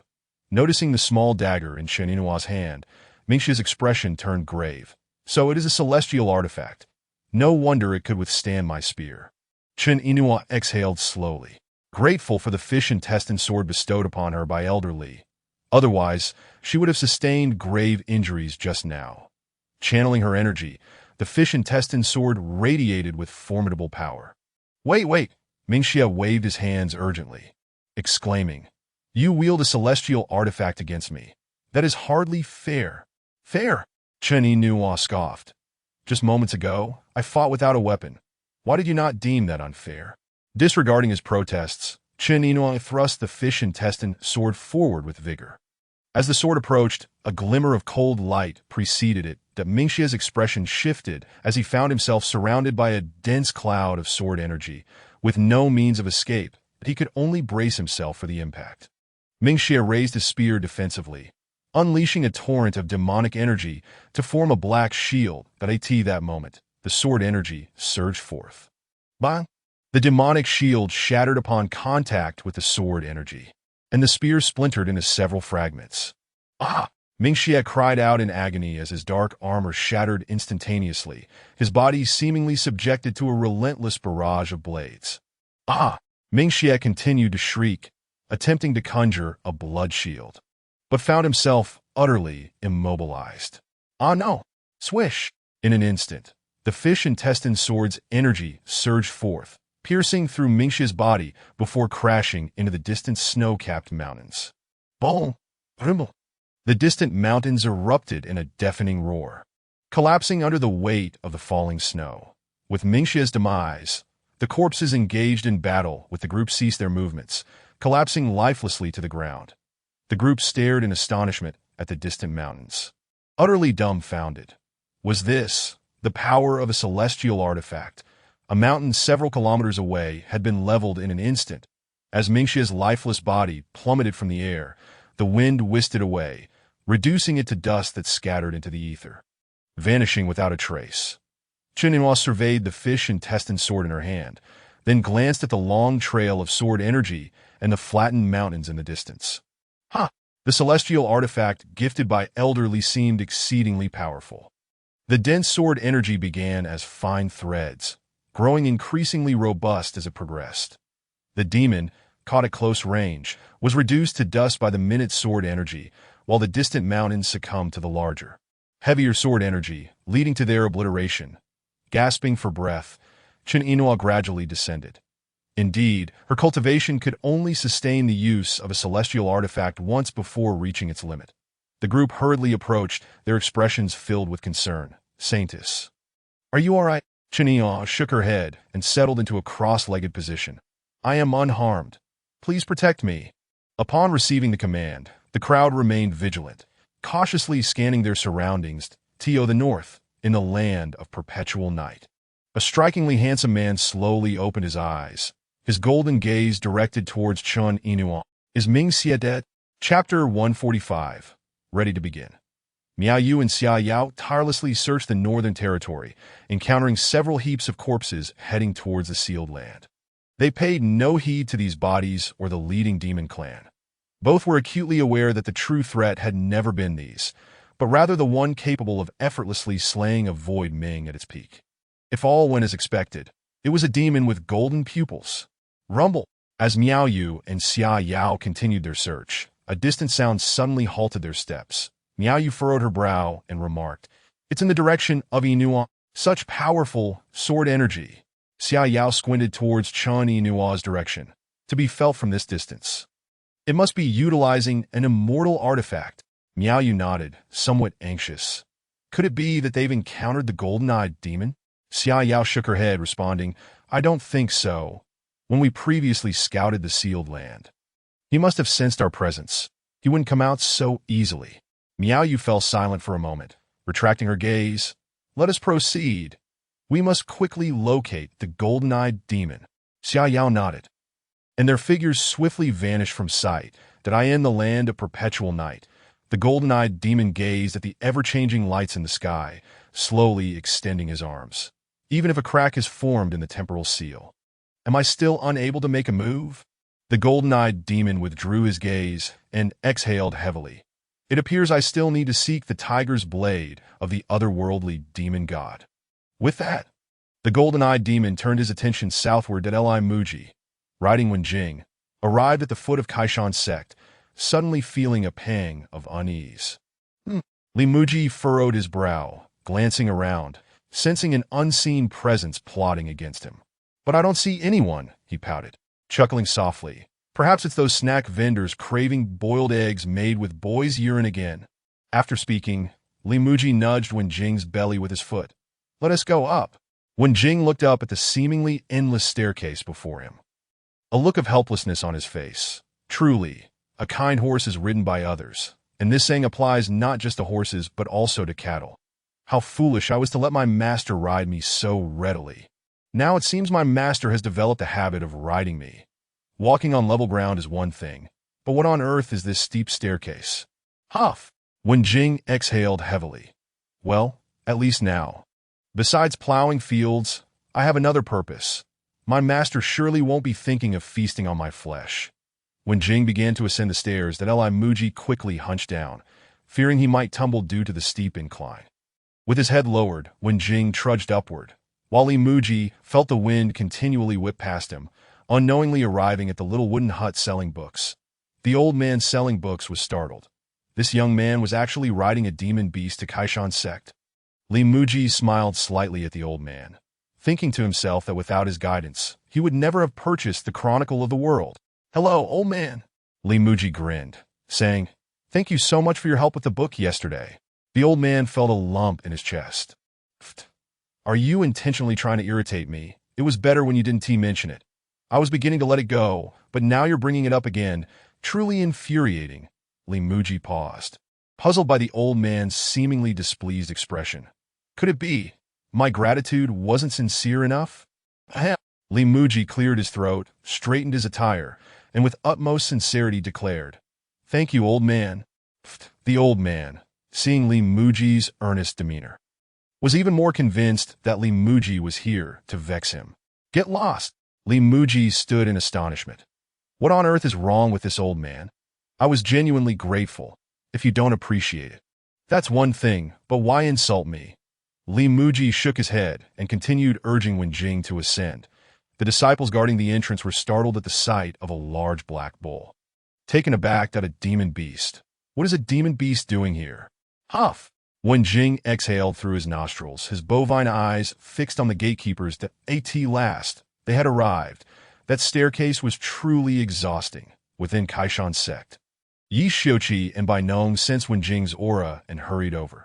The gatekeeper disciples were pale with fright, their eyes locked onto Wenjing, completely oblivious to Li Muzhi, who had visited yesterday. When Yi Xiuqi and Bai Nong reached the entrance of Kaishan's sect, they were also taken aback at the sight of Li Muzhi riding Wenjing. Why is elderly suddenly taken to riding Wenjing today? Li brother. Yi Xiuqi and Bai Nong slightly bowed, clasping their hands and smiled. We have been waiting for quite some time. Li Muzhi patted Wenjing's back, prompting Wenjing to kneel slightly, allowing Li Muzhi to dismount. Li Muzhi smiled gently and returned the gesture. Thank you, brothers, for your kind regard, allowing me to speak. Yi Xiuqi and Bai Nong exchanged glances. Elder Li's humility was excessive that I in the entire cultivation realm, who would dare to look down upon him? If Elder Li's words are mere ramblings, then who else could speak truthfully? They stepped aside, extending their hands. Li brother, please. Li Muzhi nodded with a smile, leading Wenjing inside. The gatekeeper disciples watched Li Muzhi and the two brothers with the bull enter Kaishan's sect. Stunned for a long while. Smack! The gatekeeper slapped himself heavily across the face. Ouch! That hurts, he grimaced, holding his face. This is no dream. The sect master and Bai Zhongzhu came out personally to welcome them. And this person was even riding a demon beast. Gulp! The gatekeeper swallowed hard, feeling he had missed a tremendous opportunity. Yesterday, upon seeing the elder, he thought he had no cultivation and didn't even greet him. Today, he stood there dumbstruck, barely reacting at all. The elder must think I'm incredibly dull. Sighing deeply, the gatekeeper resolved to be more attentive next time he met the elder. Under Yi Xiuqi's guidance, Li Muzhi arrived at an open area where Kaishan's sect's disciples were already seated. Upon seeing Yi Xiuqi and Bai Nong enter with Li Muzhi, everyone quickly stood up. Disciples of Kaishan's sect greet Elder Li. Thank you for gracing us with your presence. Li Muzhi felt somewhat awkward. Looking around, there were hundreds of people, including the familiar figures of Ruan Han and Luo Yunk. Initially intending to speak casually, Yi and Bai's formality made him feel too bashful to do so. Li Muzhi cleared his throat and smiled. Everyone is too kind. Please take your seats. The disciples of Kaishan's sect expressed their gratitude in unison and sat down, their eyes fixed intently on Li Muzhi. A wave of nervousness washed over Li Muzhi. The last time he faced such a large crowd was at the flag-raising ceremony when he spoke as a student representative before the entire school. Yi Xiuqi and Bai Nong gestured towards the high platform. Li brother, please. Huff! Li Muzhi slowly exhaled, leading Wenjing up the platform while contemplating what to say. Yi Xiuqi and Bai Nong found their seats, eagerly watching Li Muzhi. Under the gaze of so many eyes, Li Muzhi led the bull onto the stage. Yi Xiuqi turned around and clapped his hands. Everyone, let us welcome him with applause. Clap, clap, clap. In an instant, thunderous applause erupted. Li Muzhi looked down at the hundreds of eager eyes, and a thought formed in his mind. Chapter 146. Bestowing secrets. Li Muzhi gradually settled into his seat and cleared his throat. Below the platform, the disciples of Kaishan's sect were filled with anticipation. Luo Yunk and Ruan Han sat together, their eyes brimming with admiration that it was the elder who had once called out to them in a crowd, bestowing upon them a tremendous opportunity. Further ahead, Gui Yunping's eyes were filled with gratitude. When he faced Lu Jian, if it hadn't been for the elder's culinary guidance, he would have surely fallen to Lu Jian's hands. Yi Xiuqi and Bai Nong sat at the front, their attention fully focused. That Muzhi drew back his gaze and took several deep breaths. Everyone seems too serious. Li Muzhi licked his lips and slowly began. Regarding cultivation, to be honest, I am not particularly skilled. The crowd exchanged puzzled glances, a wave of confusion sweeping over them. When Jing lay beside him, its head resting on the floor, exhaling slowly. The master truly speaks nonsense in the dark, opening his eyes to utter foolishness. If you are not proficient in cultivation, then who is? The crowd soon realized the elder was being overly modest. Muzhi licked his lips and smiled. However, a senior once said, the path is vast and myriad. Every road leads home. The crowd nodded, finding wisdom in his words. That Muzhi felt a hint of difficulty. He truly did not understand the cultivation of this world. The previous statement was entirely a grandiose platitude, applicable universally. Huff!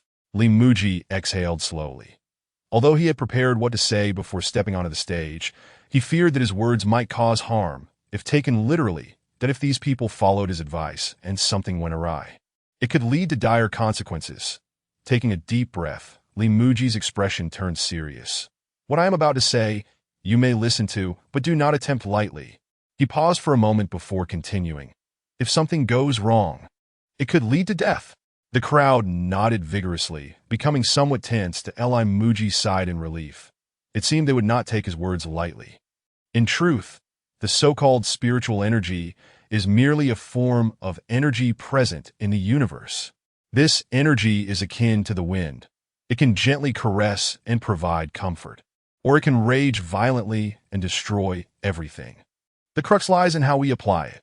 Li Muzhi paused, surveying the expressions of the crowd. The disciples of the Kaishan sect appeared earnest, eagerly anticipating Li Muzhi's continuation. Taking a slow breath, Li Muzhi resumed. Allow me to introduce several methods for utilizing energy. I hope they will inspire you.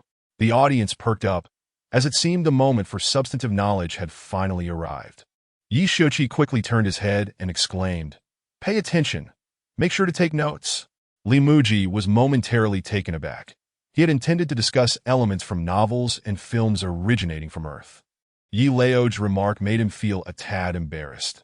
The disciples of the Kaishan sect promptly produced their jade slips, ready to record at a moment's notice. Li Muzhi swallowed hard and continued. First, I shall impart a secret technique, known as the 9-in manual.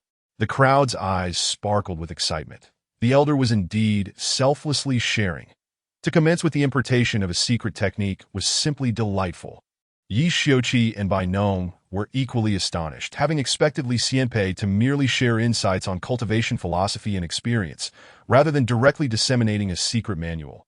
Stunned, they quickly retrieved their jade slips, silently inscribing the 4 characters 9-in manual. Clearing his throat, Li Muzhi began to recite. The way of heaven is to diminish the excess and replenish the insufficiency. Thus, the void prevails over the solid, and the insufficient triumphs over the abundant. Gradually, he articulated the 9-in manual as penned by the esteemed Jin Yong, while the audience diligently recorded his every word, from the general principles to the internal cultivation techniques in the upper volume and the martial arts secrets in the lower volume. Li Muzhi read on for half an hour. Observing the bustling activity among the crowd, a myriad of emotions stirred within him. The 9-in manual was a fictional martial arts scripture crafted by Jin Yong, captivated by martial arts novels in his youth. He had memorized the entire text and even attempted to practice it. As he matured, Li Muzhi came to understand that it was merely a work of fiction. Once the audience had recorded the entirety of the 9-in manual, they instinctively began to study it. Yi Xiuqi and Bai Nong were left in awe. The secrets imparted by Li Xianpei were profoundly intricate. The techniques, philosophies, methods of evasion, weaponry, it encompassed all. Among them were many concepts they had never encountered before. Techniques for acupoint sealing and breath control were truly eye-opening. As they gazed upon the contents inscribed in their jade slips, the audience involuntarily began to experiment. That Li Muji's expression shifted dramatically as he hastily interjected, "Quickly, stop!" The crowd's hearts sank, recalling Li Muji's prior caution against reckless attempts. Seeing that they complied and halted, he exhaled in relief. "You must not attempt these lightly. The consequences could be dire." The audience nodded in understanding. Li Muji regarded them and continued, "Feel free to peruse the contents, but do not take them too seriously, for I am not well versed in cultivation. Should anything go awry, I cannot be held accountable." The crowd felt a surge of admiration. Li Xianpei was truly humble. Yi Xiuqi and Bai Nong felt this sentiment most acutely. The depth of the 9-yin manual far surpassed their own cultivation knowledge. That it was astonishing that Li Xianpei would so modestly claim ignorance. Such profound content was not something to be treated lightly. One must delve into it with utmost dedication. "Ha!" Li Muji exhaled slowly, continuing. "In contrast to this 9-yin manual, there exists a 9-yang manual." The audience gasped. Quickly producing a new jade slip, prepared to record once more, that Li Muji offered an awkward smile and said, "I am not entirely familiar with the details of this book, as the 9-yin manual possesses an overwhelming amount of yin energy. It was created by someone who used the 9-yin manual as a foundation, integrating the principles of yin-yang harmony. I only know a few lines." The crowd nodded in understanding, realizing why Li Xianpei had advised them against reckless cultivation. The 9-yin manual indeed carried significant risks. They held their jade slips, gazing expectantly at Li Muji, awaiting the importation of the 9-yang manual. Li Muji felt a sense of helplessness and began reciting the content he recalled from Jin Yang's works.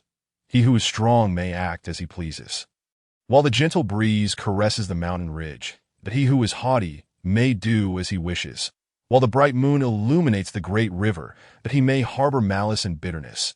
Yet I possess a single breath of true energy. In moments of fortune, one must harness one's own energy, without concern for external forces." Li Muji recounted fragmented memories of the 9-yang manual, and the audience eagerly recorded every word. The Yi Xiuqi and Bai Nong gazed at Li Muji, their gratitude intensifying. That Li Xianpei was exceedingly generous. Though the content of these two manuals was esoteric and difficult to comprehend, they could sense their extraordinary nature. Observing the audience's fervent expressions, it was as if their eyes were pleading with him, like a starving man gazing at a feast. Hundreds of pairs of eyes seemed to implore, "Elder, I want more. I want even more."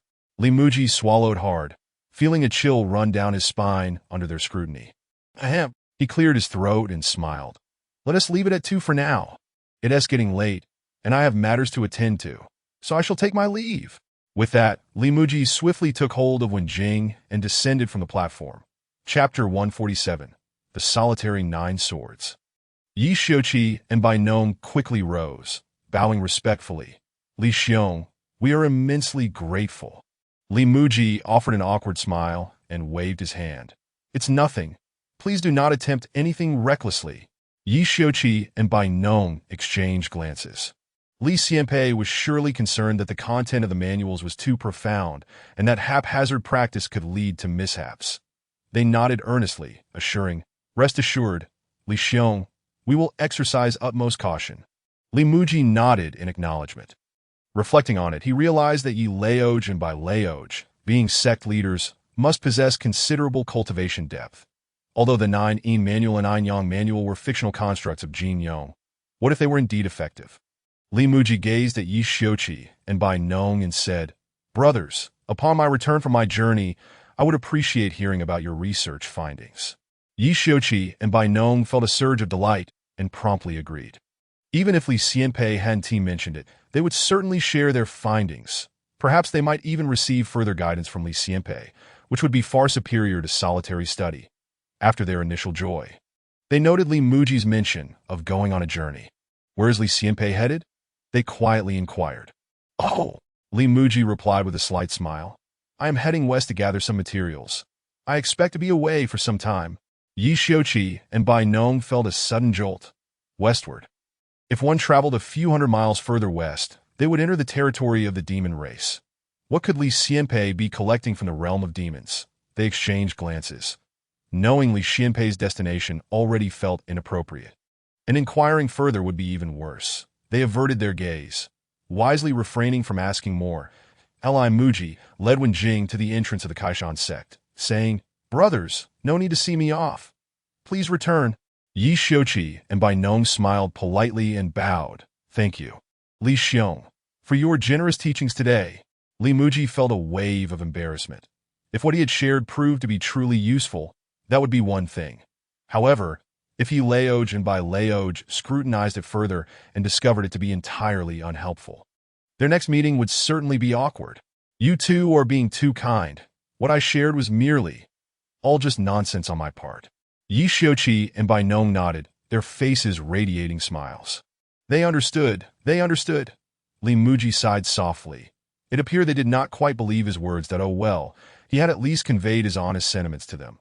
After bidding farewell to Yi Xiuqi and Bai Nong, Li Muzhi led Wenjing out of the gates of the Kaishan sect.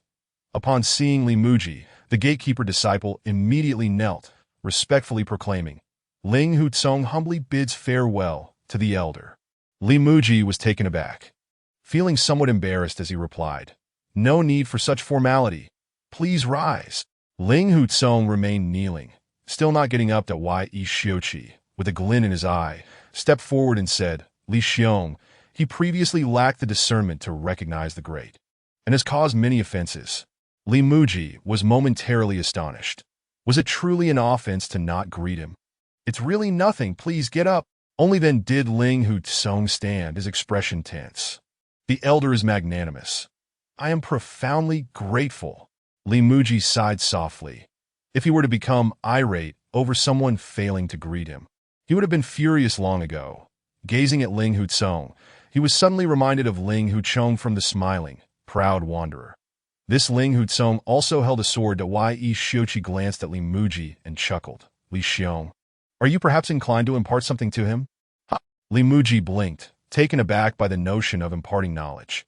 Bai Nong shot a disdainful look at Yi Xiuqi, thinking how he had never noticed this fellow's audacity before. Was he blatantly asking Li Xianpei to teach?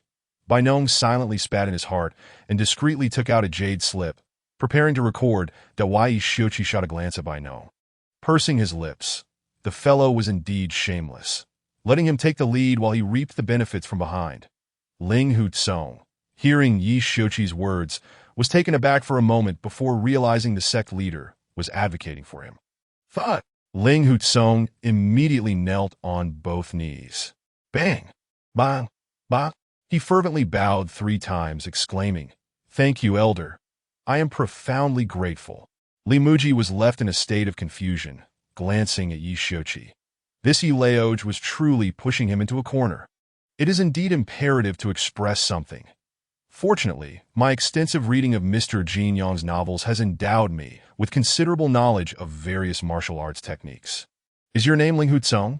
Ling Hutsong lifted his head and nodded vigorously, replying, "Yes, esteemed senior." Another swordsman. Li Muzhi stroked his chin thoughtfully and murmured, "Then allow me to impart to you the evil repelling sword manual." Ling Hutsong's face lit up with joy, and he quickly knelt and moved forward a few steps.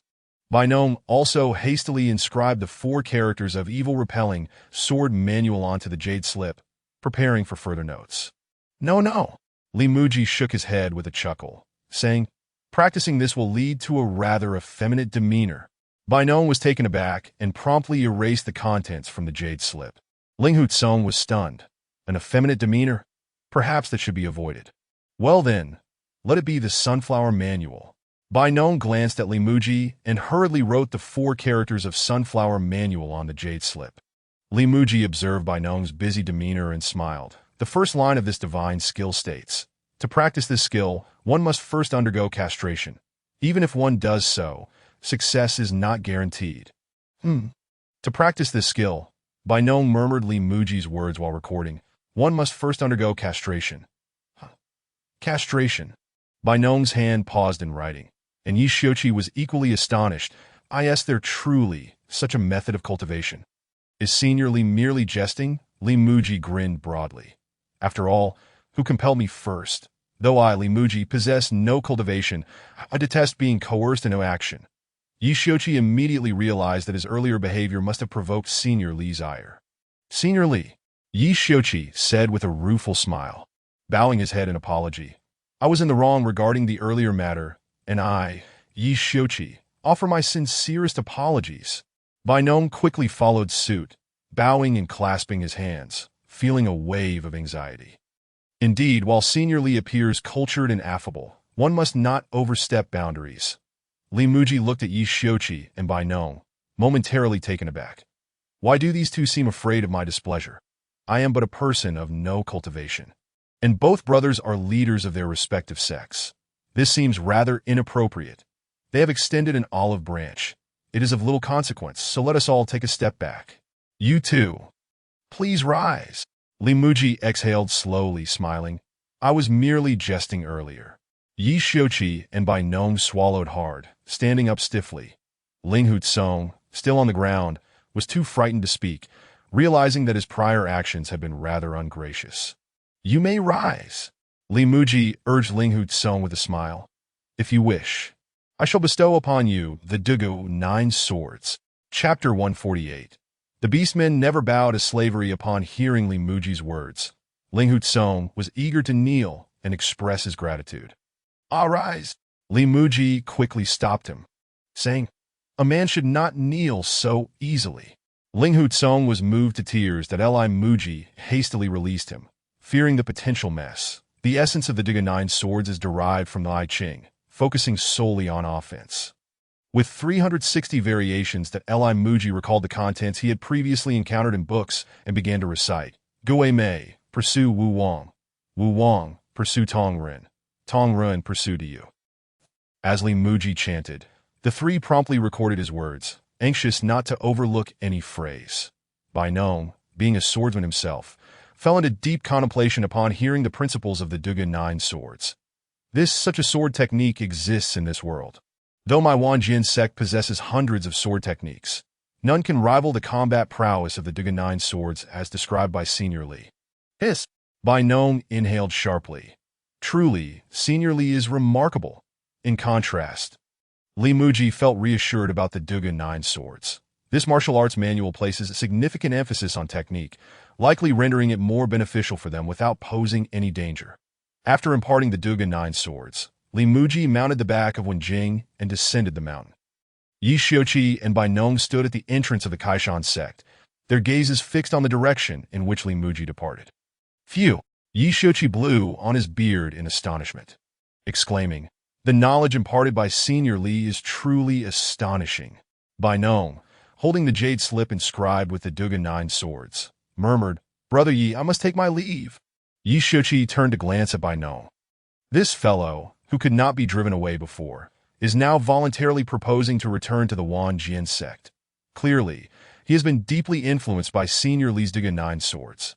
A swordsman who believed he had reached the pinnacle of swordsmanship suddenly realizes that what he possesses is but trivial. Such a revelation is utterly despairing. Yi Xiuqi took a deep breath and gazed in the direction Li Muzhi had departed, thinking, it seems I too must enter seclusion. At this moment, in the frigid northern expanse, Chuninua slowly opened her eyes, her internal cultivation nearly restored. Let us depart. Chuninua rose and softly commanded. Continue heading north. The group obeyed her directive and followed her northward. Further north, in the realm of perpetual night, the figures of Miao Yu and Xia Yao gradually emerged. The auroras in the sky flowed as if alive, revealing an enchanting spectacle. Miao Yu and Xia Yao looked up, murmuring, this scenery is rather beautiful. Gazing at the auroras above, the two momentarily forgot their purpose for being there. After a brief moment, they regained their senses, alarmed. The vibrant and colorful light seemed to possess some kind of enchantment. Captivating them unknowingly, they shook their heads and cautiously surveyed their surroundings. Miao Yu looked further north, furrowing her brow. That aura, it must be him. Xia Yao nodded, her eyes narrowing. Let us resolve this swiftly. Whoosh! The two figures vanished in an instant. Heading northward, the golden-eyed demon clan also sensed the presence of Miao Yu and Xia Yao, a smirk curling at the corners of their mouth. Two human beings, at the peak of the tribulation stage. Are they? The golden-eyed demon clan snorted disdainfully, cracking their knuckles. Just the right opportunity to test the abilities bestowed by the otherworldly demon gods. Miao Yu and Xia Yao soon arrived before the golden-eyed demon clan. Their eyes narrowed in unison. Indeed, it was the golden-eyed. What puzzled Miao Yu and Xia Yao was that the golden-eyed demon clan showed no signs of injury. Yet the seal had undoubtedly been attacked from the outside. It was implausible that the backlash from the seal had not caused any effects. In a confrontation of equal realms, the strength of the demon clan far exceeds that of humans. They had anticipated the golden-eyed demon clan would be injured from the forceful assault on the seal. Yet they appeared completely unharmed. Xia Yao glanced at Miao Yu and said softly, "This environment is unfavorable for me. You take the lead." Miao Yu nodded in agreement. The golden-eyed demon clan regarded Miao Yu and Xia Yao with amusement. "I have heard quite clearly." Xia Yao chuckled lightly and retorted, "And what of it?" "Nothing much." The golden-eyed demon clan smirked wickedly, coldly declaring, "Because you both shall perish here." Miao Yu's eyes narrowed, preparing for action. The golden-eyed demon clan looked at Miao Yu and slowly extended their hand. "Before we engage, I have a few questions to ask you." Xia Yao and Miao Yu exchanged glances and paused momentarily. The golden-eyed demon clan gradually settled down, smiling. "Is Xia Qi still alive?" Xia Yao scoffed disdainfully, replying, "So you are the descendant of the great demon from back in the day, seeking revenge on my ancestor. Just based on you." The golden-eyed demon clan grinned, revealing a set of sharp teeth. "I can sense your bloodline. Remember, it was the new king of the demon clan, Jing Jie, who killed you." As soon as he finished speaking, Jing Jie was enveloped in a surge of demonic energy, slamming his hands onto the ground. "Come forth, iron-eating beast." Roar! A thunderous roar echoed through the sky as an armored iron-eating beast descended from above. Boom! The iron-eating beast landed, causing the earth to tremble beneath it. Roar! The iron-eating beast bellowed at Miao Yu and Xia Yao, declaring, "Beastmen never bow to slavery." Chapter 149. The peak of the tribulation stage battles. The golden-eyed demon clan Miao Yu and Xia Yao gasped in astonishment. This was the iron-eating beast that had appeared during ancient times. Seeing that Jing Jie bore no signs of injury, the two found it odd. Now understanding the presence of the iron-eating beast, it became clear. The reason the demon clan was able to escape the seal was due to this beast. It was the one that had attacked the seal from the outside. But the iron-eating beast had long vanished from this world. From where did this one emerge? Roar! The iron-eating beast let out a fierce roar and charged at Miao Yu and Xia Yao.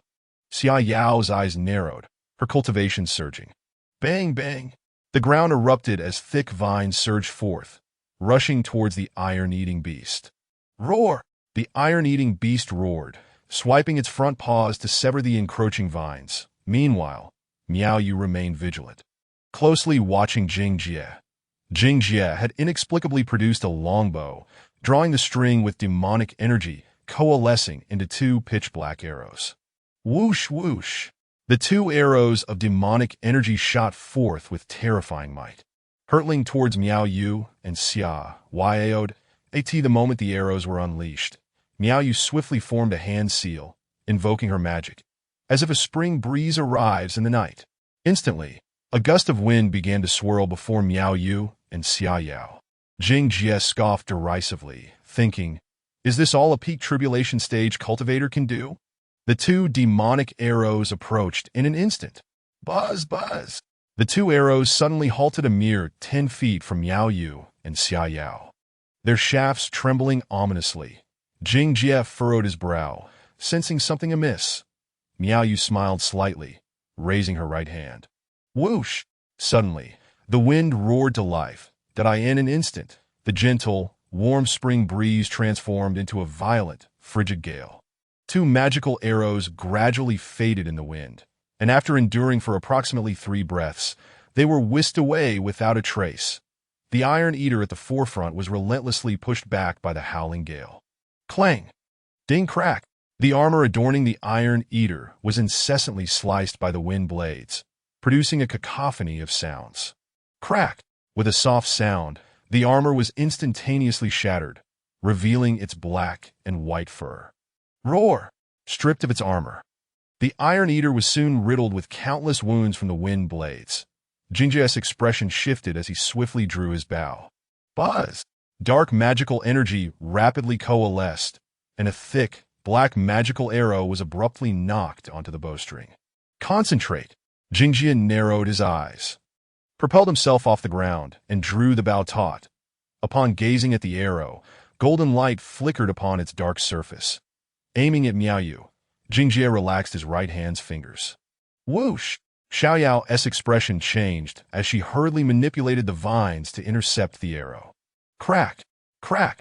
Countless vines, as fragile as paper, utterly failed to halt the arrow's advance. Miaoyu squinted her eyes, her inner energy surging forth. The wind sweeps away the clouds. In an instant, a tempest swirled from her palms.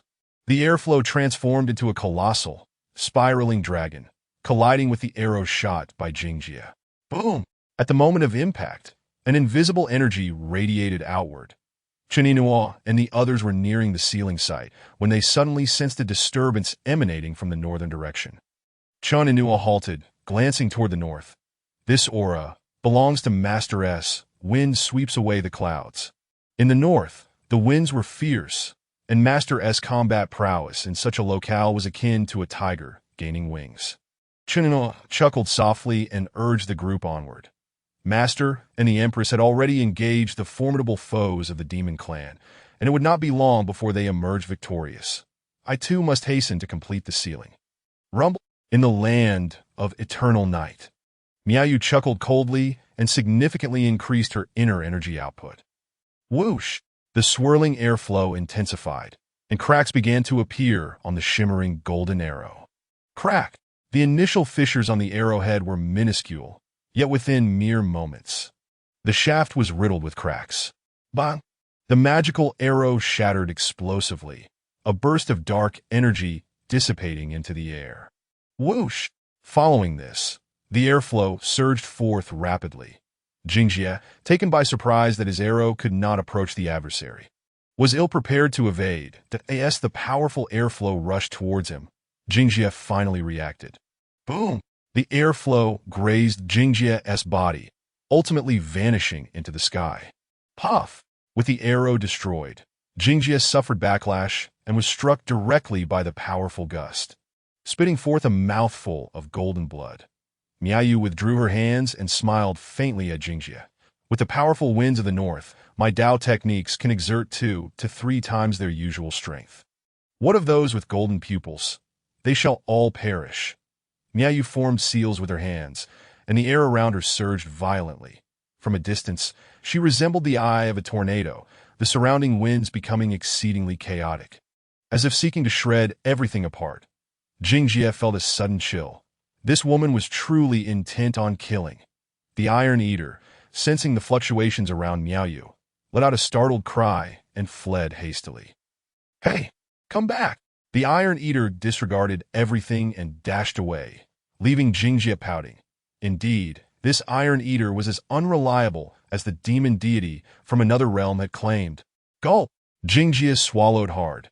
Enduring this attack might lead to death. Xiaoyao was not idle either. While Miaoyu prepared her abilities, she manipulated the vines on the ground to restrain Jingjia. Jingjia narrowed his eyes, quickly firing 2 magical arrows, turning to flee. Thinking of escaping, Miaoyu's expression darkened as she formed seals with her hands. Winds rise across the 9 continents. In an instant, a multitude of tornadoes connected heaven and earth, blocking Jingjia's path. These tornadoes surged closer, and Jingjia felt an intense pulling force. A moment's carelessness would see him engulfed within. Jingjia scoffed coldly, squinting his eyes at the nearby Miaoyu and Xiaoyao. If that is the case, let me show you my true abilities. Jingjia closed his eyes, his magical energy surging. Boom! He slammed his hands onto the ground. Roaring, earth fire. In an instant, flames erupted from the ground, incinerating the vines completely. Xiaoyao's eyes narrowed. This fellow had set the entire land ablaze. Jingjia flashed a grin, raising his hands toward the sky. Heavenly stone? Miaoyu and Xiaoyao were taken aback. Hastily looking up. Gulp! The two furrowed their brows. Above them, a multitude of meteors descended rapidly. Chapter 150. Jingjia, Annihilation. Buzz, buzz. The meteors from the outer realms pierced through the clouds, trailing long tails of fire as they plummeted down. Miaoyu squinted her eyes, hastily directing the tornadoes to first deal with the incoming meteors. Rumble! A multitude of meteors collided with the tornadoes, the swirling wind striking them like blades. Many meteors were intercepted by the tornadoes. Yet several still plummeted down with a thunderous roar. Bang! The meteors struck the ground, erupting in flames and causing the earth to tremble. Miaoyu controlled the tornadoes to block most of the meteors, while Xiaoyao redirected those aimed at them with her vines. Jingjia observed the meteors in the sky, a smirk gracing his lips. Let us see how you handle this one. Buzz! Suddenly, another meteor appeared in the sky. This one approximately 10 times larger than the previous ones. Miaoyu's expression shifted. Was this demon clan member insane? Such a colossal meteor would also endanger himself, that I in the distance. Chininua and the others gasped at the sight of the descending giant meteor. Marveling at the spectacle, that is this the battle of someone at the pinnacle of transcending tribulations. Boom, boom. The massive meteor plummeted swiftly, its surface ablaze, trailing thick smoke behind. Miaoyu withdrew her hands, ceasing control over the tornadoes, and turned to Xiaoyao. Buy me some time. Xiaoyao nodded, slowly closing her eyes as her cultivation surged. Jingjia narrowed his eyes at Miaoyu and Xiaoyao. The entire ground had been scorched by my earth fire. The wood attribute human was of little concern. But the wind attribute one was the real threat. Buzz, buzz. The massive meteor was now less than 100 feet away, its scorching temperature instantly evaporating the moisture in the air. Xiaoyao suddenly opened her eyes, softly declaring, all things revive. In an instant, Xiaoyao's porcelain skin transformed into bark, and thick roots rapidly sprouted from beneath her feet. Rustle! The massive trunk spun upward, resembling a gigantic hand reaching to catch the meteor. Boom! Thud! The meteor collided with the hand formed by the thick trunk, emitting a resounding crash. Upon contact, the trunk ignited, but the meteor's descent was momentarily slowed. Crack, crack! The hand formed by the trees could only withstand for a few breaths before showing signs of breaking apart. Whoosh! Whoosh! Realizing she could no longer impede the meteor's fall, Xiaoyao summoned a multitude of trunks springing forth from the ground, shooting toward the meteor above. Bang! Bang, bang! The trunks continuously pierced into the meteor, which swayed precariously, finally being restrained. Oh! Jingjia exhaled heavily. His magical energy was nearly depleted. Otherwise, he would have summoned another colossal meteor. Whoosh, whoosh! Jingjia quickly knocked 2 more magical arrows, shooting them rapidly toward Xiaoyao and Miaoyu. Xiaoyao gasped, hastily extending 2 branches to block the arrows. Bang, bang! The magical arrows pierced through, their momentum undiminished. Darn it! Xiaoyao gritted her teeth to support the meteor. She had nearly exhausted all her cultivation, leaving her with no surplus energy to intercept these 2 arrows. The arrows were swiftly approaching. Miaoyu! Xiaoyao cried out, and Miaoyu's eyes widened in alarm. Boom! The magical arrows detonated just 3 inches from them, dissipating explosively. Jingjia was taken aback. What had just occurred? Xiaoyao breathed a sigh of relief. It was finally over. Miaoyu glanced at the colossal meteor in the sky, lightly pointing with her right hand. Annihilate! Buzz! Without a violent uproar, the gigantic meteor merely trembled slightly, that it appeared unchanged. But in the next moment, the massive meteor suddenly vanished. Gulp! Jingjia swallowed hard, staring at Miaoyu in terror. What was this? After the meteor's disappearance, the enormous trees began to retract slowly back into Xiaoyao's body. Oh! Xiaoyao exhaled gently. With Miaoyu's technique, it was likely that no one across the realm would dare to confront it. This technique required time to comprehend the winds of the world, merging with the Tao of heaven, thereby causing the winds to form countless tiny vortices. The massive meteor had not simply vanished. It had been sliced into minuscule fragments by the tiny swirling air currents, disappearing with the wind. Wherever there is wind, there is my dominion. Miaoyu gazed at Jingjia, pointing her right hand. Annihilate. Ah! Jingjia's pupils dilated in horror, his screams echoing. After a breath, his cries abruptly ceased.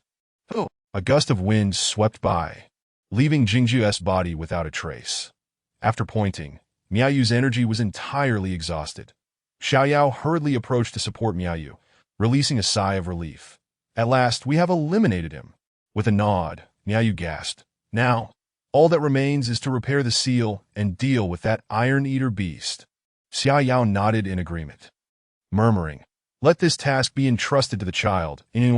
Having said that, Xiaoyao assisted Miaoyu in leaving the area. Puff! Several hundred miles from the battleground, the iron-eater beast was sprinting relentlessly. Jingjia sat atop the creature, abruptly spewing forth a mouthful of fresh blood. Cough, cough. Jingjia wiped the golden blood from the corner of his mouth. The golden hue in his eyes had vanished, and the demonic horn atop his head had disappeared as well. He felt the lingering effects of the final blow dealt to his avatar, his heart heavy with trepidation. Indeed, the power of the human race is formidable. Even in a combined battle, I would likely be unable to withstand their ultimate strike. Jingjia assessed his internal state.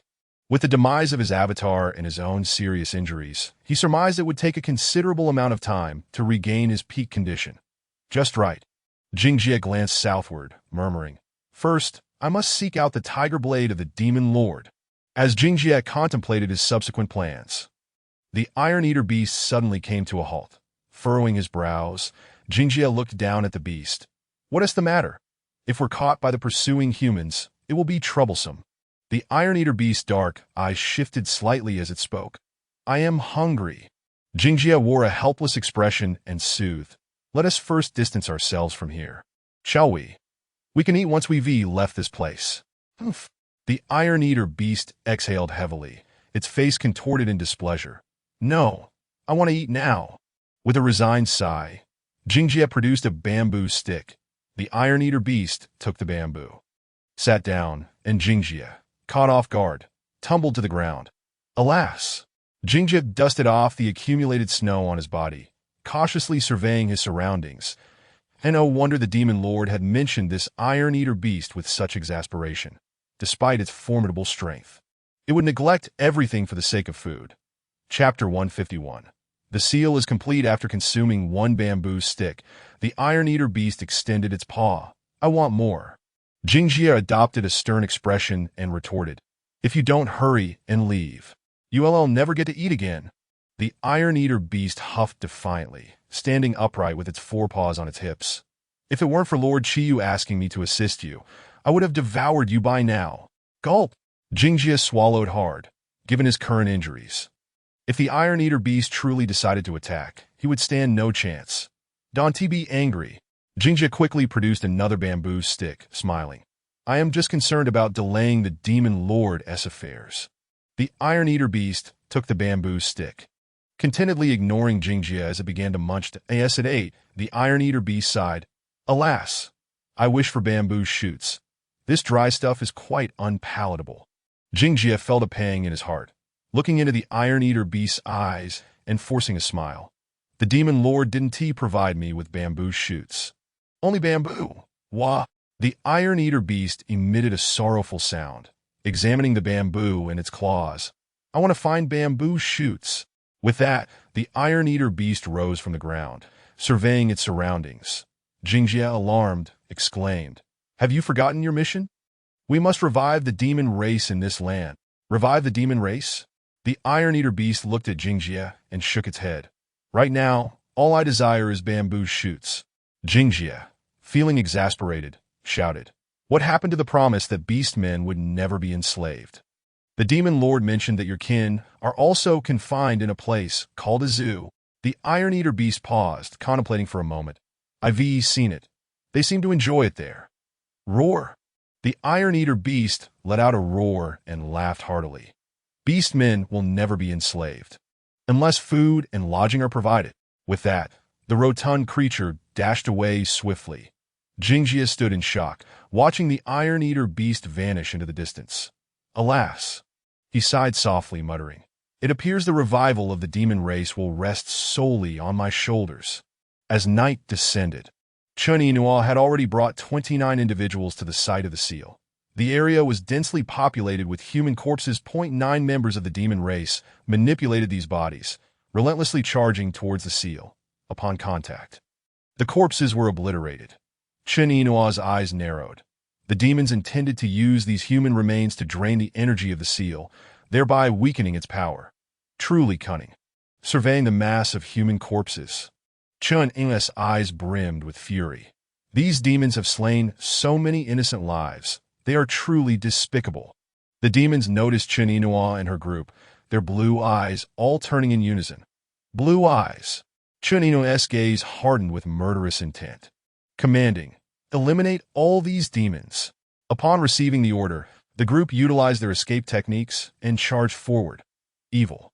The mass of human corpses altered course and surged towards them. Chun Inua's pupils constricted as she instructed. Avoid these corpses and focus on exterminating the demons. The advancing cultivators employed their escape techniques to ascend into the air, swiftly casting their spells. The combined might of the 29 individuals rained down upon their foes. The demons' expressions shifted dramatically as they hastily commanded the nearby human corpses to shield themselves. Boom! The attack landed, instantly shattering the corpses. The 29, enraged by the sight of so many human remains, unleashed their strongest attacks once more. The demons, taken by surprise, were reduced to mere fragments before they could even emit a pained scream. With the demons' demise, the control over the human corpses dissipated, causing them to collapse lifelessly.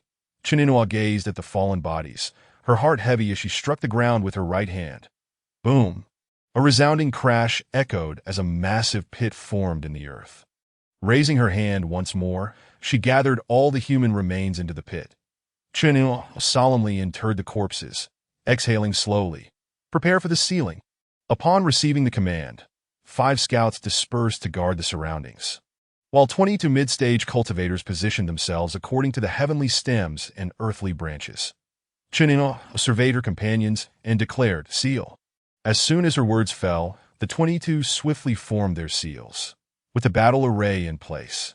Those who advance shall face the front, and all formations shall engage in combat. Half of the 22 were male and half female, synchronizing their hand seals as they chanted the incantation after 9 rounds. They formed the final seal and thrust their hands forward, 4 vertical and 5 horizontal seals seal. Buzz, buzz! With their command, radiant light erupted from the seal. The true energy from the 22 individuals continuously flowed into it, causing the light to intensify, illuminating the dark world. After a moment of flickering, the light began to coalesce, revealing 4 vertical lines and 5 horizontal lines in the sky. Roar! The demons within the seal surged towards it, clawing and gnashing, desperate to break free. Chun Inua cast a glance, noting that all these demons possess crimson pupils. The flowing light on the 4 vertical and 5 horizontal lines plummeted fiercely. Boom! The seal descended, obliterating the demons that lunged toward it into nothingness. As the 4 vertical and 5 horizontal lines settled, the radiant glow gradually faded, completing the seal. Chun Inua let out a sigh of relief. Surely, her master and the Empress had also succeeded. Saintess! The group that had completed the sealing returned to Chun Inua's side, whispering, "The seal has been completed." Chun Inua nodded, glancing at the seal, and stated, "Recover yourselves. Then set another seal outside." Understood. The group quickly retrieved their medicinal pills to recuperate. Chun Inua glanced towards the far north, recalling that there had been no signs of battle for quite some time. While the others were recovering, Chun Inua worried for her master and the Empress when a graceful figure stealthily departed from the edge of the seal. Half an hour later, the group slowly opened their eyes and established another seal outside the original one. The figure that had left the sealing site swiftly headed south under the cover of night. When greenery appeared on the ground, the graceful figure finally halted, golden eyes fixed on the northern sealing site. Is this the area beyond the seal? A voice softly emerged, belonging to a young girl. I wonder where my brother has gone. The demon lord instructed my brother to seek the tiger blade in the south, so I too shall head south. I am certain I will find him. With that, the golden-eyed demon girl vanished from sight. Chapter 152. Instructions for Tang Xiaoyi, to feed the chickens cock-a-doodle-doo. At dawn the next day, Li Muzhi slowly awoke to the crowing of the rooster. Having returned from Kaishanzong the previous day, he had already packed everything he needed for today's journey. After a light breakfast, he prepared to set off. Li Muzhi rose from his bed, freshened up, took out 2 eggs, and picked 2 sprigs of Yijing Tiao. He had purposely cooked extra rice the night before, intending to make egg fried rice for breakfast. Overnight rice was essential for fried rice, as it would release excess moisture, resulting in firmer grains that had a delightful texture and chewiness. There were various methods for making fried rice, but Li Muzhi's favorite was green pepper egg fried rice, which combined the fragrance of egg and green pepper with a hint of spice. He first diced the Yijing Tiao into small pieces and chopped some scallions. Once everything was ready, he ignited the stove. Each time he tended the fire, Li Muzhi reminisced about Shenina when he had the fire girl around. The flames in the pot could be adjusted as needed. Unlike now, when he had to constantly add firewood himself, that he added a small amount of oil to the pot. The amount of oil used in fried rice is crucial. Too little oil makes it difficult to achieve distinct grains, while too much results in greasy rice that becomes cloying by the end. As the oil gradually heated, Li Muzhi cracked 2 eggs into the pan. Sizzle, sizzle, sizzle, the eggs began to take shape in the hot oil, releasing an enticing aroma. Typically, when making fried rice, the eggs are scrambled at this stage, while some methods require separating the egg whites from the yolks. However, Li Muzhi chose a different approach. He refrained from scrambling the eggs, allowing the first side to crisp before flipping them over, and then adding Yijing Tiao peppers for stir-frying. This moment, he stirred vigorously, breaking the eggs apart, allowing the peppery fragrance of the Yijing Tiao to meld beautifully with the scent of the eggs. Feeling hungry, he decided it was time to season and serve the dish. The delightful aroma wafted through the air, causing Li Muzhi to unconsciously swallow hard as he swiftly poured the leftover rice into the pan. Once the rice was added, he quickly began to stir-fry, breaking apart the grains before seasoning. Fried rice does not require an abundance of spices. Just a sprinkle of salt and a dash of soy sauce suffices. How fragrant! Tang Xiaoyi exclaimed as she approached the hillside, the enticing smell drawing her closer to Li Muzhi's abode. Yesterday, Senior Li had asked her to come by in the morning to discuss the care of the ancient divine beasts, and she hurriedly prepared herself, eager to comply. After perfecting the seasoning, Li Muzhi tossed in some chopped scallions, giving it a few more stirs before serving 2 steaming bowls of egg fried rice. The aromas of pepper, eggs, scallions, and soy sauce wafted together, while the rice continued to emit subtle crackling sounds in the high heat. Knock, knock! Tang Xiaoyi gently tapped on the door, peering inside. Senior Li, are you there? You arrived just in time, Li Muzhi responded, carrying 2 bowls of egg fried rice with a smile. Gourmet. Freshly made egg fried rice. Tang Xiaoyi gazed at the delectable dish on the table, swallowing hard. So, this delightful aroma emanated from here. Li Muzhi, feeling quite hungry, took a spoonful and urged, "Don't just stare, eat it while it's hot." Tang Xiaoyi smiled softly and quickly sat down. "Thank you, Senior." Upon tasting the dish, her eyes brightened immediately. The fragrance was enchanting, and the taste was even more delightful. Each grain of rice was distinct and springy. With the first bite, the flavors enveloped her, bringing a sense of satisfaction. After finishing 1 mouthful, she immediately yearned for another. Observing the eggs within the fried rice, Tang Xiaoyi was astonished. Who knew that the eggs of ancient divine beasts could be prepared in such a manner? Seeing her enjoyment, Li Muzhi felt a surge of happiness that in no time, Tang Xiaoyi had polished off her bowl of fried rice without leaving a trace. Li Muzhi nodded in satisfaction and retrieved a key. "Once I leave, I will rely on you for assistance." Tang Xiaoyi promptly accepted the key with both hands, nodding earnestly. Senior Li was incredibly gracious. Such a rewarding task as caring for ancient divine beasts was no trouble at all. Many would covet this opportunity. After tidying up the kitchen, Li Muzhi explained the feeding locations and important considerations to Tang Xiaoyi. She nodded, silently committing every detail to memory. Li Muzhi then took some feed and led her to the chicken coop. "Just fill the feed trough and the water trough every morning, and that will be sufficient." Tang Xiaoyi stared blankly at Li Muzhi, apprehensive about entering. "Gulp!" She gulped nervously, glancing at the various ancient divine beasts. Her voice trembled slightly. They won't attack me, will they? Li Muzhi paused, looking at the chickens pecking at their feet. No, if they dare to peck you, just give them a light slap. A slap? Tang Xiaoyi smiled wryly, thinking to herself, how could I possibly do that? Li Muzhi noticed her hesitation and chuckled. Don't be afraid. These chickens are nothing to worry about. Come in and give it a try. Tang Xiaoyi nodded hesitantly, cautiously opening the door to the coop. Cluck, cluck. The newly hatched chicks flocked around her, making her freeze in place. Shoo, shoo. Li Muzhi quickly shooed them away, picking up one fluffy chick. See? They are adorable and harmless. Tang Xiaoyi managed a polite yet awkward smile. The Li Muzhi smiled in understanding. It was natural for a child to be frightened upon encountering such creatures for the first time. He recalled a girl from his past life who was terrified of all moving animals, but he couldn't fathom her perspective. They were merely cute creatures, yet she would recoil in fear at their slightest movement. With that thought, Li Muzhi caught a rooster that was tilting its head. The only one you need to be careful of is this rooster. He gently patted the rooster's head, laughing. Roosters can sometimes chase after people for a peck. Dan Xiaoyi not that. Glancing nervously at the heavy feathered bird in Li Muzhi's hands, that he set the rooster down, sharing. When I was younger, I was once chased by a rooster. Later, my grandfather ended up stewing that very chicken. With a soft sigh, Li Muzhi reminisced that in his childhood, not only had he been pursued by roosters, but also by ducks, geese, and dogs. Each time he returned home from school, he dreaded encountering these animals. Tang Xiaoyi looked at Li Muzhi, suddenly realizing that this task might not be as pleasant as she had thought. Li Muzhi then led her to the nesting area, explaining, these hens lay eggs daily, after feeding them in the morning. You can take a few back with you. As he spoke, he reached under a hen and retrieved 3 eggs. Cluck! The hen protested, stretching her neck to peck at Li Muzhi. Smack! He swiftly gave her a gentle tap on the head. Noise clucking. If you do, I'll make you into a stew. Cluck!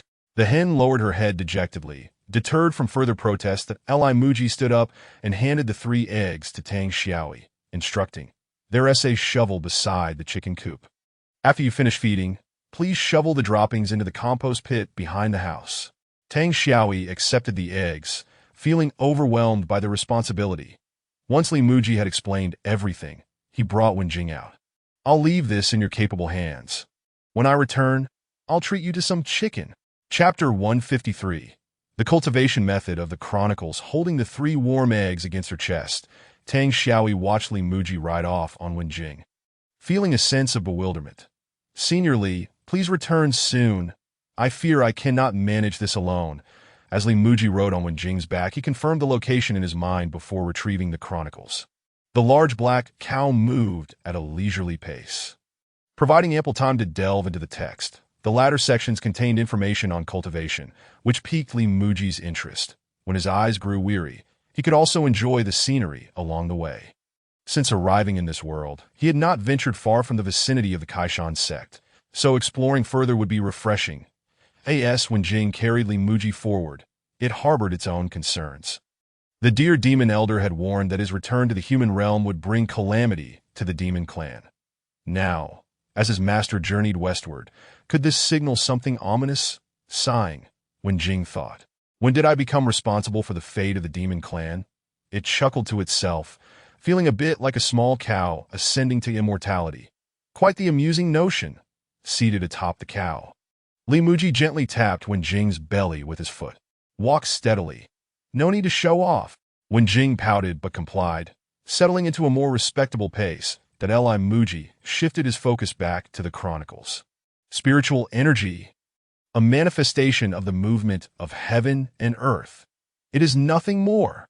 He nodded, finding the book's description of spiritual energy aligned with his own thoughts.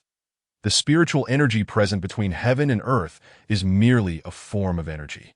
Wind, thunder, and fire are also manifestations of energy.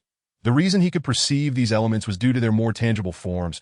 In contrast, spiritual energy was a more subtle expression. All things in the world exist in balance. There is a beginning and an end. Beyond the cycles of heaven and earth, those who are prosperous will exhibit anomalies. Thus, spiritual energy persists. Li Muzhi furrowed his brow, According to the text, spiritual energy exists because this world is rich in energy. Aside from sustaining the natural cycles of heaven and earth, the surplus energy manifests in other forms. Spiritual energy is merely one of these manifestations. This world is thus. The land of Huaxia is likewise. Wow! Li Muzhi inhaled sharply. The reference to Huaxia in the text likely pertains to the entire earth. Throughout history, numerous myths and legends have circulated, and many cultivation methods have been passed down. Yet now, the world is filled with skyscrapers and advanced weaponry. Could it be that Earth once possessed spiritual energy? Li Muzhi's brow knitted tightly, that if that were the case, initially, there must have been primitive tribes where humans could sense spiritual energy and cultivate. As technology advanced, weaponry evolved, and the energy of heaven and earth, transformed into spiritual energy, was seized by human weapons. Consequently, spiritual energy became increasingly scarce, and cultivation waned. Gulp! Li Muzhi swallowed hard. Modern advancements allow humanity to traverse both land and sky. Various weapons could annihilate humanity several times over. Through technology, humans are capable of feats that even the cultivators of this world cannot achieve. That if the text is correct, then humanity's technological advancements have monopolized the abundant energy of heaven and earth on earth. Energy exists in balance. The proliferation of technology inevitably leads to a depletion of spiritual energy. Taking a few deep breaths, he continued reading. One realm is thus. Humanity is likewise cultivating the body. Abundant energy can also be transformed. Gulp! Li Muzhi swallowed again. Senior Su's deduction regarding the laws of the universe and humanity was quite insightful. Initially, refine the body with the essence of qi. Next, the body becomes saturated with qi. Subsequently, circulate the qi through the body. Ultimately, encompass the heavens and utilize the qi. Those not of this realm may use this as a medium to communicate with the ethereal forces of this world. Wielding boundless power, the strength of body cultivation correlates with the quantity of spiritual energy that can be summoned from this realm. The more, the better. Li Muzhi slowly exhaled, recognizing this as the overarching principle of cultivation. The qi mentioned in the book likely refers to the term used by Senior Su to describe the energy of the human body. The first step involves utilizing body cultivation methods to sense the natural flow of energy within oneself, thus gaining self-awareness. The second step continues with body cultivation to nearly saturate the body's energy. The third step, known as clenching the jaw and squeezing the thighs, aims to connect the run and du meridians, allowing one's energy channels to temporarily unite and facilitating the circulation of personal energy within them. The fourth step involves performing a grand circulation of energy within the body, ultimately gathering it into the dantian for use. What thrilled Li Muzhi the most was the final sentence.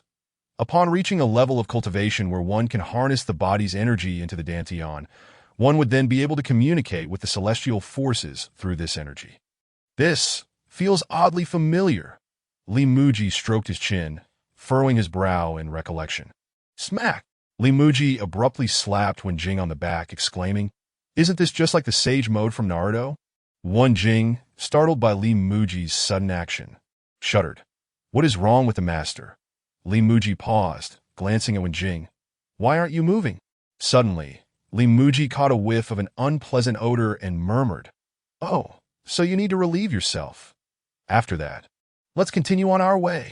Wen Jing sighed in exasperation, shivering slightly before proceeding. "Damn it, does the master think I want to urinate? I was walking just fine, and then he randomly slaps me." Li Muzhi felt a surge of excitement. At last, I can begin my cultivation. After reading that line, several illustrations gradually emerged from the book. Flipping through the pages, he discovered they were all illustrations of individuals in various peculiar postures. Li Muzhi exhaled in excitement. This must be the method of body cultivation. The final line of the book stated that the strength of body cultivation influences the ability to summon celestial forces in the future, making it evident that this first step is crucial. To construct a towering edifice, one must first lay a solid foundation. Otherwise, the structure is destined to collapse. Li Muzhi deeply understood this point, that in his first year of high school, he harbored feelings for a girl, believing he could balance love and studies. When the monthly exam results were released, Li Muzhi would often find his name among the top few. However, after 3 months of dating, he scoured the list from the top down and found his name among the last few. In that moment, he felt a chill in his heart and his blood ran cold. During the winter break that followed, Li Muzhi secluded himself in his room, tirelessly deducing formulas and reviewing fundamental knowledge. As the second semester commenced, he adopted this study method, leading to a swift grasp of all knowledge and ultimately achieving the top rank in his grade. Though his classmates noticed he didn't seem to study rigorously, they all regarded him as a genius. Li Muzhi slowly exhaled. All matters in the world converge on a singular path. Cultivation and learning are alike. Once one understands the foundational principles, no matter how a problem is presented, it ultimately derives from fundamental knowledge. The strategy of drowning in problems merely requires an understanding of various transformations, not rote memorization of each question. The more one reads, the better one can adapt and apply knowledge. The methodology of studying often proves more beneficial than the sheer volume of problems solved. Similarly, in cultivation, once one comprehends the most fundamental aspects, all transformations become clear. Li Muzhi meticulously memorized all the body cultivation postures, gently closing the book, filled with confidence. Just as he was reveling in his newfound knowledge, he spotted several individuals approaching with an imposing demeanor. Are they from the court? Chapter 154. Entering the barrier. Li Muzhi froze, retracting the book into the system space. The guards of the barrier swiftly approached Li Muzhi, their long spears firmly gripped in hand. Li Muzhi lightly patted Wen Jing's back and addressed the guards, esteemed officials. May I inquire what brings you here? The guards cast a quick glance at Wen Jing before turning to Li Muzhi. Ahead lies the Demon Clan's barrier. Unauthorized entry is prohibited. The Demon Clan? Li Muzhi furrowed his brow slightly. If it involves the Demon Clan, it must be teeming with monsters. Hiss! I lack any cultivation. Entering there might cost me my life. Li Muzhi smiled at the guards and said, Thank you for the reminder. I shall take a detour. With that, Li Muzhi began to lead Wen Jing away. Halt! The guards blocked Li Muzhi's path, crossing their spears. You may leave, but he must stay. Li Muzhi glanced back at Wen Jing, tightening the rope. This is my cow. On what grounds do you take him? The guard snorted coldly, retorting, It seems you're trying to feign ignorance. As they spoke, the guards prepared to act. Stand down. Suddenly, a voice called from a distance. Li Muzhi looked up to see another official from the court approaching. The speaker employed a technique to swiftly arrive beside Li Muzhi and his companion. The guards immediately bowed and saluted. We greet you. Lord Chun. Lord Chun paid no heed to the guards but scrutinized Li Muzhi closely. Greetings, Senior. May I inquire what brings you to the Demon Clan's territory? Senior. The guards were taken aback, a wave of panic washing over them. This individual before them, lacking any visible cultivation, could he truly be a person of significance? Upon reflection, it was evident that someone capable of traversing the demon realm alongside its notorious overlord could not possibly be an ordinary individual. How unfortunate. We were so rude to a senior just now. Li Muzhi was perplexed as to why these individuals addressed him as senior. Did he appear particularly formidable? Or did senior in the realm of cultivation equate to the charming figures of his past life?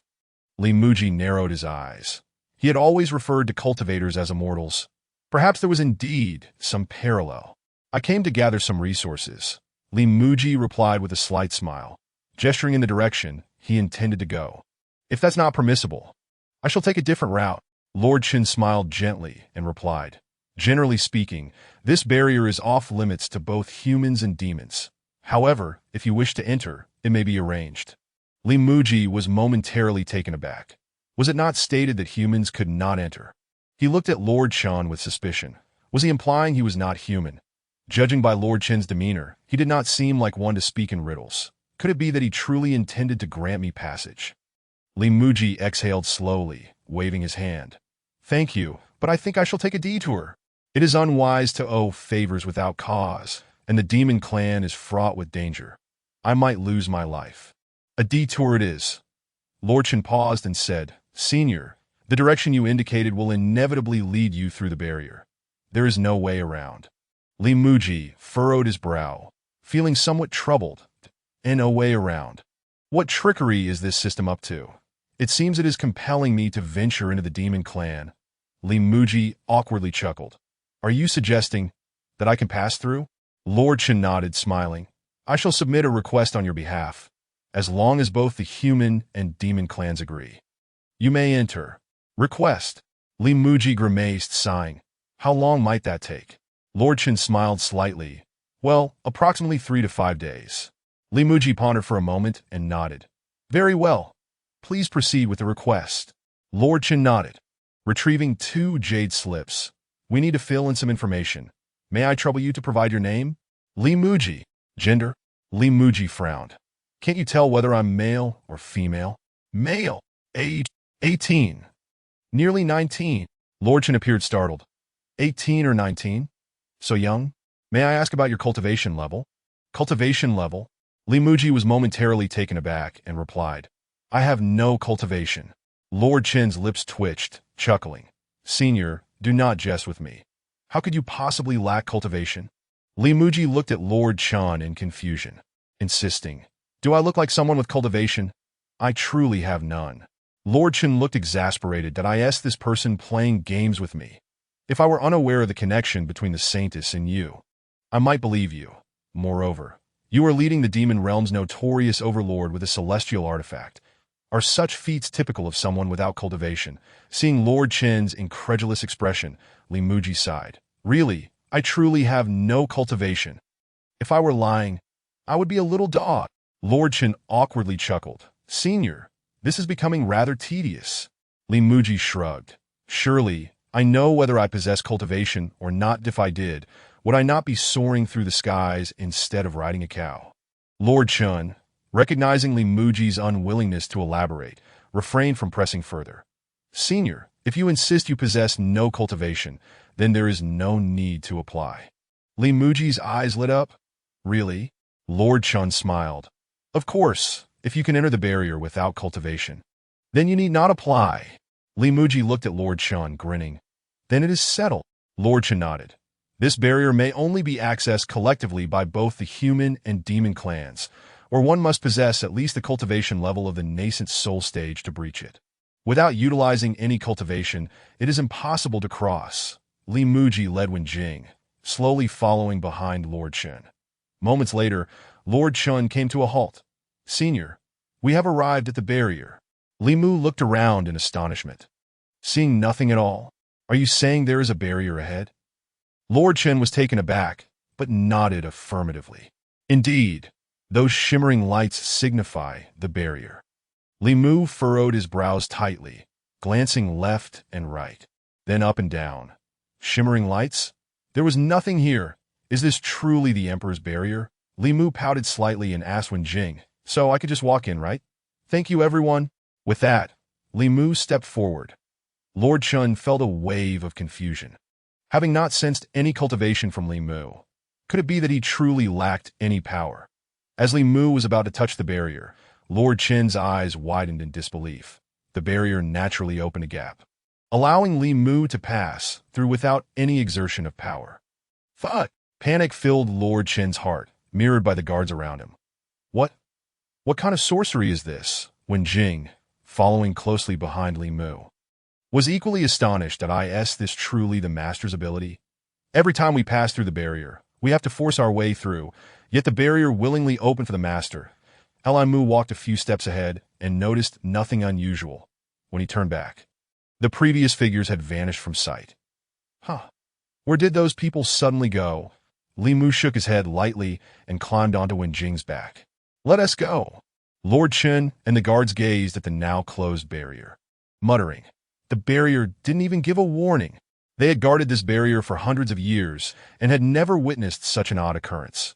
The guards stared at the barrier, their voices trembling slightly. Lord Chen. Who is this person? Lord Chen closed his mouth and swallowed hard. I don't know, but I suspect he's an immortal. Chapter 155. The attention of the Dragon Clan upon entering the territory of the Demon Clan. Mu became significantly more cautious. He had heard many tales about the Demon Clan from Granny Zhang, that as he observed the dense foliage, he was apprehensive that something might suddenly leap out at him. Huff! Wen Jing exhaled slowly, glancing at Li Mu on his back. The master's demeanor appeared quite grave. Wen Jing furrowed his brow in silence, realizing that the master's intention was surely not merely to gather ingredients, as he had mentioned earlier. That serious expression seemed to suggest a matter of life and death. Wen Jing's heart raced. Could it be that the calamity of the demon clan was truly about to commence? Clang! Just as Wen Jing was deep in thought, he suddenly heard a light sound from his back. Turning around, he saw Li Mu brandishing a knife, its blade inscribed with the three characters Dragon Slayer Knife. This knife was a reward from the system for mastering knife techniques to an extraordinary degree. The hefty feel of the Dragon Slayer knife eased Li Mu's tension somewhat.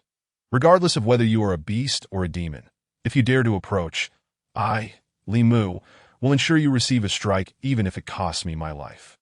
Vigilantly, Li Mu surveyed his surroundings, mentally encouraging himself that Dio not be deceived by my guise as a mere cook.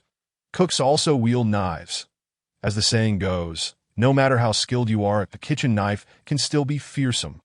If you dare to attack me, whether you seek to slice or chop, I shall fulfill your wish. Wen Jing's heart sank at the sight of the knife in Li Mu's hand. Goodness! Why has the master drawn out an immortal weapon? The nearby demon beasts must have been frightened away by my imposing presence long ago. Who is the master intending to confront with this heavenly knife? Li Mu, clutching the Dragon Slayer knife, had not encountered any demon beast thus far, and his anxiety began to dissipate. But Li Mu pouted, pondering, what demon territory? I have heard so many tales about how perilous this place is, yet I have not seen a single hair in all this time. With his heart relaxed, Li Mu placed the Dragon Slayer knife on Wen Jing's back. Thud! Wen Jing felt a jolt run through him, and goosebumps prickled his skin. What is he doing? Be careful with that. If you accidentally injure me, it would not end well. Whoosh! Suddenly, a shadow zipped through the sky. Li Mu's heart raced, and he hastily gripped the Dragon Slayer knife. Wen Jing also raised his head warily, his bovine eyes narrowing slightly. This aura belongs to the Dragon Clan. The Dragon Clan's territory is still quite distant. Why would a dragon appear here? Could it be because of the master on my back? It must be due to the immortal weapon in the master's hand. This knife carries the aura of the Dragon Clan. The flying dragon flashed past and vanished without a trace. Li Mu sighed with relief, but also recognized that this place was indeed perilous. Let us go. Li Mu gently nudged Wen Jing's belly with his foot. We should leave this area. Wen Jing exhaled deeply, quickening his pace. Does he truly regard me as a mere horse? A moment later, the shadow that had flown past Li Mu arrived above a vast black pool. Splash! The long shadow plunged directly into the depths. Beneath the black pool, several hundred meters down, the space expanded significantly.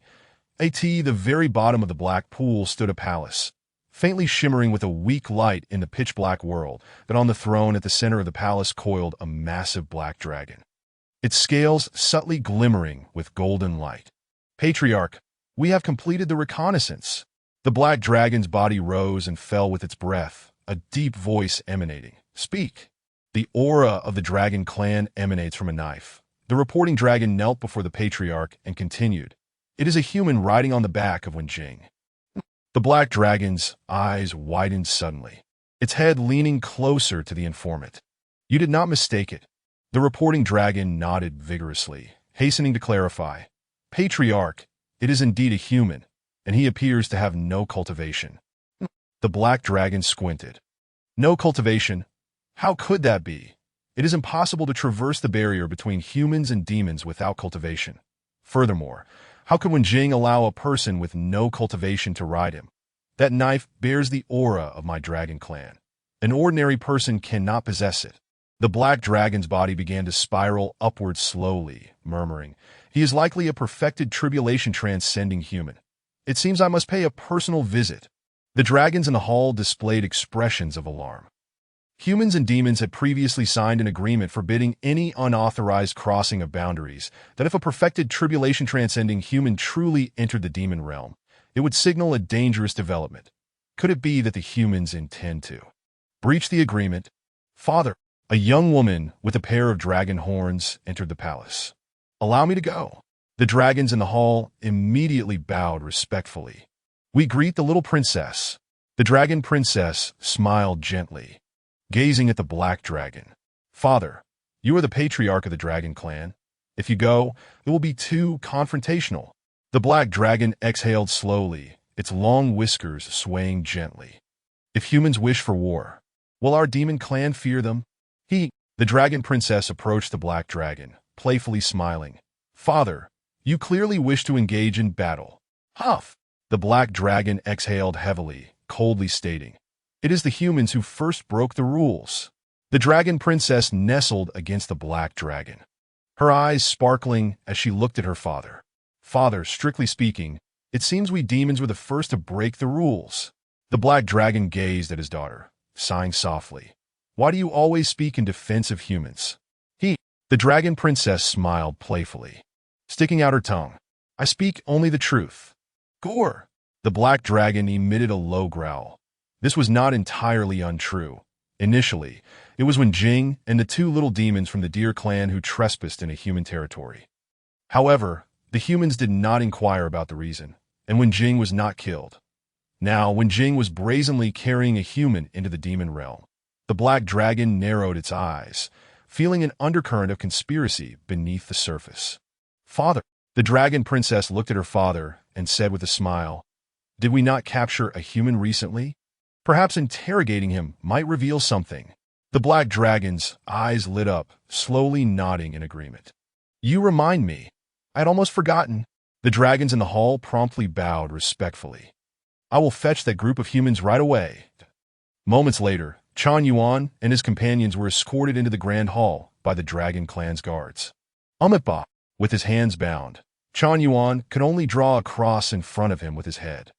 "Benefactor, please allow this humble monk to go and pay respects to my lord."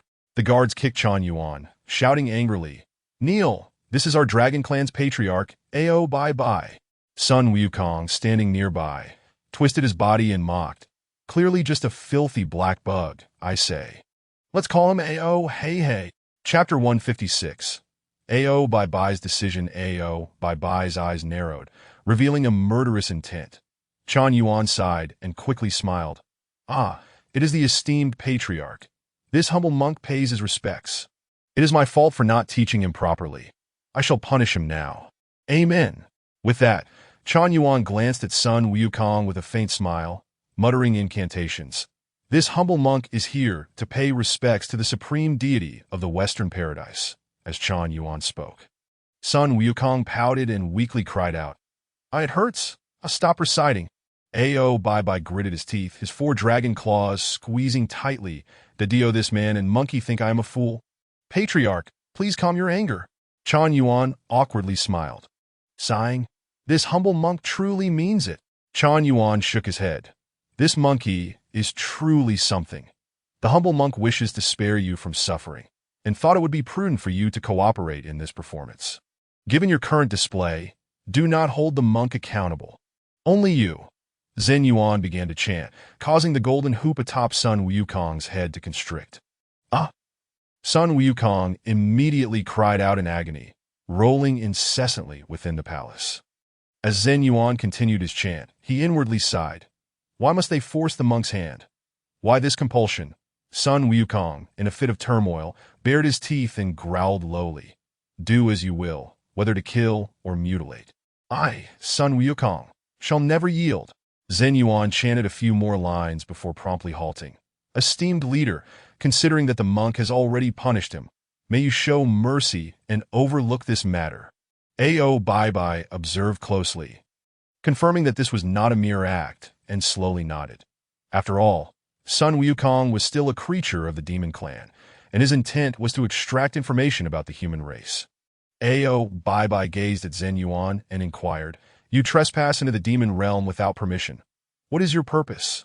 "Umitba." Zhen Yuan smiled gently and replied, "My lord commanded me to journey westward, to the Western Paradise to pay homage to him. I must traverse through the demon territory." The dragon princess beside Ao Bai Bai pouted, puzzled. "Your words are contradictory. If he sent you, you must have met him. Why then must you continue west?" Zhen Yuan smiled faintly and explained, Ba. Initially, I too did not comprehend. My lord revealed that the endpoint is, in fact, the starting point. To regard the endpoint as a new beginning and journey once more to the endpoint creates a cycle, known as the Great Perfection. Bye-bye frowned, scoffing.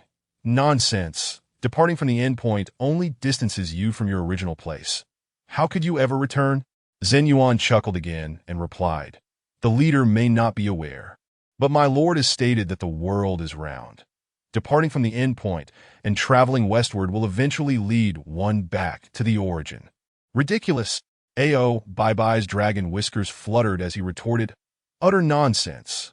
Upon hearing Bye-bye's declaration, the soldiers beside Zhen Yuan immediately began to beat him, demanding, confess, what conspiracy do the humans harbor? Cough, cough. Zhen Yuan coughed twice, breathless. Ba, the monk truly knows not. Sun Wukong glanced at Zhen Yuan, sighing heavily. I should never have agreed to accompany this madman to the so-called Western paradise. Where are the promised immortals to rescue us? Ba. Zhen Yuan smiled faintly, remaining remarkably composed. Disciple, you must trust your master. The monk speaks no falsehood. My lord is surely on his way. Sun Wukong snorted dismissively, uninterested in debating Zhen Yuan. The dragon princess beside Bye-bye watched Zhen Yuan with amusement, commenting, the world is indeed round. How intriguing.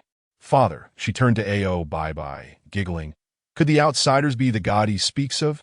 Upon hearing the princess's words, Zhen Yuan smiled slightly. Ba, the monk's dreams are not in vain. My lord has indeed arrived. The princess, curious, approached Zhen Yuan, asking, how can you be so certain it is he? Zhen Yuan smiled gently and replied, my practice is rather unique. I have seized countless lives throughout my existence. Each of these souls retains a fragment of consciousness, which collides in wondrous ways as I sleep each night. Thus, I seldom achieve restful slumber. Only when all consciousness harmonizes can I sleep soundly. Such instances are rare, yet when they occur, I dream, and those dreams invariably come to fruition. Bye-bye furrowed his brow, fixating intently on Zhen Yuan. You are practicing, who will kill me? Ba. Zhen Yuan smiled gently, regarding Bye-bye. Truly, you are the leader well-versed in knowledge. Bye-bye exhaled slowly. This technique was notoriously malevolent. It had stirred considerable commotion among the humans in the past. Who would have thought someone would still practice it? This implies that the outsiders may indeed be drawn here due to my dragon clan's capture of this monk, the crimson-robed archbishop. After pondering for a moment, Bye-bye turned to his daughter. Tang-ding, you shall go in my stead and invite that human to join us. Tang-ding, delighted, quickly responded, daughter understands. Thank you, father. With that, Tang-ding transformed into a silver dragon and soared away. Bye-bye shook his head gently, murmuring, alas, this child is always eager for adventure. Zhen Yuan glanced in the direction where Tang-ding had departed and turned back to Sun Wukong, saying, Wukong, I have not deceived you. Have I? Sun Wukong pouted, his curiosity piqued regarding Zhen Yuan's mention of God, and for a moment he remained silent. Bye-bye slowly closed his eyes and commanded, take them away. Bring the young white dragon to me.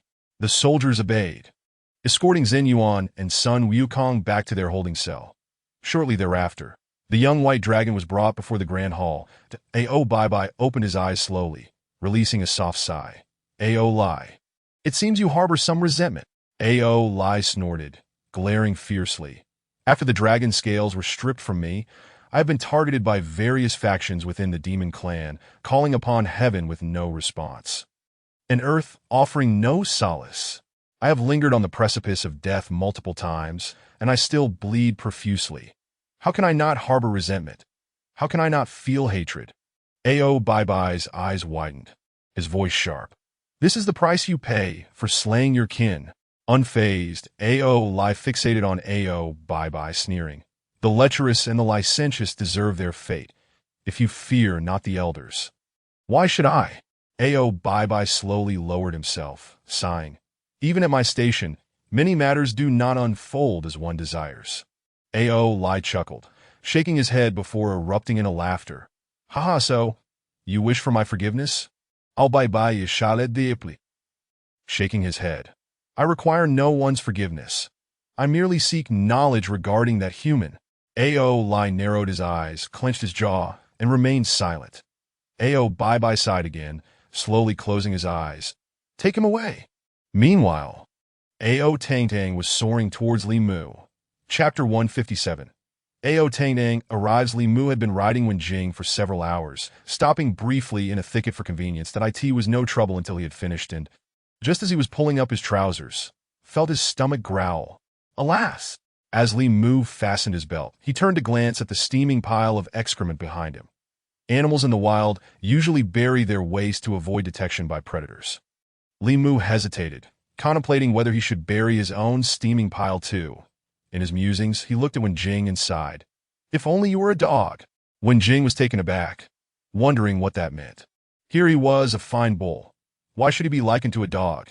To be safe, Li Mu dug a small hole and buried his waist. Ahead lay a more open area, and Li Mu stroked his chin, deciding to cook something on the grassy expanse. With this thought in mind, he led Wenjing forward. The open grassland afforded a clear view, allowing him to spot any lurking beasts, should he attempt to cook in the dense forest. He might fill his belly only to become a meal for any ambushing demons. Li Mu scanned the surroundings and selected a small slope where he could observe everything clearly. Swish! He quickly retrieved cooking supplies from his system space. 3 ribs of meat worms, 2 potatoes, a handful of earjing peppers, and other ingredients, along with the system's reward, a small round cauldron for cooking. Wenjing stared in astonishment at the diminutive cauldron, trembling with excitement. Gulp! What is this treasure? The cauldron exuded an ancient, primordial aura, as if it could contain the entire world. Would the master place this treasure on the ground to capture all demons? Clunk, clunk, clunk. Li Mu raised his dragon-slaying blade high, aiming for the ribs on the cutting board. Thud, thud, thud. With swift strokes, the 3 ribs were chopped into evenly sized pieces. That Li Mu examined the dragon-slaying blade with satisfaction. It truly was a fine weapon, cutting through bones with no resistance whatsoever. After preparing all the ingredients, Li Mu began to kindle a fire, adding a suitable amount of oil to the cauldron, observing that the cauldron was about 2 to 3 centimeters thick. He initially thought it would take a long time to heat the oil, but to his surprise, it began to smoke shortly thereafter. Such excellent thermal conductivity. Li Mu was intrigued as he added condiments to the cauldron to bring out the flavors. Sizzle. As the condiments hit the pan, an enticing aroma wafted up, prompting Li Mu to quickly toss the chopped ribs into the cauldron to stir-fry. The meat tightened rapidly under the high heat, locking in the juices. Wenjing watched in awe as Li Mu prepared a meal. Phew! Wenjing exhaled slowly, relieved that he had feared his master was planning an assault on the entire demon clan. After a few more stir-fries, Li Mu added a dash of dark soy sauce for an even coating and then the potato chunks.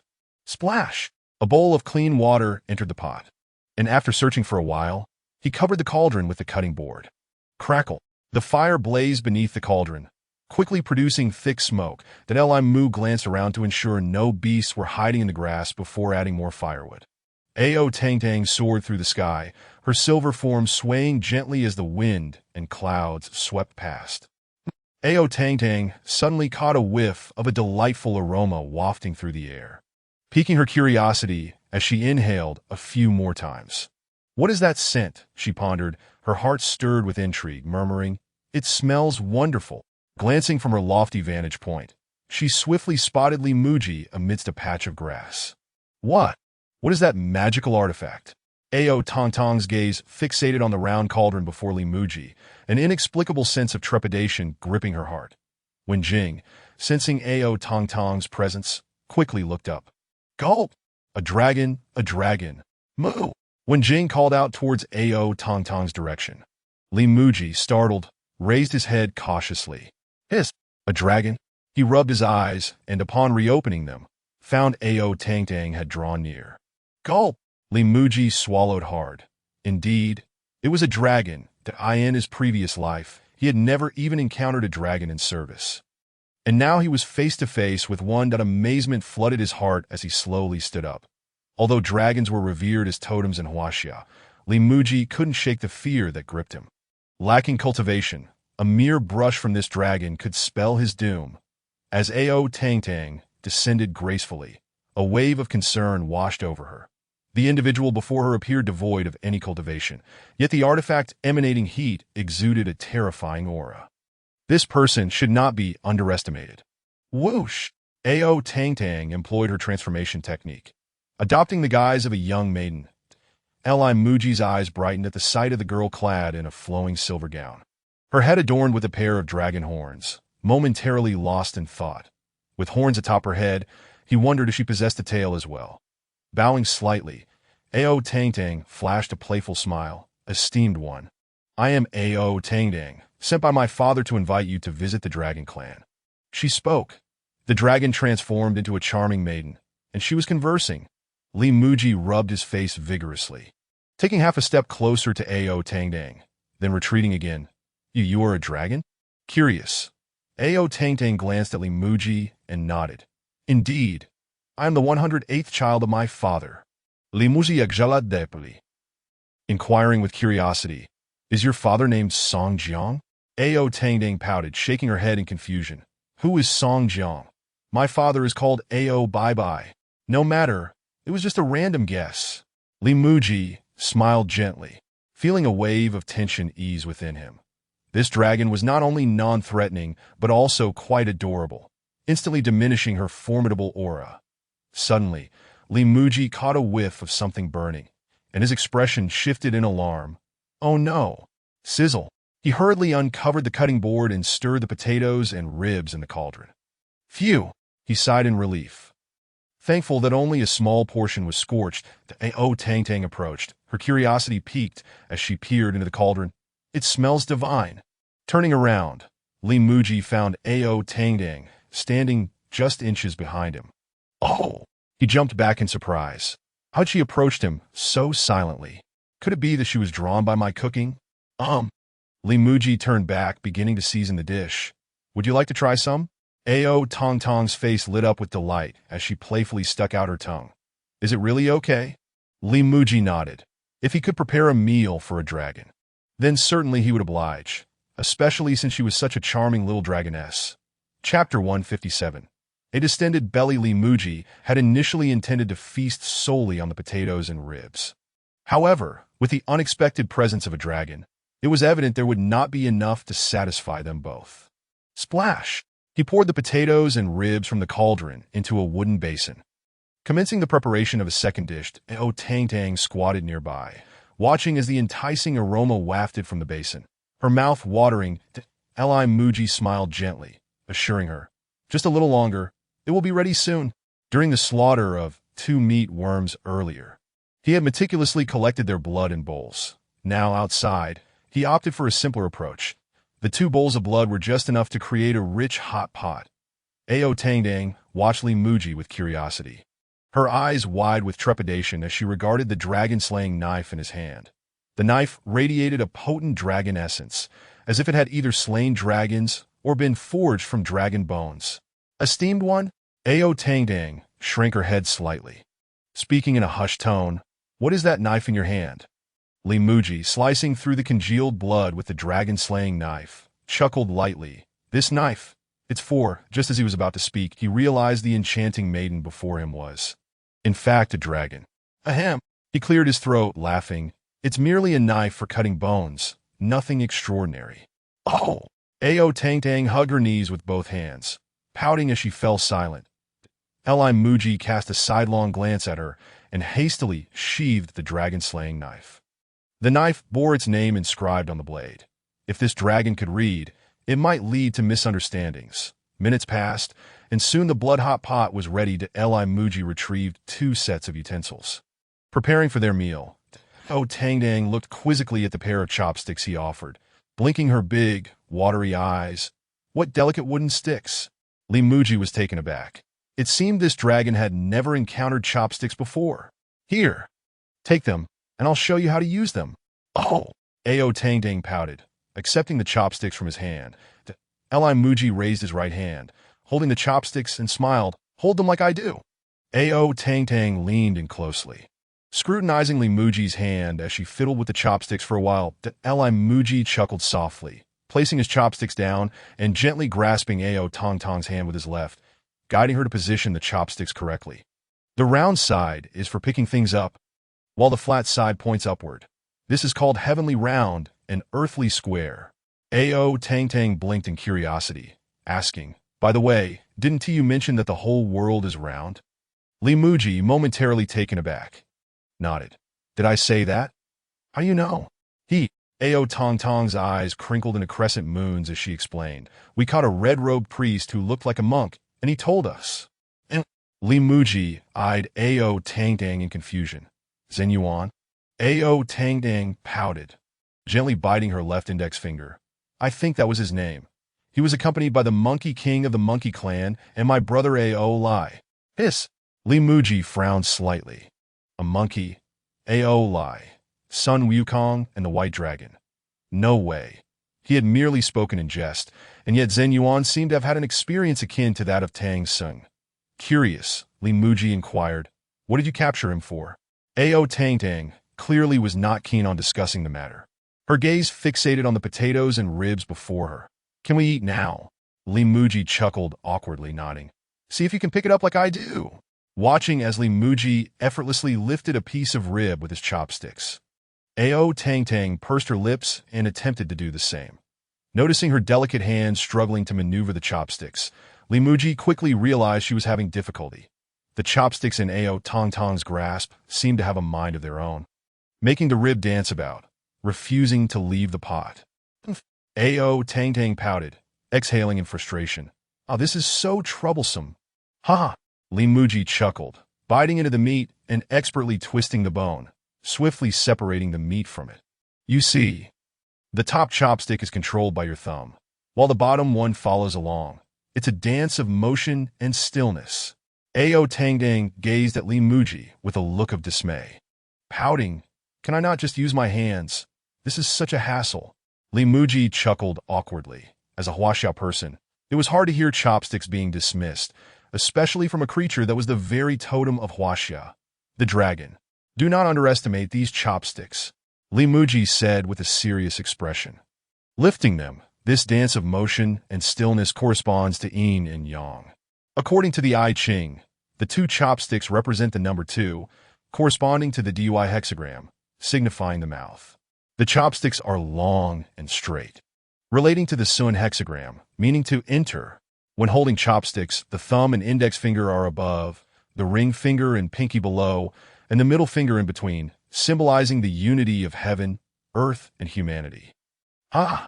When Jing yawned, flicking his cowtail, as Li Muji passionately explained the profound principles of chopsticks to Ao Tang Tang, he suddenly heard the sound of munching beside him. Turning, he found Ao Tang Tang already devouring a rib, her hands slick with grease. "Oh!" Li Muji sighed softly. It seemed that all his elaborate explanations had gone in one ear and out the other. Ao Tong Tong's eyes sparkled with joy as she grinned. "Using my hands is much more convenient." "All right," Li Muji laughed, shaking his head, resigned to let her eat with her hands. "I'll serve it into your bowl. It's quite rude to take from the pot with your hands." "Oh!" Ao Tang Tang pouted, retracting her head slightly. "I apologize." Li Muji placed several tender ribs into Ao Tong Tong's bowl and began to eat himself. The Ao Tang Tang devoured her food at a remarkable pace, occasionally wiping her greasy hands across her mouth. Slurp. Once finished, Ao Tang Tang fixed her gaze on Li Muji. With a soft chuckle, he shook his head and promptly filled her bowl with more ribs and potatoes, watching as Ao Tang Tang consumed piece after piece. Li Muji couldn't shake the feeling that he was nurturing a dragon as a pet. Most girls he had seen before displayed a refined demeanor while eating. Ao Tong Tang paid no heed to her image, devouring her food with grease coating her face and hands, and consuming it at an alarming pace, as if she had been starved for an eternity. When Inuo and Brother Yi finished their meals, they would offer evaluations on the texture and flavor, but when it came to Ao Tong Tang, only 2 phrases escaped her lips. "Delicious. I want more." This behavior left Li Muji in a state of bemusement. Before long, the potato stew and the blood pudding lettuce soup were devoured entirely, leaving not a morsel behind. "I'm full." Tong Tang exhaled deeply, patting her round belly. You've made my stomach so big. As she spoke, she licked her lips and proceeded to suck on her fingers one by one. The Muzhi was momentarily taken aback. Such words should not be spoken lightly.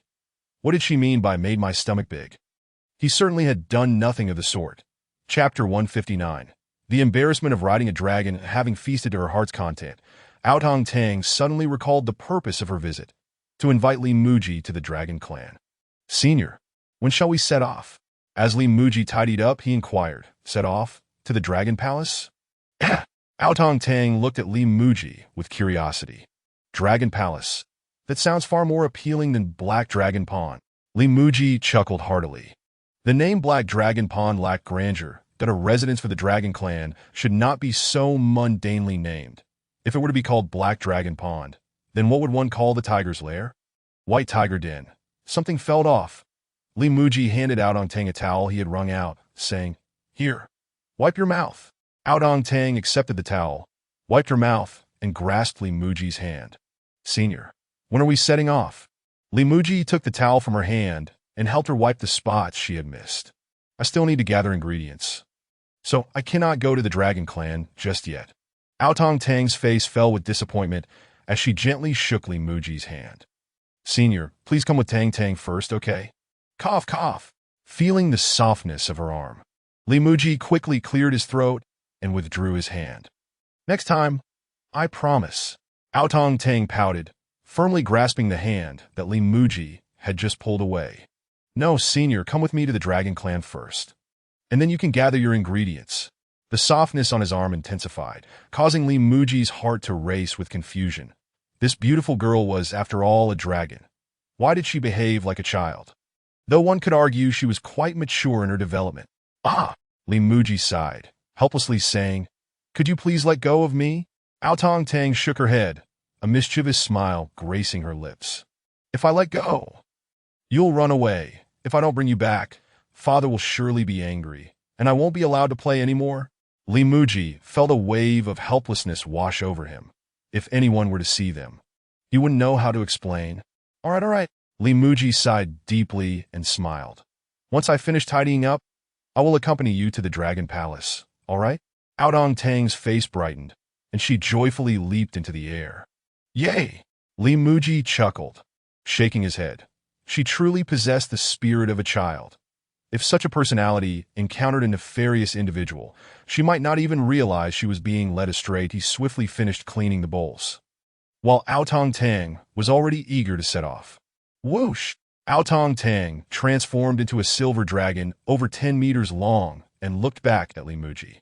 Senior, let Tang Tang lead the way for you.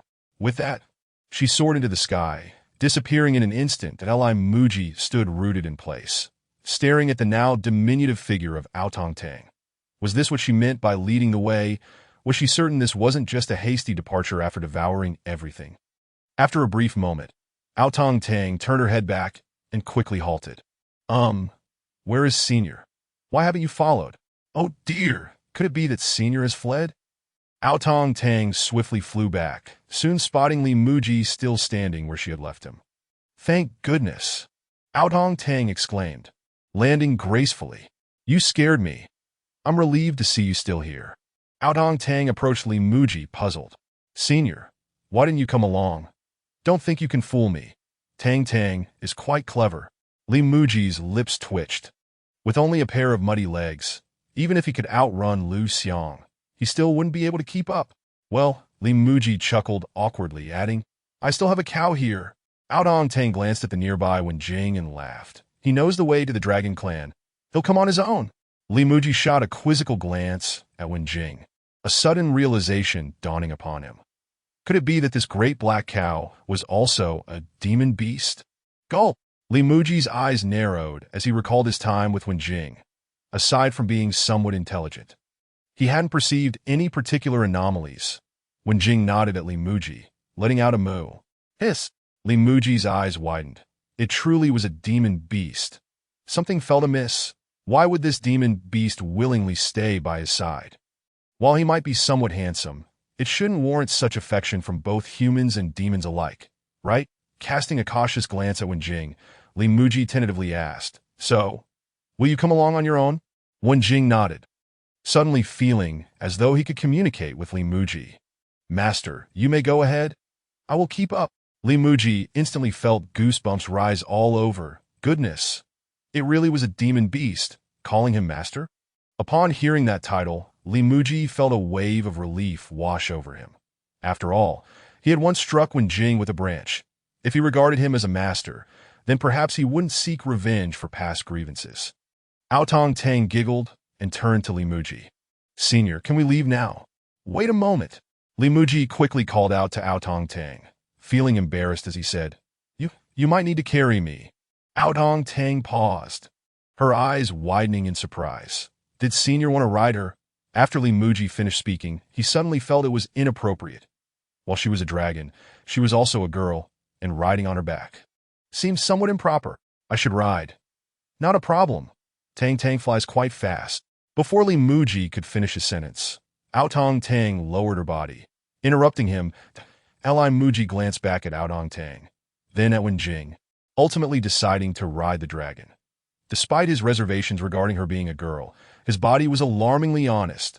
Li Muzhi approached Aotong Tang, his heart racing with excitement that in his previous life he had never even seen a true dragon, let alone ridden one. "Ah!" Aotong Tang suddenly exclaimed, twisting her body. "Senior, don't touch there. It tickles." "Sorry." Li Muzhi laughed awkwardly, shifting his hand higher as he mounted Aotong Tang's back. Whoosh! Aotong Tang rose to her feet and announced, "Senior, hold on tight. Tang Tang is about to fly."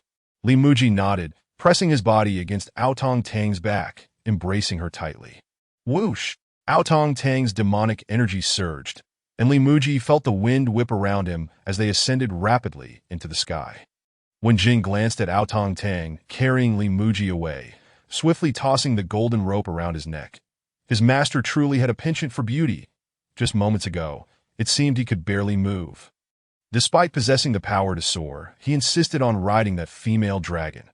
How utterly disgraceful. Whoosh! Wenjing muttered a few complaints before activating his demonic energy to catch up that Li Muzhi clung to Aotong Tang. His eyes squinted against the rushing wind, the scenery below whizzing past at an incredible speed. He felt he must hold on tightly to Aotong Tang. If he were to fall, he would be shattered to pieces. Aotong Tang, feeling Li Muzhi's grip tighten, found her breath quickening as she slightly shifted her body. "Senior, please, don't touch around." Li Muzhi, startled by Aotong Tang's movement, instinctively held on even tighter. Aotong Tang let out a sound, instantly transforming back into her human form. Chapter 160. Just a quick grab. Li Muzhi was utterly bewildered, staring at Aotong Tang, who had now transformed into a beautiful girl. Aotong Tang turned her head back. Her face flushed, glaring at Li Muzhi. Li Muzhi froze, suddenly realizing that his hands were gripping something soft and elastic.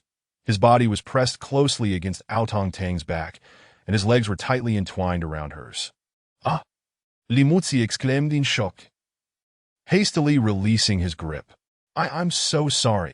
As he loosened his hold, he began to plummet, but quickly wrapped his arms around Aotong Tang once more. "Ing!" Aotong Tang involuntarily emitted a sound, leaving Li Muzhi in a state of indecision. If he let go of her softness, he would fall. Yet, if he held on, it felt inappropriate. "My apologies." Li Muzhi's right hand tightened its grip once more, while his left hand swiftly withdrew to rest on Aotong Tang's shoulder. Once his left hand was secure, he leveraged himself to pull his right hand back, finally resting both hands on her shoulders. "Ah!" Li Muzhi sighed deeply, though his current position was still somewhat awkward. It was far better than before. Aotong Tang's face was a deep crimson, leaving her momentarily speechless. Whoosh! Without a word, Aotong Tang transformed back into a silver dragon, her speed exceeding that of before. TSK, TSK, TSK. Wenjing followed closely behind, squinting his eyes. "Master certainly has a charmed life." Li Muzhi felt a wave of embarrassment wash over him. What on earth was he to do now? Originally, accompanying her to the Dragon Clan was fraught with danger. And now this incident had occurred. If she were to return and speak of it, he would be utterly doomed. Sighing deeply, Li Muzhi lamented, why had he chosen to ride a dragon? Had he simply obeyed his instincts and ridden the cow? None of this would have happened. What a misfortune! Ao Tong Tang soared through the skies, and in no time, they arrived at the Black Dragon Pond. Li Muzhi felt Ao Tong Tang suddenly dive downward, and only then did he catch sight of the dark waters below. Wait a moment. Gurgle! Before Li Muzhi could finish his sentence, Ao Tang Tang had already dived down at breakneck speed, plunging into the Black Dragon pool like a cannonball. Splash! All Li Muzhi could hear was the sound of rushing water around him, and he dared not open his eyes as he swiftly entered the water. His mind became clouded, entirely oblivious to what was happening. Oh no! I'm about to run out of breath. Having not prepared before entering the dark pool, Li Muzhi realized he had barely any air in his lungs. Within mere seconds, he felt he could hold it no longer. Huff, huff! Li Muzhi suddenly opened his mouth, only to discover he could breathe. Ha! Confused, he still did not dare to open his eyes. We've arrived! Ao Tong Tong's voice rang in his ears, and the sound of the water had vanished. Arrived? Li Muzhi was half convinced, slowly cracking open his tightly shut eyelids. Before him stood a grand palace, shimmering with a soft glow. Letting out a sigh of relief, Li Muzhi quickly dismounted from Ao Tang Tang. With a cold huff, Ao Tang Tang reverted to her human form. Gulp! Li Muzhi soyuba uquarli. Managing a sheepish smile. I'm sorry, I truly didn't mean to. Ao Tang Tang retorted. I am not called that. She shot a glare at Li Muzhi, pouting. I have a name. Li Muzhi chuckled sheepishly, scratching his head. Ao Tang Tang. I genuinely apologize for earlier. Ao Tang Tang turned and strode directly into the palace. Li Muzhi shrugged helplessly, sensing her lingering anger. However, such incidents would not easily be forgiven by any girl. With a soft sigh, he followed her inside. Outside the dragon palace, 2 shrimp soldiers stood armed, and upon seeing Ao Tang Tang, they promptly saluted. We greet the little princess. Ao Tang Tang said nothing and continued onward. The 2 shrimp soldiers exchanged puzzled glances. Wasn't the little princess usually quite lively? Why did she seem so displeased today? Li Muzhi trailed behind, his heart racing. The shrimp soldiers cast curious glances at him. Having witnessed him riding in with the little princess, they did not obstruct his passage. Following Ao Tang Tang deep into the dragon palace, Li Muzhi soon found himself in the grand hall, where he beheld Ao Bai. Gulp! He swallowed hard, astonished by the sheer size of the dragon. Father! Ao Tang Tang gently called out to Ao Bai. Pouting, daughter has returned. Buzz! Ao Bai's eyes flew open wide, slowly saying, My precious child, you have worked hard. Ao Tang Tang pouted, glancing at Li Muzhi before turning back. I am feeling a bit tired. I shall rest now. Ao Bai looked at his daughter with surprise. What was wrong with her? Sensing Ao Tong Tong's reluctance to explain, he could only reply, Very well, go ahead. Ao Tang Tang gave a slight bow and shot a glare at Li Muzhi before departing. Li Muzhi smiled awkwardly, silently hoping for the best. Ao Bai observed everything with narrowed eyes that it seemed. This human could not be dismissed lightly. Li Muzhi met Ao Bai's enormous dragon eyes, feeling a pang of guilt. As Ao Tang Tang exited the grand hall, she gently rubbed her chest, murmuring, That elder was quite excessive. Why grip so tightly? Ao Bai fixed his gaze on Li Muzhi, unable to discern any cultivation level about him, which filled him with curiosity. He had encountered perfected tribulation transcending humans before, but had never seen this one. That just who was this individual? Li Muzhi felt uneasy under Ao Bai's scrutiny, resolving himself. If I must die, so be it. It was not intentional. Ahem. Clearing his throat, Li Muzhi spoke. Dragon, your majesty, allow me to clarify that no. Let me explain. Earlier, I accidentally had a misunderstanding with your daughter. It was not my intention. To touch her. I'll Bai Tunislovely. Extending his head toward Li Muzhi. Touch. Li Muzhi sighed, raising his hands in a gesture of surrender. If we must call it touching, strictly speaking, it was more of a grab. Upon saying this, he quickly added, but it was due to the urgent circumstances. Ao Bai's eyes narrowed. A grab, a touch. his daughter could rival the peak of human cultivation, and this individual, devoid of any cultivation, had managed to grab her. It sounded as if he merely touched her and seized her. Hiss! It seemed. This person was indeed extraordinary. Bye-bye exhaled slowly, his form swiftly shifting into that of a human. You were being too modest. It was merely a grab, as long as she was not harmed. Muzhi felt a wave of relief. Thankfully, this father did not seem too concerned that a mere grab was acceptable. It was said that dragons had a proclivity for sensuality. Perhaps a grab was not a significant issue within the dragon clan. Chapter 161. The forging materials of the dragon-slaying blade. Bye-bye, now in human form and standing nearly 2 meters tall, scrutinized Muzhi closely. Muzhi, in turn, observed Bye-bye with curiosity. Goodness, he had never imagined he would witness a dragon in his lifetime. A mixture of tension, fear, and more importantly, confusion swirled within Muzhi's mind. Tangdang was the little princess of the dragon clan. Thus, this immense, dark dragon must be the Dragon King, right? Why would the Dragon King seek him out? Could it be because he was a descendant of dragons?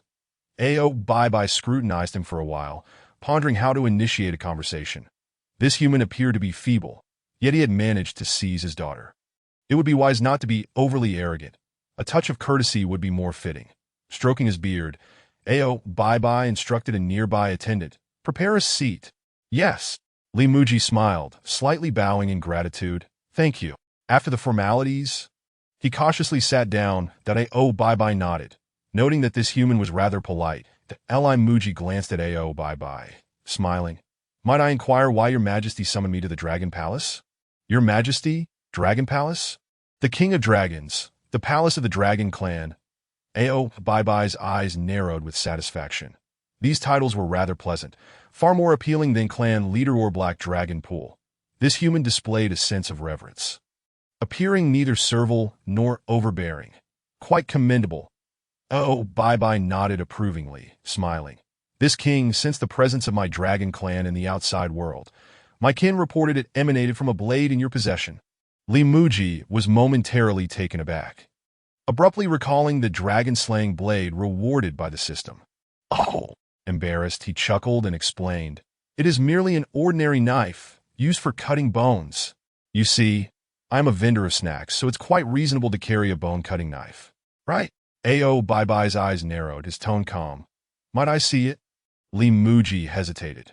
The dragon-slaying blade was indeed quite sharp, its hilt adorned with 2 coiling dragons. But those were not the most pressing concerns. The most embarrassing aspect was the 3 characters inscribed on the entirely black blade. Presenting a knife inscribed with dragon-slaying blade before a dragon felt like a provocation. Noticing Muzhi's hesitation, Bye-bye sensed something amiss. "Is it possible that your knife was forged from my dragon clan's materials?" Bye-bye's eyes widened, glaring at Muzhi. "Present it, otherwise this king will take it by force." Muzhi's heart sank. The blade was given by the system. How could he know what it was forged from? "Your Majesty, please calm your anger." Muzhi chuckled awkwardly, explaining, "I only recently acquired it and am unaware of its origins." Swallowing hard, he added, "Since you wish to see it, I shall present it." With a thought, Muzhi summoned the dragon-slaying blade from the system space. Bye-bye's eyes widened as he beheld the blade in Muzhi's hand. This aura is previously, at a distance. Bye-bye could only discern it as the presence of dragons. Now, seeing it up close, he instantly recognized the aura emanating from the blade. "This is the aura of my ancestors." The blade itself is a celestial weapon caliber. Bye-bye stared at the dragon-slaying blade, feeling a surge of fear. Other dragons might not sense it as deeply, but for Bye-bye, the sensation was profound. Every clan leader of the dragon clan would refine the dragon bones of their predecessors to ensure the purity of their bloodline. Bye-bye was certain that this blade was forged from the body of an ancestor. His body trembled slightly, a fear stemming from the legacy of dragon bones. Beneath this fear, Bye-bye felt utterly powerless to resist. The black blade was forged from reverse scales. The white edge was crafted from the fangs of a colossal dragon. In an instant, the great dragons in the black dragon pool opened their eyes, all gazing toward the palace. This aura, The aura of the clan leader? No, it resembles the aura, yet it is far more ancient. The clan leader's aura is laced with panic. What transpired within the palace? Aolai also opened his eyes, staring at the palace. Amitba, Zhen Yuan, with closed eyes, smiled gently. It appears our Lord Almighty has come to rescue us. Aolai withdrew his gaze, increasingly curious about the Lord Almighty mentioned by Zhen Yuan. Just who is this person? Li Muji nervously looked at Ao Bai. I have concealed the 3 characters on the blade. Surely that should suffice, right? He mentioned that the blade bore the essence of the dragon clan. Could it truly have slain a dragon? Li Muji swallowed hard, smiling. You have seen it. I will now put it away. With that, he hurriedly stowed the dragon-slaying blade. The longer the blade remained exposed, the more likely the inscription would be revealed. Increasing his danger, Li Muji sheathed his sword, and only then did Ao Bai feel the fear emanating from the ancestral dragon bones dissipate. Ha! Ao Bai slowly exhaled, murmuring, It is wise to put it away. Indeed. Li Muji also took a long breath, relieved that the inscriptions on the blade had gone unseen. Bah! At that moment, a splash echoed across the surface of the black dragon pool. When Jing, having pursued diligently, finally arrived at the black dragon pool. Reporting, a voice from outside the palace announced, the mischief maker, Wen Jing, has barged in, claiming to seek his master. Ao Bai glanced at Li Muji and inquired, Are you Wen Jing's master? This was the first time Li Muji learned Wen Jing's name. And with some uncertainty, he nodded. If it pertains to a large black bull, then that would indeed be the case. Ao Bai was momentarily taken aback. A large black bull was certainly remarkable. Allow him entry. The shrimp soldier complied. And before long, when Jing miraculously strode into the palace on his 4 bovine legs that as he walked, he raised his head, taking in his surroundings. This is the palace of the Dragon Clan? I have long wished to see it but never had the chance. Following my master certainly has its privileges. Ao Bai narrowed her eyes. This fellow seemed a tad too arrogant. Wait a moment. Is that a celestial artifact around his neck? When Jing grinned widely, proceeding directly behind Li Muji and obediently standing still, Ao Bai glanced at Li Muji, suppressing her dissatisfaction. This individual wielded that sword and had a celestial artifact to restrain Wen Jing. Clearly not someone to provoke over trivial matters. After a moment of contemplation, Ao Bai turned to Li Muji. I have yet to inquire about your esteemed name. Li Muji smiled slightly and replied, I am called Li Muji. Li Mushi, Al Bai Ishuet softly.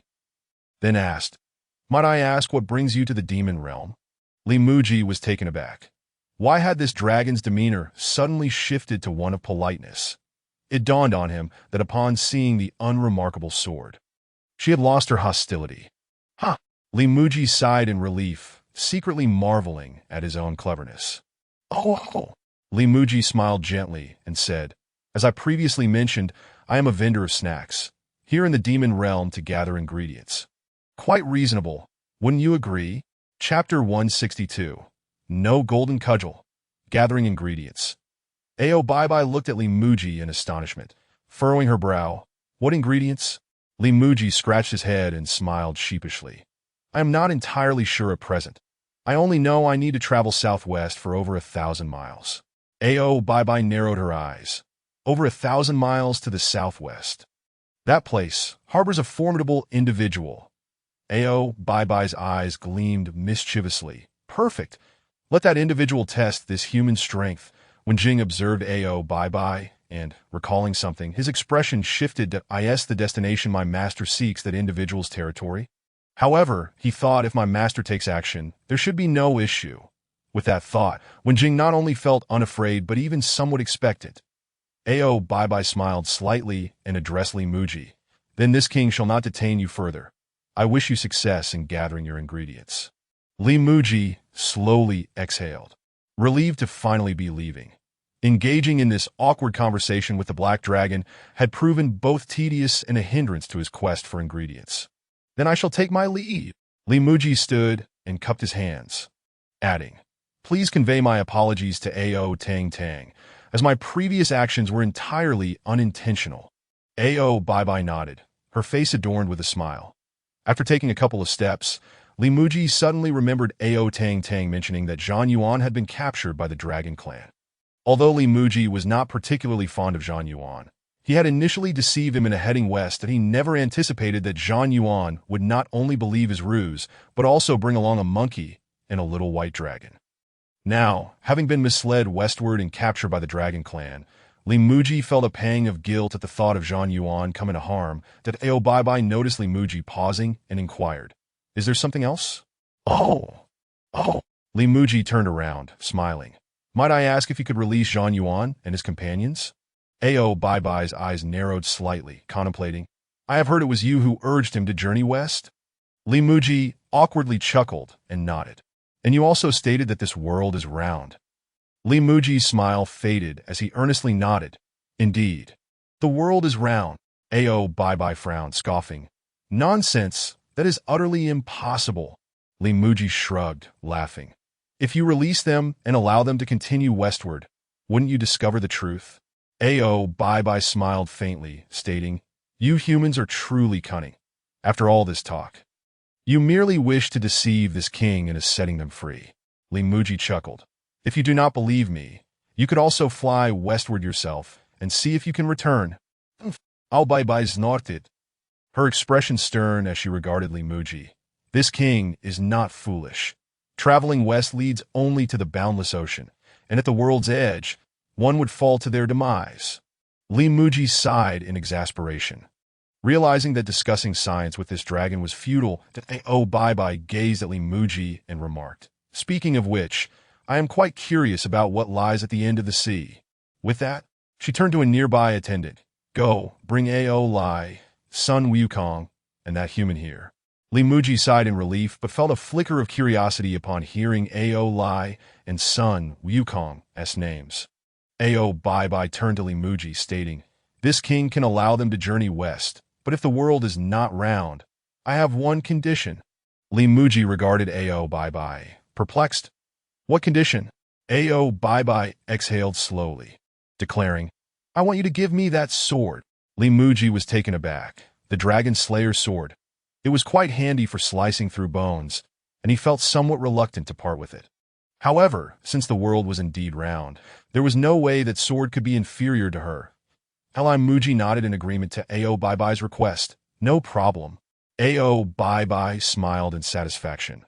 That sword contained the reverse scale and dragon teeth of her ancestors, if she could refine it. Perhaps she could gild her dragon scales and ascend to immortality. Ao Bai's eyes narrowed as she prepared for both eventualities. Allow them to depart, and this individual, named Li Muzhi, would surely encounter a fierce battle in the southwest. Should he prove inadequate, this king would seize the opportunity to snatch that sword. Conversely, should he be formidable, this king could leverage this wager to secure the sword. Yes, a risk-free venture. Moments later, Zhang Yuan and his companions were brought forth. Upon being untied, Zhang Yuan drew a cross over his chest with his right hand, exclaiming, "My lord, I knew you would come to rescue me." Li Muzhi observed Zhang Yuan, puzzled. "What happened to your face? It's bruised all over." Zhang Yuan touched his swollen cheek, feeling aggrieved. "I said the world is round, and they beat me." Li Muzhi was speechless. Differing beliefs need not resort to violence. Fortunately, when I stated the world is round earlier, Ao Bai did not strike me. Li Muzhi turned to Ao Lai, smiling. "You are the little white dragon, Ao Lai?" Ao Lai, curious, looked at Li Muzhi and bowed. "I have met the elder. Indeed I am." Li Muzhi nodded. "Could it truly be a journey to the west? The key point is that the western paradise Zhang Yuan mentioned is where I reside. What scriptures are they seeking on this journey to the west? As for scriptures, I have none, but I do possess some essence." Li Muzhi approached Zhang Yuan, solemnly stating, "The path further west is undoubtedly fraught with peril. Are you certain you wish to continue?" Zhang Yuan smiled faintly, grimacing in pain. "My resolve is unwavering." Amen. Seeing Zhang Yuan in such spirits, Li Muzhi felt it best to say nothing more, wishing him safe travels. Beside Zhang Yuan was a monkey, wearing a tight headband, appearing quite fitting for the part. However, he seemed a bit more disheveled than the illustrious Liu. who was known for his dual talents, that Li Muzhi glanced at Sun Wukong and quietly asked, "Are you truly named Sun Wukong?" Sun Wukong grinned at Li Muzhi, declaring, "I, old Sun, have neither changed my name nor my surname." Li Muzhi took a step back, laughing. "Then do you possess a Rui Jingu Bang?" As a child, he had been fascinated by the magical staff that could grow and shrink, invincible in battle. After every meal, he would grab a stick and pretend to be the great sage. Sun Wukong. Now that Sun Wukong was present, perhaps he also wielded the Rui Jingu Bang. Li Muzhi looked at Sun Wukong with eager anticipation. "What is that?" Sun Wukong asked, scratching his head in confusion. "Old Sun's weapon is the Madness Staff." "The Madness Staff?" Li Muzhi felt a pang of disappointment. There was no Rui Jingu Bang. Without the Rui Jingu Bang, it felt as though Sun Wukong had lost his essence. Suddenly, Li Muzhi turned to Ao Bai Bai. This was the Dragon Palace. Wasn't the Rui Jingu Bang acquired by Sun Wukong here? Ao Bai Bai was taken aback, questioning, "What do you want from this king?" Chapter 163. The purpose of the golden cudgel. Li Muzhi regarded Ao Bai Bai with a faint smile. "Dragon King. Might I ask if you have a staff here?" "A staff?" Ao Bai Bai responded, puzzled, shaking her head. "What kind of staff?" Li Muzhi grinned broadly, saying, "A type of weapon that is thick at both ends and thin in the middle." He refrained from adding, "A staff could also refer to Koreans." Ao Bai Bai narrowed her eyes, her tone sharp. "Umph. You wish to acquire the Dragon Clan's treasures?" "Cut." Sun Wukong cast a disdainful glance at Ao Bai Bai, chuckling lightly. "Who cares for the treasures of the Dragon Clan? My cudgel of madness serves me just fine." "Humph." Ao Bai Bai's eyes widened as he glared at Sun Wukong, snorting coldly. "That broken staff of yours, even if gifted to me, would be of no interest. I possess an abundance of treasures. Offering you one would be a mercy, lest you find yourself lifeless before you venture far west." Sun Wukong retorted with a scoff, pridefully challenging Ao Bai Bai. "I, Sun Wukong, am eager to see what treasure you possess that could rival my cudgel of madness." Li Muzhi was momentarily taken aback. This plot seems familiar. "Guan Yu, Commander." Ao Bai Bai called out, "Bring forth the long-handled broadsword." Before long, a catfish demon emerged, shouldering a lengthy broadsword as it entered the hall. Sun Wukong stood up, hefted the sword in his hand, and tossed it back to the catfish demon, exclaiming, "Too light, far too light." The catfish demon carefully accepted the broadsword, stumbling a few steps before steadying itself. "You desire weight, do you?" Ao Bai Bai pouted, then commanded, "Captain Ba, strengthen eel, fetch the 9-pronged fork." A moment later, a mackerel demon and an eel demon trudged in, bearing a 9-pronged fork. That Ao Bai Bai scoffed. "This 9-pronged fork weighs 3,600 pounds. Sun Wukong glanced at Ao Bai Bai, seized the fork with one hand, and twirled it a few times. "Light, light, still too light." Li Muzhi nodded with a smile, sensing an intriguing turn of events. Ao Bai Bai exhaled heavily and spoke again. "Admiral Bien, General Li, heed my command. Go and retrieve the painting spear." "Humph. This time it weighs 7,200 pounds. As Ao Bai Bai's words fell, a pair of demon beasts entered, carrying the painting spear. "Hee-ha! Hee-ha!" Li Muzhi watched the demons, swallowing hard. They appeared quite succulent. One resembled a lobster, with claws that must hold plenty of meat. The other seemed like salmon, perfect for sashimi. Sun Wukong took the painting spear from the demon's shoulder, twirled it around effortlessly. "Is this all you have, Ao Bai Bai?" Phew. Ao Bai Bai was incensed, knowing he possessed many treasures. Yet this painting spear was the heaviest. Furthermore, he was reluctant to part with any other treasures. That Li Muzhi diverted his gaze to the exhausted seafood sprawled on the ground, then looked at Ao Bai Bai. "Your Majesty, Dragon King, do you have a piece of scrap iron in your palace?" "Scrap iron?" Ao Bai Bai turned to Li Muzhi, pondering. Indeed, deep within the Black Dragon pool lay a piece of scrap iron, a relic from times long past. Unknown to the Dragon Clan, that it was exceedingly heavy, even beyond his own capacity to lift. Ao Bai Bai gazed at Li Muzhi in astonishment, narrowing his eyes. "How do you know?" Li Muzhi smiled slightly, replying, "I surmised it. Why not let him try? If he can lift it, then it shall be his." Ao Bai Bai lowered his head slightly. That piece of scrap iron bore no aura. Being nothing more than a heavy burden, this audacious monkey, if not humbled, would surely belittle the dragon clan. Very well. Ao Bai smiled faintly. You seek weight, do you? I shall witness your abilities, Sun Wukong snorted, extending his hand. Bring it forth. Li Muzhi adjusted his attire, preparing to set off. Ao Bai was taken aback, sensing that Li Muzhi seemed to know he would not succeed, that a wave of foreboding washed over him. Yet, having spoken, retracting his words would prove difficult. Ao Bai slowly exhaled, declaring, Follow me. Zhen Yuan and the others cast curious glances at Li Muzhi, feeling as though he possessed knowledge of all things. The group, humans and demons alike, soon arrived at the deeper recesses of the Black Dragon Pool. There, a thick, elongated rod stood upright in the ground. Zhen Yuan and the others marveled at the golden hoop rod, exclaiming, How thick? How long? A smile crept across Li Muzhi's face. It was indeed the golden hoop, or Odeed, Ao Bai. Noticing the grin on Li Muzhi's face, felt an even stronger sense of foreboding. Gulp, it seemed he had fallen for a trick. Ao Bai pondered. Having reached the peak of demon sainthood, he could not lift this piece of scrap iron. This mere demon king would surely be incapable. This is the item. Ao Bai pointed to the golden hoop rod, addressing Sun Wukong. If you can lift it, it shall be yours. Sun Wukong pouted, approaching the golden hoop rod and tapping it with his hand. Covered in grime from years of neglect, the rod's surface was slick that Li Muzhi watched with keen interest. Sun Wukong spread his arms wide, attempting to embrace the golden hoop rod, but his arms could only encircle a tenth of its circumference. Slippery. The grime caused the rod to slip from his grasp with a forceful tug. Ao Bai chuckled softly. As expected, it was merely an illusion. Even if it could be lifted, it would serve little purpose. Wielding it as a weapon would be less effective than fighting barehanded. Sun Wukong shot a glare at Ao Bai, snorting as he wiped the grime from the golden hoop rod. With a sudden exertion, the golden hoop rod remained immovable. Huh. Ao Bai burst into laughter, exclaiming, You audacious monkey sought weight, yet cannot lift it. Sun Wukong pouted, circling the golden hoop rod. It's too large. It's difficult to exert strength. If only it were thinner and shorter. As soon as Sun Wukong finished speaking, the golden hoop rod trembled. Buzz, aside from Li Muzhi, everyone was taken aback. Is it truly becoming thinner and shorter?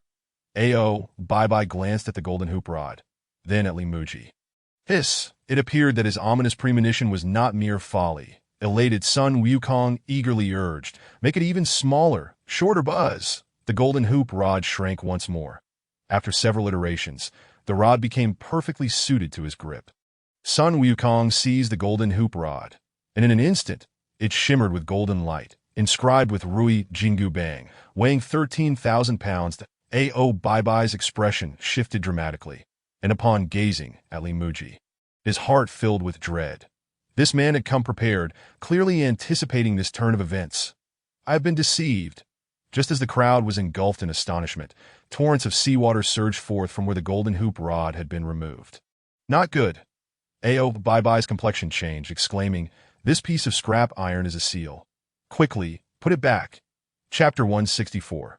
Bagua seal. Upon hearing Ao Bai's words, Sun Wukong's expression altered, his demonic power surging within as he attempted to reinsert the golden hoop rod. Whoosh! The golden hoop rod slid back into the fist-sized cavity, ceasing the water's flow. Phew! The group collectively sighed in relief. Rumble! Before they could utter another word, the ground trembled violently. Cursed! The rocks beneath them cracked rapidly. With the tremors intensifying, rumble! The deep, resonant sounds echoed as the entire dragon palace shook, leaving everyone struggling to maintain their balance. What is happening? Quickly evacuate. The palace is collapsing. In an instant, chaos erupted throughout the dragon palace. Ao Bai's eyes widened as he transformed into a colossal dragon. Flee this place! Boom! As Ao Bai's words resonated, the ground beneath them shattered, revealing a massive chasm from which torrents of seawater erupted. Li Muzhi and his companions, closest to the chaos, were swept away by the rushing waters. The Black Dragon Pool transformed into a colossal whirlpool, drawing in all demon beasts desperate to escape. Splash! the waters of the Black Dragon Pool spiraled skyward, ultimately cascading onto the lands of the demon clan. All demonic creatures soared into the air, bewildered as they gazed toward the location of the Black Dragon Pool, its in the direction of the Dragon Clan. What transpired there? Such powerful spatial fluctuations. Ao Bye-Bye and several formidable dragons broke free from the whirlpool, soaring beyond the Black Dragon Pool. Cough, cough. Ao Bye-Bye coughed twice, expelling a copious amount of blood, feeling a wave of weakness wash over him. The dragons that escaped the whirlpool fared even worse. Chief, what has happened? Chief, our palace has been completely destroyed. Gazing at the colossal vortex connecting heaven and earth, Ao Bye-Bye gasped for breath, his heart swirling with anxiety and resentment. Cursed humans! The dragon palace within the Black Dragon Pool had been torn apart by a tremendous force, countless demon beasts perishing amidst the debris of the whirlpool. Sun Wukong clutched the golden hoop rod, while Ao Lai and Zhen Yuan clung tightly to his form. The golden hoop rod emitted a soft glow, enveloping the three of them in a protective aura. The golden rope entwined around Wen Jing also shimmered with light. Safeguarding her within, Muzhi found himself caught in the vortex, unable to open his eyes, feeling hands tightly grasping his neck. His body spun within the whirlpool, quickly disorienting him, yet he felt no pain. Only the constriction around his neck left him gasping for breath, as he sensed he was nearing suffocation. Had one stood at the center of the whirlpool, they would discover that it was the very fist-sized cavity where the golden hoop rod had once been inserted. However, that cavity had now expanded 1,000-fold. How many years has it been? At the vortex's heart, a thunderous roar rang out like a clap of thunder. How many years? I have finally emerged, the voice echoed and reverberated. The waters of the whirlpool, seemingly repelled by an overwhelming force, Muzhi and the others were thrust into the sky, carried far away by the impact, vanishing from sight in an instant.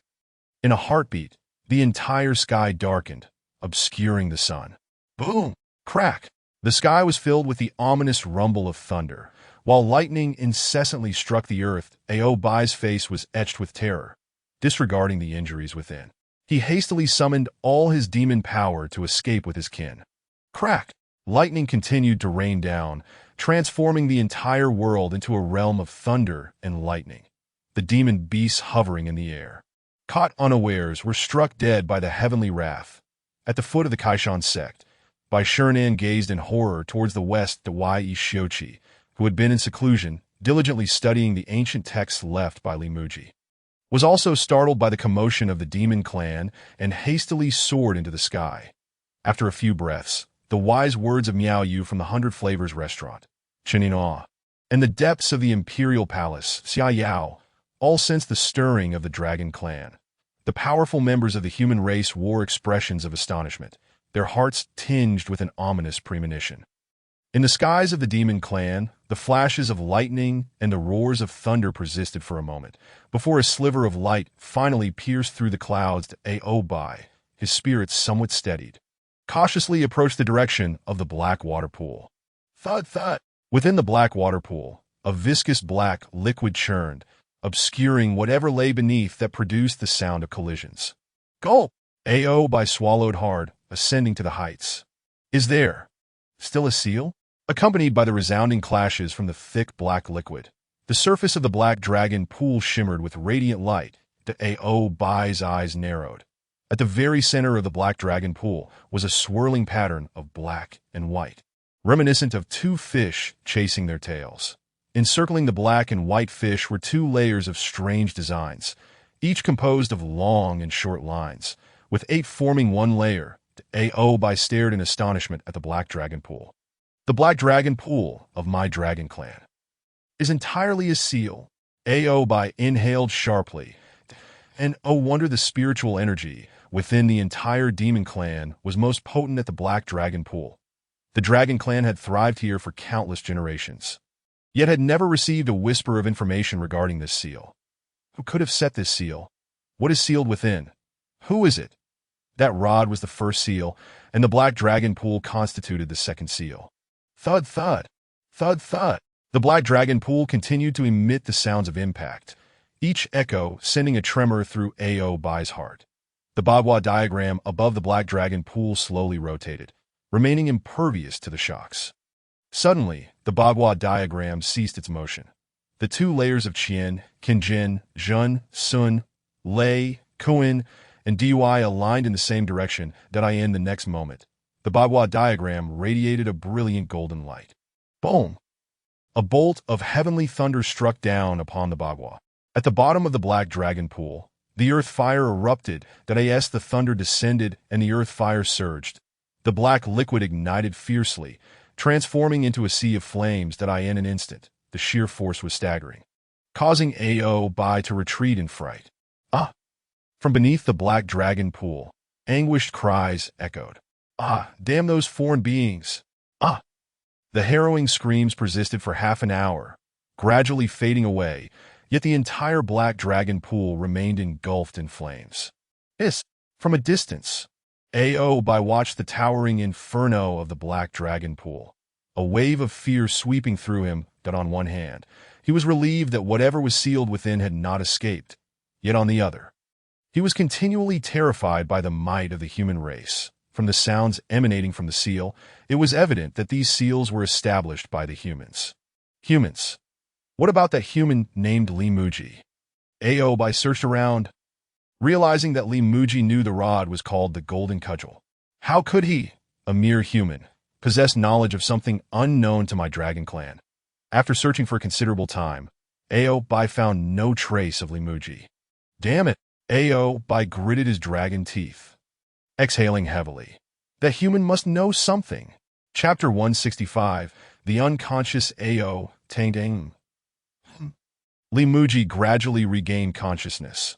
Unaware of how long he had been unconscious, his head still felt foggy, and a wave of nausea churned in his stomach, as if he were on the verge of vomiting, but unable to do so. Phew! Li Muzhi propped himself up, exhaling slowly while gently rubbing his temples. Ah! He gasped, murmuring, I thought I was done for. Aside from the faint starlight above, the entire world was shrouded in darkness. Li Muzhi felt along his arms and thighs, finding no wounds, yet he was drenched in a clammy chill that made him shiver. Hiss! Ah, it's so cold. He wrapped his arms tightly around himself, continuously rubbing his forearms. I need to start a fire quickly. His teeth chattered as he fought against the cold. Phew, phew. Li Muzhi retrieved a fire starter and firewood from his system space, blowing several times before igniting the fire starter. Crackle! Crackle! The rapeseed stalks caught fire rapidly, and Li Muzhi finally felt a hint of warmth. Seizing the opportunity, he slowly added small pieces of wood to the flames, stoking the fire. Ah, sniff! He extended his hands towards the fire, wiping his nose. I need to boil some hot soup. Li Muzhi took out a round cauldron and placed it over the flames to heat water. It would be troublesome if I caught a cold. Watching the wood burn steadily, Li Muzhi felt a pang of worry. The dragon clan must hate me for this. The golden cudgel had inadvertently unleashed seawater, flooding the entire dragon palace. Sniff! He wiped his nose, mumbling, I need to keep my distance from the dragon clan in the future. This encounter with the dragon clan not only disrupted Ao Tangdang, but also destroyed their ancestral home. Just thinking about it made his head ache. After warming himself by the fire for a while, Li Muzhi stripped off his damp clothing to dry it. Suddenly, he heard a noise behind him. Oh! Startled, Li Muzhi quickly turned, drawing a kitchen knife from his system space. Crackle! Crackle! In the flickering firelight, he glimpsed two slender legs. Looking up, he saw Ao Tangtang's wet skirt clinging to her body. Cough, cough!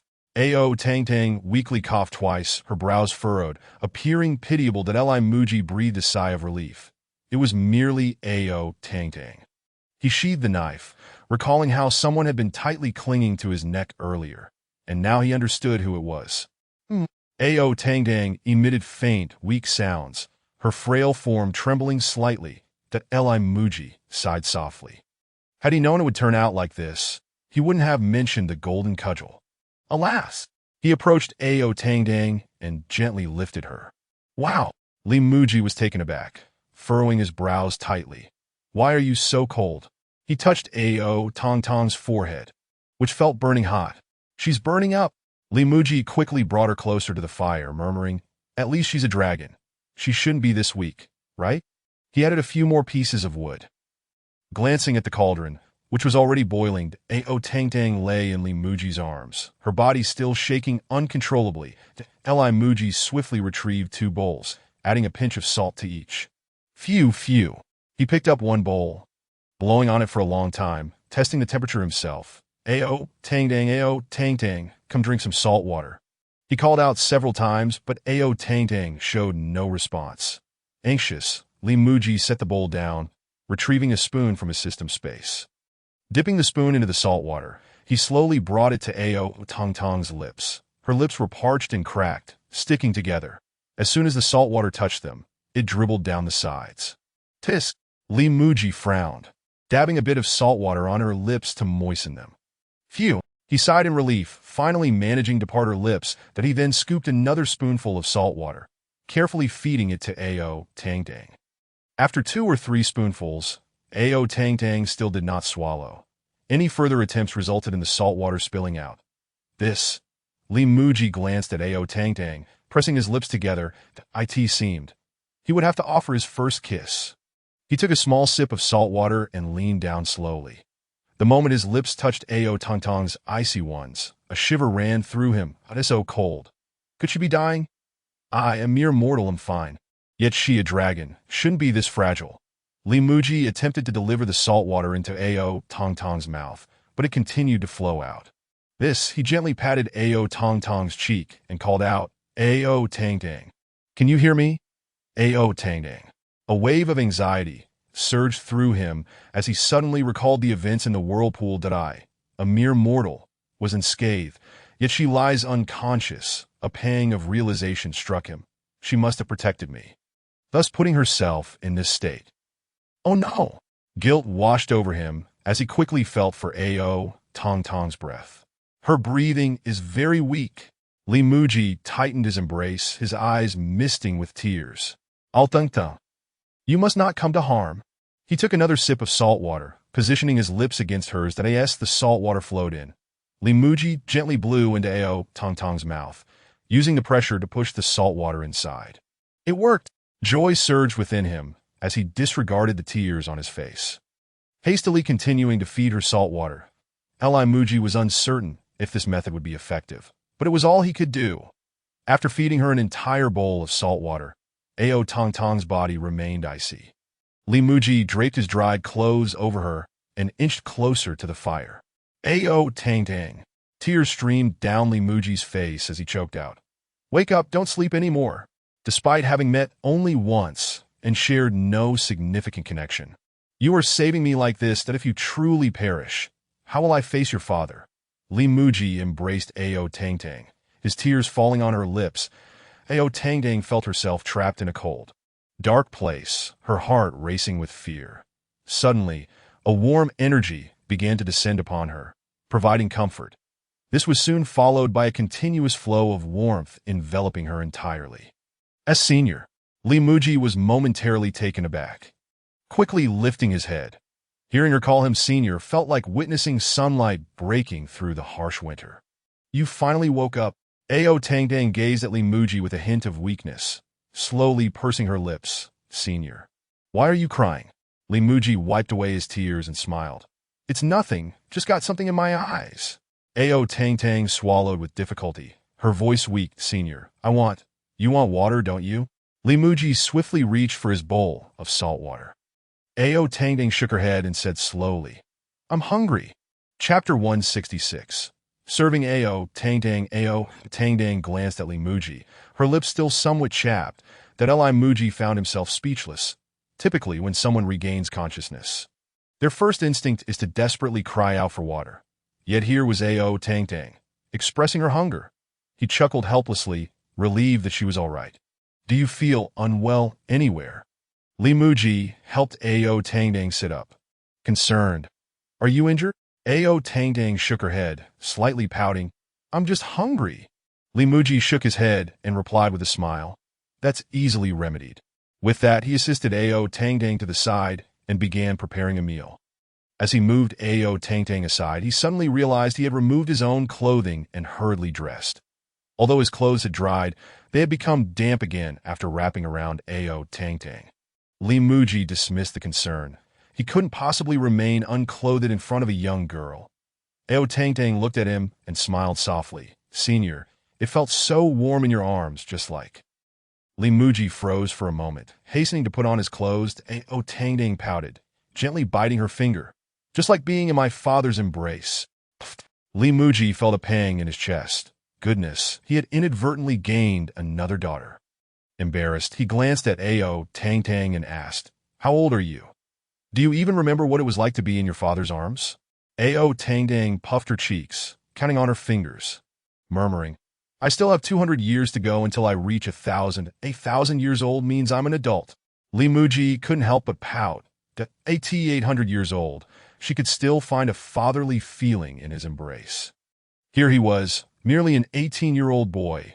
With a sigh, Li Muzhi pondered whether the issue lay with Ao Tang Tang or himself. "You should warm yourself by the fire," he suggested, pulling out the ingredients to start cooking. "It seems quite late. Let me serve you some food." Ao Tang Tang, unfamiliar with noodles, remained cheerful. "Okay, I'm sure what Senior makes will be delicious." Li Muzhi smiled at her enthusiasm. Her words were far more comforting than any paternal sentiment. That Ao Tang Tang rested her chin on her hands. Her large, sparkling eyes fixed on him, that eye in the flickering firelight.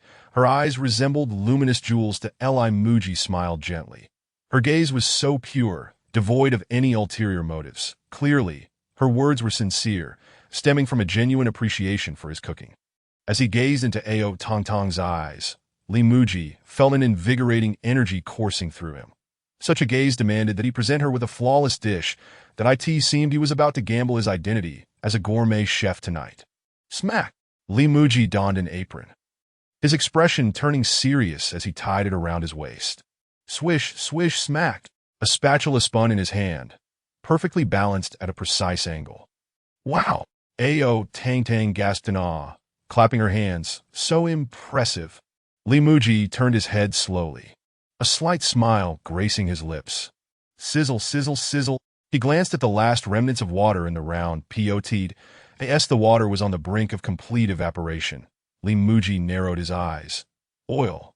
Now!" Whoosh, sizzle, sizzle. The cooking oil flowed from the edge of the pot, pooling at the bottom, its enticing aroma wafting through the AI. Li Muzhi nodded in satisfaction. "Perfect. Wow!" Ao Tang Tang leaned forward, her face alight with joy. "It smells so good."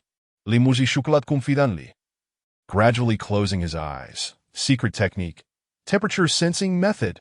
Ao Tang Tang glanced between the pot and Li Muzhi, her expression filled with astonishment. "Senior, you're glowing." Li Muzhi suddenly felt as though he could sense the flickering flames and the movement of the oil. "Now's the time." He opened his eyes wide, extending his left hand. "Eggs, come forth." Instantly, 2 eggs appeared in his hand. Ao Tang Tang curiously examined the eggs, unable to identify them, merely thinking, they looked so small, with a few deft rotations of his left hand. Li Muzhi steadied the trajectory. Secret technique. The ultimate art of one-handed egg cracking. 2 eggs with one hand. Li Muzhi held the 2 eggs in his left hand, swiftly knocking them against the edge of the pot. Smack! The speed of his hand was tremendous. Yet the force upon the pot was gentle, creating a slight crack in the shells. That Ao Tang Tang gasped in surprise. This single knot produced a sound that made it impossible to discern which egg cracked first. Truly remarkable. Li Muzhi chuckled softly, firmly gripping the 2 eggs with his index, middle, and ring fingers, while his thumb and pinky applied pressure. The eggs remained steady in his palm as the shell began to part under the control of his thumb and pinky. Once there was a gap, it was only a matter of time before it would widen. Crack! A delicate sound echoed as the eggs opened. Sizzle, sizzle. Both eggs fell into the pot, the egg whites rapidly solidifying under the perfect temperature of the oil. Li Muzhi shook the eggshells quickly before tossing them into the fire. Observing the eggs in the pot, he smiled gently. Eggs are common to all, but this technique, honed over 10 years, is not something everyone possesses. The scent of the eggs wafted from the pot, causing Ao Tang Tang to smack her lips, her mouth watering in anticipation. Muzhi closely monitored the egg's progress, swiftly retrieving two cloths that a true gourmet would never rely on tools to flip an egg. Even with a pot, he would flip it by hand, and Muzhi grasped the pot by its ears, exerting force to flip the eggs. Whoosh! In an instant, the eggs soared from the pot, a creamy white with two gently quivering yolks in the center. The eggs traced a beautiful arc in the air, the sizzling oil closely following their path that Saintess wide. Glistening eyes and slightly parted lips emitted a soft wow. The scene before her evoked memories of her childhood. When she would leap from the water's surface, her body stretching freely in midair, the water glistening like silver under the sun. Ah!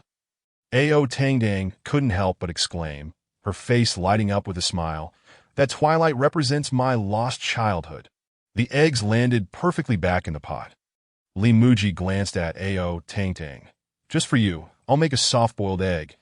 After allowing the other side to solidify for a brief moment, he swiftly plated the fried egg, adding water, boiling noodles, seasoning, and topping it with the fried egg and chopped green onions. Two simple, yet delightful bowls of egg noodles were complete.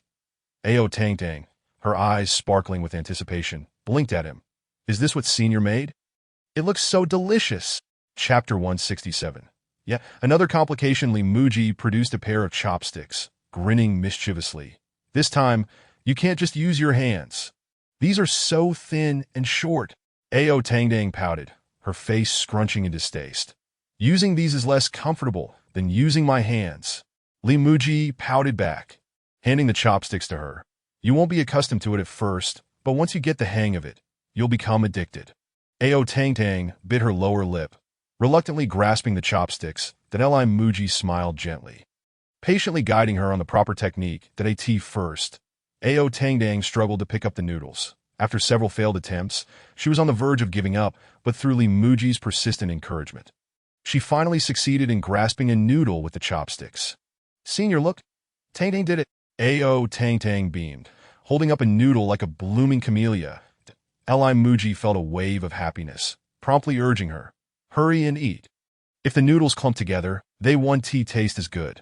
Saintess nodded eagerly, bringing the noodle to her mouth and happily devouring it. Wow, this is delicious. Muzhi nodded in satisfaction. Receiving such sincere praise was the greatest joy for a gourmet.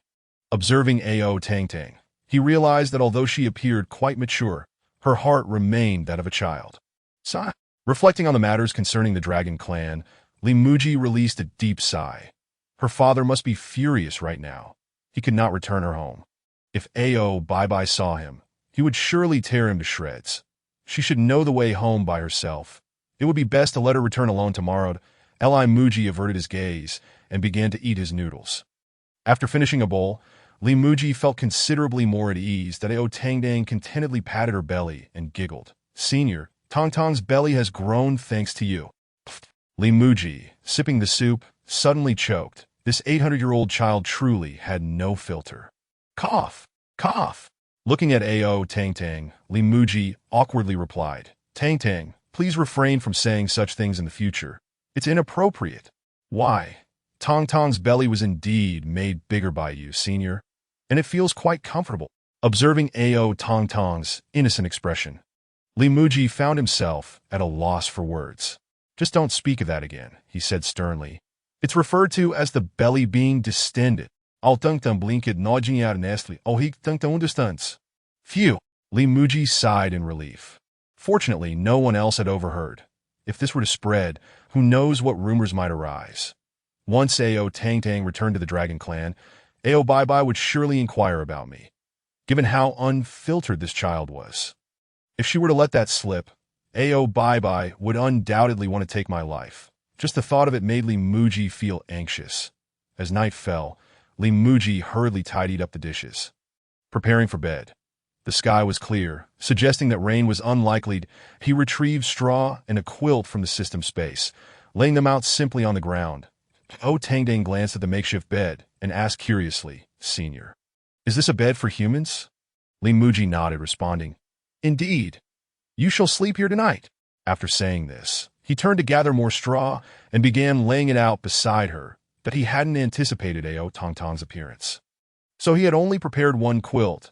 He offered the quilt to Ao Tangdang and planned to make do with the straw himself. Ao Tangdang examined the bed Li Muzhi had prepared for her, then glanced at her still damp clothes. It seemed that the senior wasn't particularly fond of water. Lying down like this would surely wet the bedding. With this thought, Ao Tangdang slowly loosened her long skirt. She wore little beneath it, and once the skirt was removed, only her undergarments remained. Finally set up, Li Muzhi tested the softness of the straw with his hand and turned to say, "Get some rest soon." Before he could finish, he caught sight of Ao Tangdang, bare and holding her clothes up to dry. Li Muzhi felt a wave of dizziness wash over him, and warm blood suddenly trickled from his nose. Ao Tangdang, hearing his voice, turned and gasped, "Senior, you're bleeding." She hurried to his side, exclaiming, "Senior, are you hurt?" Li Muzhi quickly turned his head away, tightly closing his eyes. I'm fine, don't come near." Good grief. Li Muzhi quickly twitched his nose and tilted his head back. Eyes still shut, he suddenly felt a hand gently wipe his nose. This is bad. Despite telling her not to come closer, she had moved right in front of him.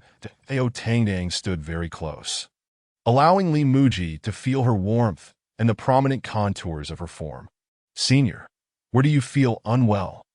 Ao Tangdang looked at the blood on her hand, worry etched on her face. "It's a pity I don't have any demon power right now to help you heal."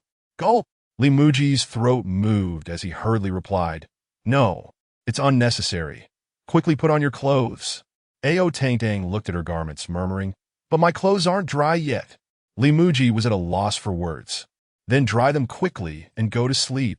Ao Tangdang nodded, responding with an "oh" as she returned to drying her clothes. Huff! Li Muzhi sighed deeply, lying down on the straw and subtly adjusting his posture. This is too wicked. She is still just an 800-year-old child. While Ao Tangdang dried her clothes, she couldn't help but glance at Li Muzhi with concern. The senior looked quite pained. Ao Tangdang furrowed her brow. Surely, he was injured while protecting her from the vortex. She recalled the scene within the whirlpool, her heart still racing with fear. That moment, she had been in her room, rubbing her chest, grumbling about how tightly the senior had held her. Suddenly, the ground had shaken violently, and she was swept into the vortex, unable to escape no matter what. It took tremendous effort to avoid being harmed by the debris from the palace within the whirlpool. Just when she was filled with dread and helplessness, the senior had come to her aid, embracing him. All the fragments had shattered upon nearing them. Looking at Li Muzhi, Ao Tangdang felt a surge of emotion. Without the senior, she would likely have perished. Aside from her father, the senior was the kindest person to her. Observing the bed laid out on the ground, she gently bit her lower lip. The senior even offered her the best sleeping arrangement. He truly was wonderful. Setting down the clothes in her hands, Ao Tangdang took the quilt and approached Li Muzhi. He was resting with his eyes closed when she suddenly nestled into his embrace. Gulp! Li Muzhi's body stiffened. Gulp! Ao Tangdang was completely bare, caught in a predicament of whether to move or remain still. Altungta. Li Muzhi lifted his head, averting his gaze. Girls and boys shouldn't sleep together casually. Ao Tangdang tightened her grip around him. Giggling, "Father told me that." Li Muzhi exhaled slowly, saying, "Then you should heed your father's advice." Tangdang is following my father's words. Ao Tangdang shifted her head, adding, "Father said that when Tangdang meets someone as good to her as he is, they can sleep together." Li Muzhi felt speechless, internally cursing Ao bye-bye to Asa father. His sex education for his daughter was woefully inadequate. Achoo, achoo, achoo. Ao bye-bye, lurking by the black dragon pool, sneezed several times in succession. Who the hell is cursing me from behind? The upheaval at the black dragon pool weighed heavily on Ao bye-bye's heart. Unable to find Li Muzhi, his precious daughter was also missing, staring into the roiling magma of the black dragon pool. He worried that Ao Tangdang had perished in the chaos. Among his 108 children, Ao Tangdang was the youngest. This lively child had always been by his side, calling out "Father" constantly, aside from the minor tantrums she threw when he forbade her from going out. She had no other faults. With exceptional talent, she had already attained the strength of a demon emperor before reaching adulthood. Lost in thought, Ao Bye-Bye was overcome with sorrow, tears welling in his eyes. The dragons nearby watched him with concern, but were at a loss for words.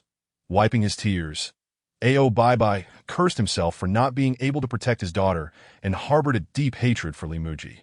That damned human had caused the death of his beloved daughter. One day, he would ensure that this bastard was torn to shreds. Filled with rage, dark clouds suddenly gathered in the sky, unleashing a torrential downpour. Achoo! Achoo! Achoo! Muzhi sneezed several times in quick succession, rubbing his nose. Who the devil is cursing me? Under Muzhi's persuasion, Ao Tangdang had finally dressed and lay down on the bedding he had prepared. Senior, Tangdang is all set. Come join me. Muzhi twitched his nose and nodded, slipping under the covers, that in order to avoid embarrassment and to protect Ao Tangdang. He had made a compromise, after dressing. Ao Tangtang naturally nestled into his embrace as Muzhi settled into the quilt. He gently stroked Ao Tangtang's dragon horn, awkwardly saying, Tangtang, your horn is poking me. Oh! Ao Tangtang turned her head slightly, pressing her cheek against Muzhi's chest, positioning her horn upwards. Huff! Muzhi released a slow breath. Surely, Inua wouldn't blame me for this. This is merely a situation of necessity. Gradually closing his eyes, he silently hoped this would only be for one night. Tomorrow, he would send Ao Tangdang away, quickly gather his ingredients, and return home, thus concluding this matter. Ao Tangtang was nestled close, and Muzhi could distinctly feel her breath. Despite his exhaustion, sleep eluded him, but he felt a sense of helplessness. After all, he was not Lu Xiaohui, but a vigorous young man. With such a beautiful girl in his arms, to make a move would be beastly, yet doing nothing felt even worse. Ao Tangtang voiced her confusion.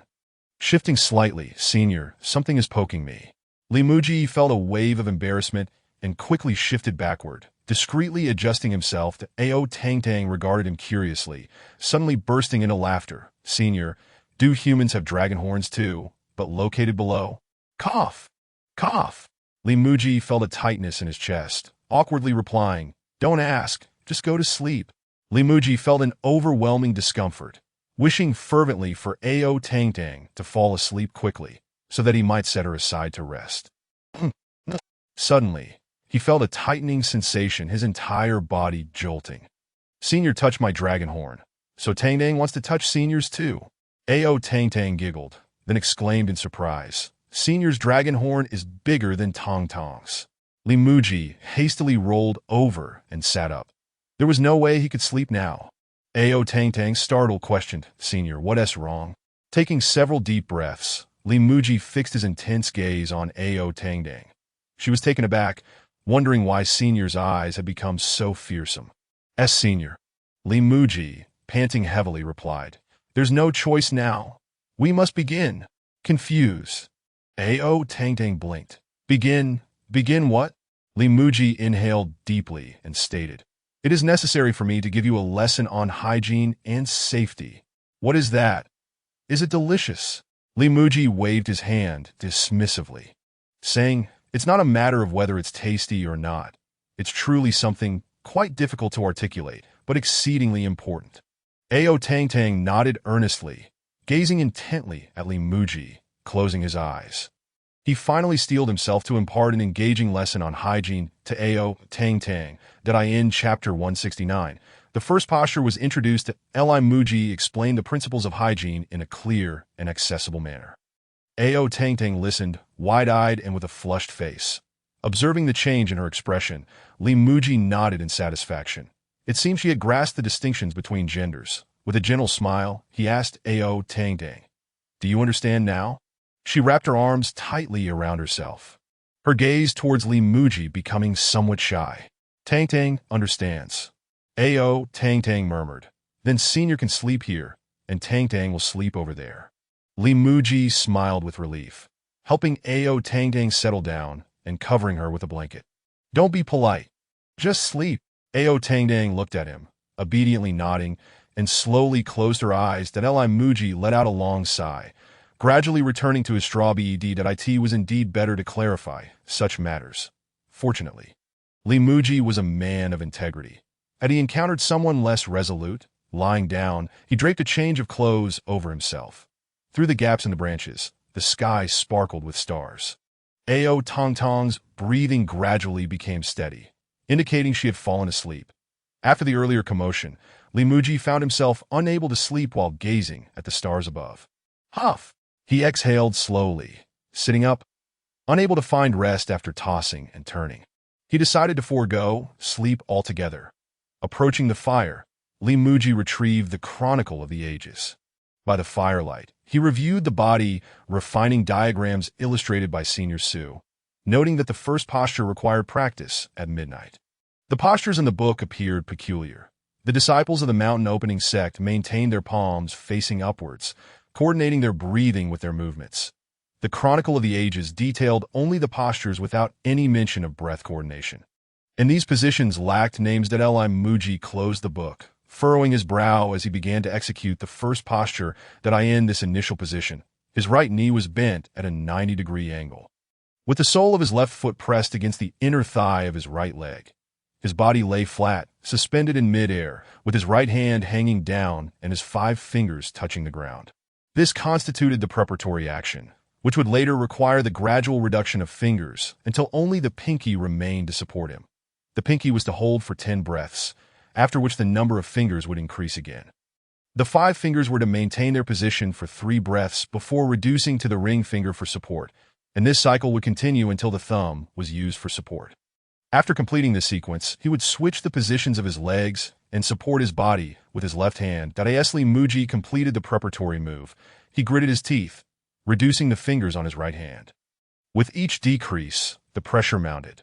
When he finally released the ring finger, the pinky could no longer bear the weight. Thud! With a soft sound, Muzhi's head met the ground with a jarring thump. Ouch! Ugh! He rubbed the back of his head vigorously. This maneuver was exceedingly strange. His pinky had failed to support him, yet the book demanded it hold for 10 breaths. The first action, seemingly the simplest, proved to be beyond his ease. Rubbing his pinky, Muzhi decided to relocate his practice to the straw bed. He could not afford to sustain a concussion while attempting to refine his body. Time and again, he tried, quickly becoming drenched in sweat, panting heavily. His pinky had lost all sensation. Huff! Muzhi massaged his pinky. Among the 5 fingers, the pinky was the least conspicuous. Typically, its presence was minimal, often serving merely as an auxiliary. However, when one truly lost the pinky, it became apparent how difficult it was to exert force. In moments requiring strength, the pinky's role became increasingly significant. Gazing at his pinky, Muzhi began to grasp Senior Su's intention. Starting with the most challenging support, the pinky, was a test in itself. Frequent failures would lead one to unconsciously choose to give up when faced with difficulties.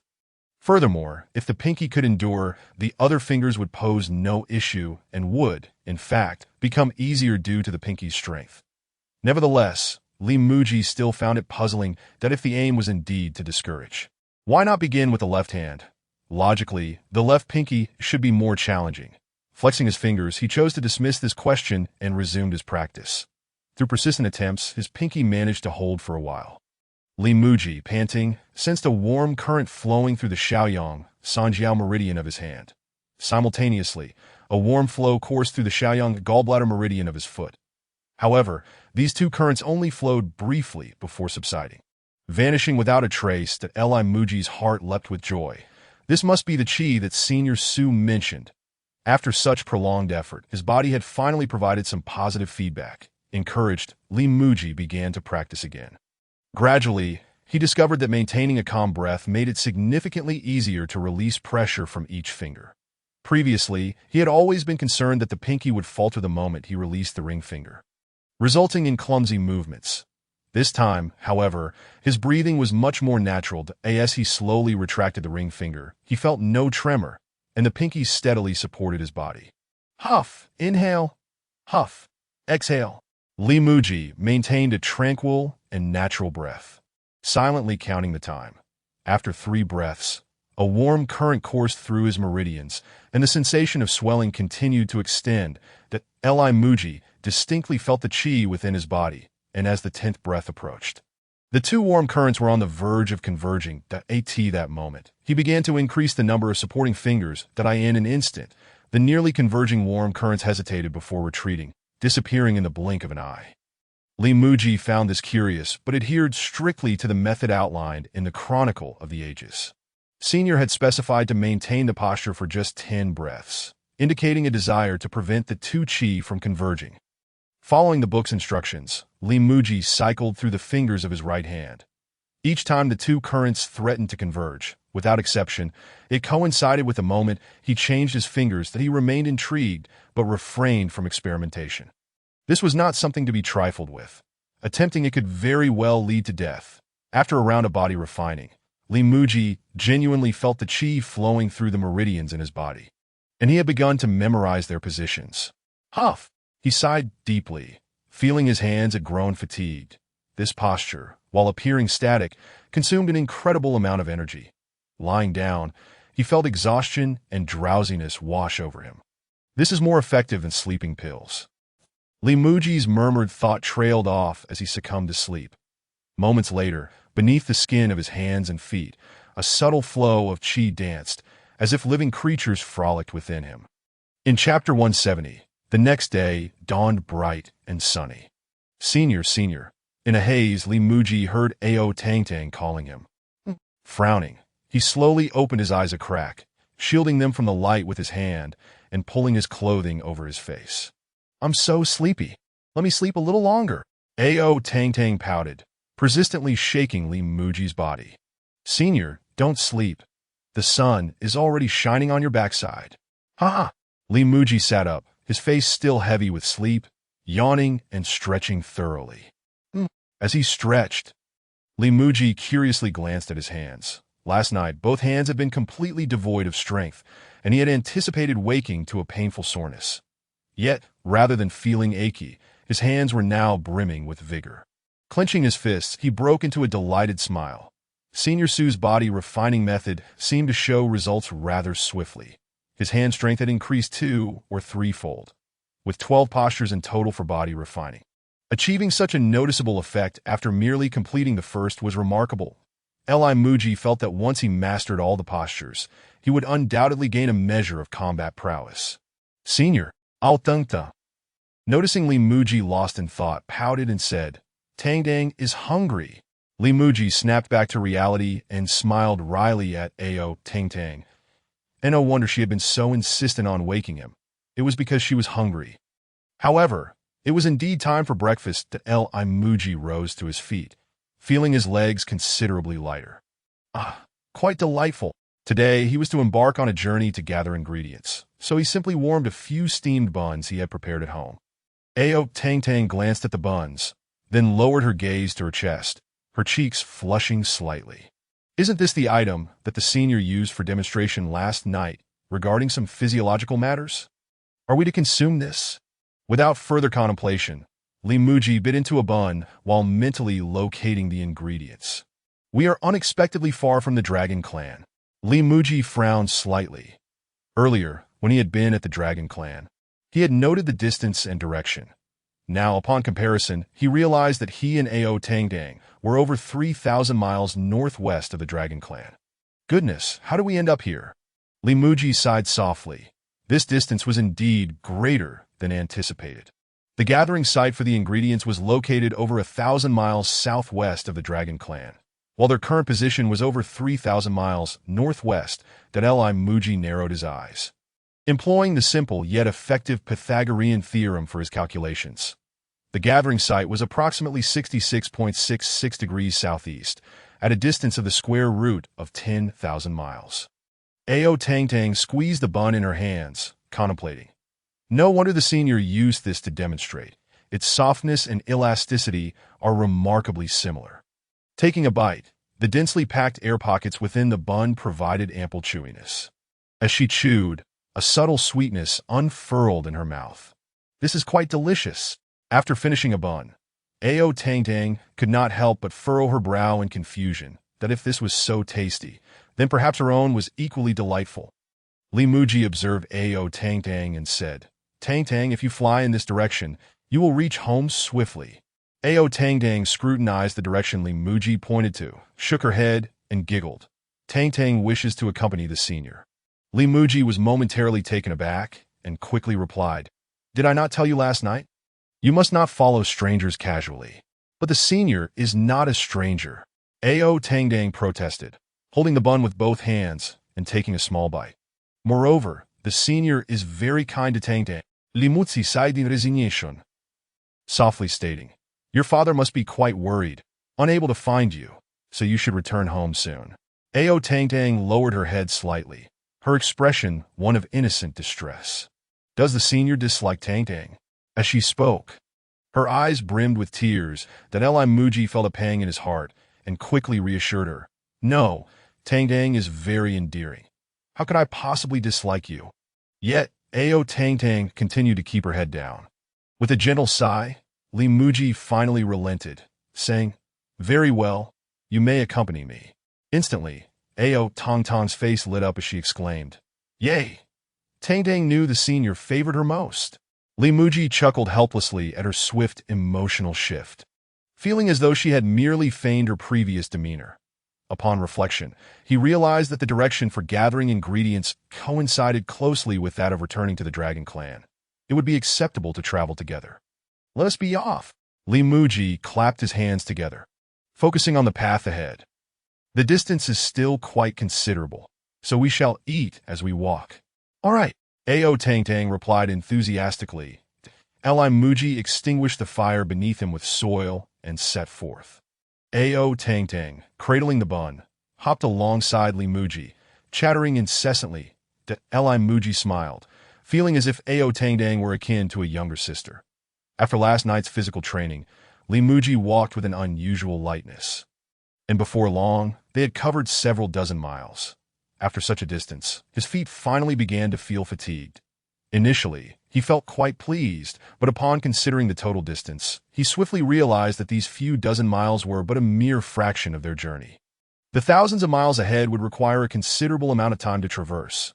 As Ao Tangtang chatted away, she eventually quieted down. That Li Muji glanced at her. She could soar through the skies far faster than they could run. Yet, recalling their previous experience, Li Muji hesitated to broach the subject and continued walking ahead. That Ao Tangtang, closely trailing behind, soon found herself bored. "Senior, how much farther do we have to go?" Li Muji exhaled slowly, surveying the path ahead. "About 3,000 kilometers more." Ao Tangtang pouted, counting on her fingers. "Wow, we still have a long way to go." Li Muji shrugged, chuckling. "There is no alternative. We must take our time." Murmuring, "Senior, let us fly together." Li Muji smiled wryly, wishing he could fly, but he lacked the means to do so. Noticing his silence, Ao Tangtang pondered, "If the senior wishes, you can ride on Tangtang." Li Muji felt a twinge of awkwardness. Her words sounded rather peculiar. Ao Tangtang quickly dashed ahead of him, transforming into a silver dragon. That Li Muji was taken aback, surprised that she could indeed accommodate him. "Senior, please hop on." Ao Tangtang blinked and added, "Just don't hold on too tightly this time." Li Muji took a deep breath. It seemed she truly did not want to walk. Riding would indeed save them considerable time. Remembering their previous experience, Li Muji stepped forward a few paces to avoid inadvertently grasping any inappropriate areas. Whoosh! Once settled, the wind whipped around him. Woohoo, lift off! As Li Muji watched the ground recede beneath them, he secretly envied her ability to fly. "If only I could soar through the skies as well." Ao Tangtang flew gracefully, and 3 hours later, they arrived near the ingredient gathering site. That Li Muji gestured for Ao Tangtang to land, then attentively searched for the luminous points in his mind. Ao Tangtang glanced around, feeling apprehensive, and edged closer to Li Muji. That he noticed her unease and asked, "What troubles you?" Ao Tangtang tugged at his sleeve. Her brow furrowed slightly. Tangtang remembers that father said this place is very dangerous. A wave of anxiety washed over Li Muji. That if even Ao by warned of danger, it must indeed be perilous. Swish! The dragon-slaying blade materialized in his hands. And simultaneously, a gigantic eye shot open within the dark underground cavern. Chapter 171. The hook snake Li Muzhi gripped the dragon-slaying blade tightly, trying to tread lightly, according to the map in his mind. The ingredients were merely 2 to 300 meters away. Gulp! He swallowed nervously, remaining vigilant of his surroundings. Ao Tangdang also scanned the area anxiously, her small hand gripping Li Muzhi's sleeve tightly. After walking a distance, the only sound was the rustling of leaves in the wind, devoid of any other movement. Yet it was this uncertainty of danger that instilled the greatest fear, as one could never know when a threat might emerge. Li Muzhi turned to Ao Tangdang and quietly inquired, "Did your father mention any beasts residing here?" Ao Tangdang shook her head, biting her lower lip.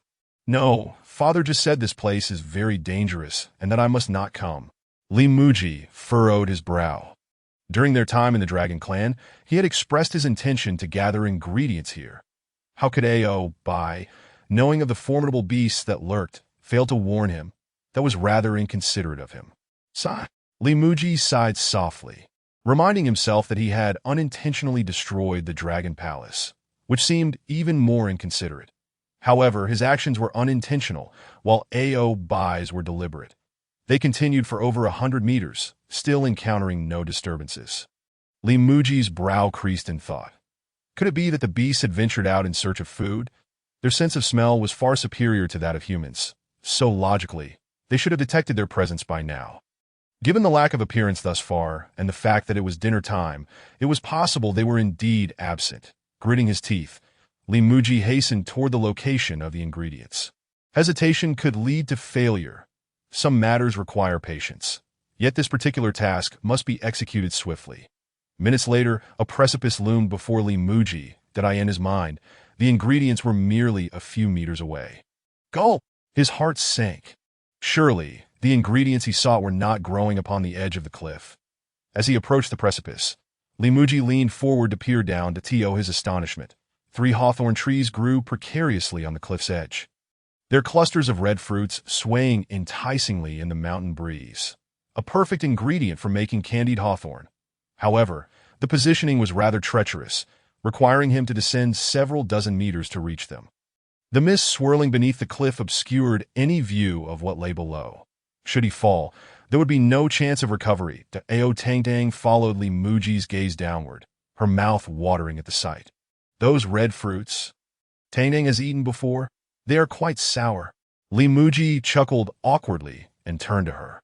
Tangdang, can you carry me down? I need to collect those hawthorns. Ao Tangdang nodded and instantly transformed into a silver dragon. Li Muzhi silently expressed gratitude for her presence. Otherwise, he would have found it exceedingly difficult to gather those hawthorn fruits. Once Li Muzhi was mounted, Ao Tangdang gracefully descended the cliff as they neared the hawthorn trees. Li Muzhi sheathed the dragon-slaying blade and retrieved a bamboo basket from his inventory. In such a location, it was prudent to gather as much as possible. Ao Tangdang hovered gently in midair, prompting Li Muzhi to eagerly reach for the fruits. Whoosh! Just as his hand was about to touch the hawthorn, Ao Tangdang suddenly ascended swiftly. Li Muzhi was momentarily taken aback, unaware of what had transpired, until he noticed a large, sharp spike where he had just stood. Whoosh! Relief washed over him. Had Ao Tangdang not reacted in time, they would have been impaled. Roar! Suddenly, a tremendous roar echoed from below the cliff. Li Muzhi's expression shifted. It was a beast. Ao Tangdang swiftly carried Li Muzhi into the sky, keeping a vigilant eye on the mist swirling beneath the cliff. Whoosh! From within the clouds, a dark shadow rapidly expanded, breaking through the mist in the blink of an eye. Roar! The beast before them, a hooked serpent, bared its teeth at Li Muzhi and Ao Tangdang with a fierce growl. Gulp! A sense of dread gripped Li Muzhi's heart. The beast was over 30 meters long, its back resembling that of a centipede, encased in a tough, dark blue shell. Countless sharp spines protruded from its sides, and a long, pointed barb extended from its tail. The hooked serpent coiled in the air, its head slightly raised.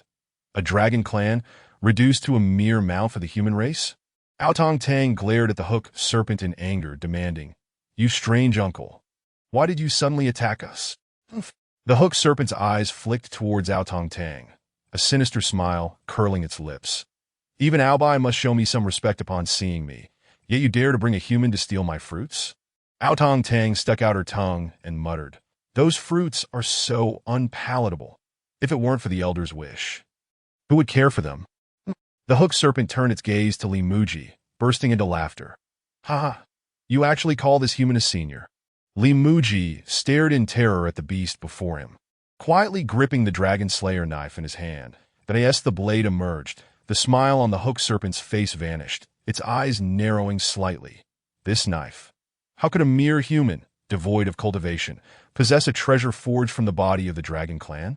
Sensing the beast's gaze upon him, Li Muzhi tightened his grip on the dragon slayer knife. "Greetings, I wish to collect some hawthorn fruits. May I?" The hook serpent scoffed, glancing at the 3 hawthorn trees. "These fruits bloom once every 3,000 years. Bear fruit after another 3,000 years, and take it another 3,000 years to mature. Do you think you can simply take them?" Li Muzhi was momentarily taken aback. Does it really require such a lengthy growth cycle? Does it think it's a ginseng fruit? What utter nonsense! Li Muzhi pouted and retrieved his items from the system space. "I can offer something in exchange. Tell me what you desire." He displayed all he had cultivated, hoping to find something the hook serpent would fancy. "If you enjoy sour fruits, I have lemons. And this egg, rich in nutrients, is beneficial for the body. This is soybeans, perfect for making soy milk, tofu, and other soybean products. I also have small chili peppers, irjing peppers, and bullet peppers. I wonder if you would need any of these seasonings." The hook serpent stared in shock at Li Muzhi, astonished that this human possessed such a wealth of treasures. Li Muzhi smiled at the hook serpent. "I want to take your fruits for nothing. We can trade." The hook serpent narrowed its eyes, its previously swaying tail suddenly stilled. Whoosh! Without warning, the hook serpent launched an attack. Its tail's sharp barb aimed directly at Li Muzhi. Aotong Tang's expression changed, and she quickly darted away. "Shameless creature." "Humph." The hook serpent sneered, eyeing Aotong Tang and Li Muzhi. "Trade?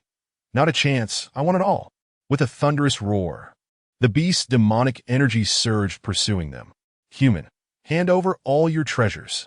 Chapter 172. Slaying the hook serpent. The hook serpent pursued with great speed, its attacks relentless. Aotong Tang could only evade repeatedly. The Li Muzhi clung tightly to Aotong Tang's back, feeling dizzy from the fierce flight. What an agile creature! The hook serpent fixated on Aotong Tang, its abdomen swelling suddenly. Whoosh! In an instant, a stream of liquid spewed from its mouth. Aotong Tang hastily dodged. Sizzle! The liquid that struck the ground instantly corroded trees and rocks alike. Whoosh! Seizing the opportunity, while Aotong Tang evaded the venom, the hook serpent's tail lunged forward, and Aotong Tang was unable to escape, her dragon claws swiping in defense. Clang! A piercing sound reverberated. Li Muzhi, atop Aotong Tang, felt the collision of 2 forces keenly. Aotong Tang was already at a disadvantage against the hook serpent, and after yesterday's encounter with the whirlpool, this defense left her gravely injured. Swish! The hook serpent landed a hit, then whipped its tail. Crash!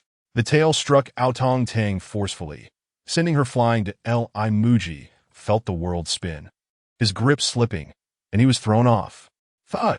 Aotong Tang crashed heavily onto the cliff, breaking several trees and lying weakly on the ground. Li Muzhi also landed on the cliff, his head spinning. The hook serpent circled above, coldly stating, "Out of respect for Albai, I shall spare your life."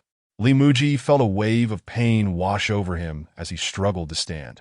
Shaking his head, he spotted Aotong Tang on the ground, blood flowing from her mouth, her eyes weary. "Senior, I'm sorry." Tang has tried her best.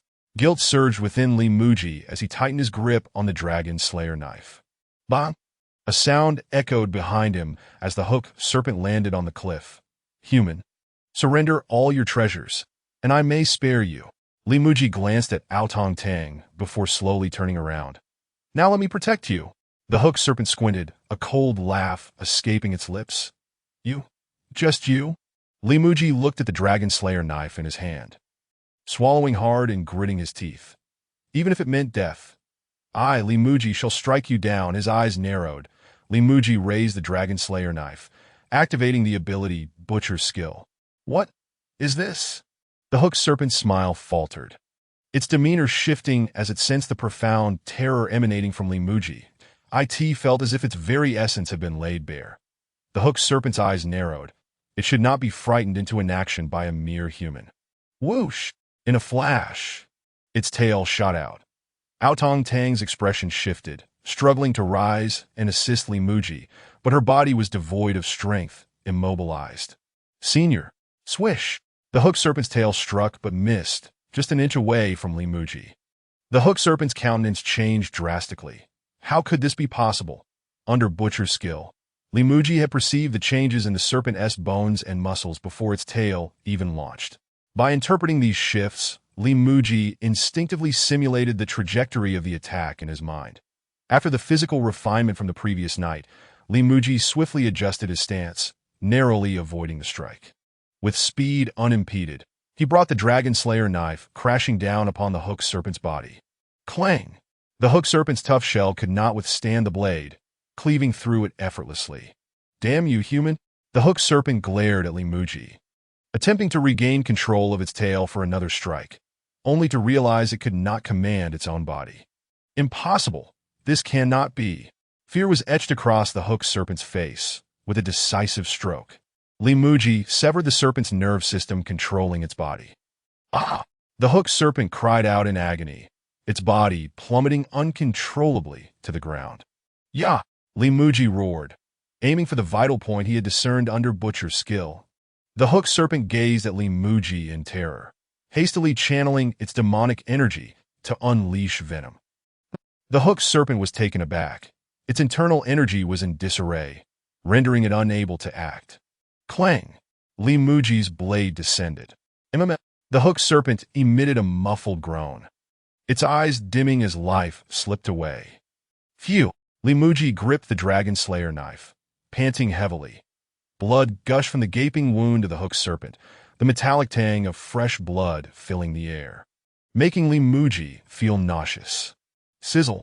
With a sudden surge of strength, Muzhi extracted his hands and the Dragon Slayer knife from the hooked serpent's body, both coated in thick blood. He shook the blood from his hands and collapsed onto the ground, trembling uncontrollably.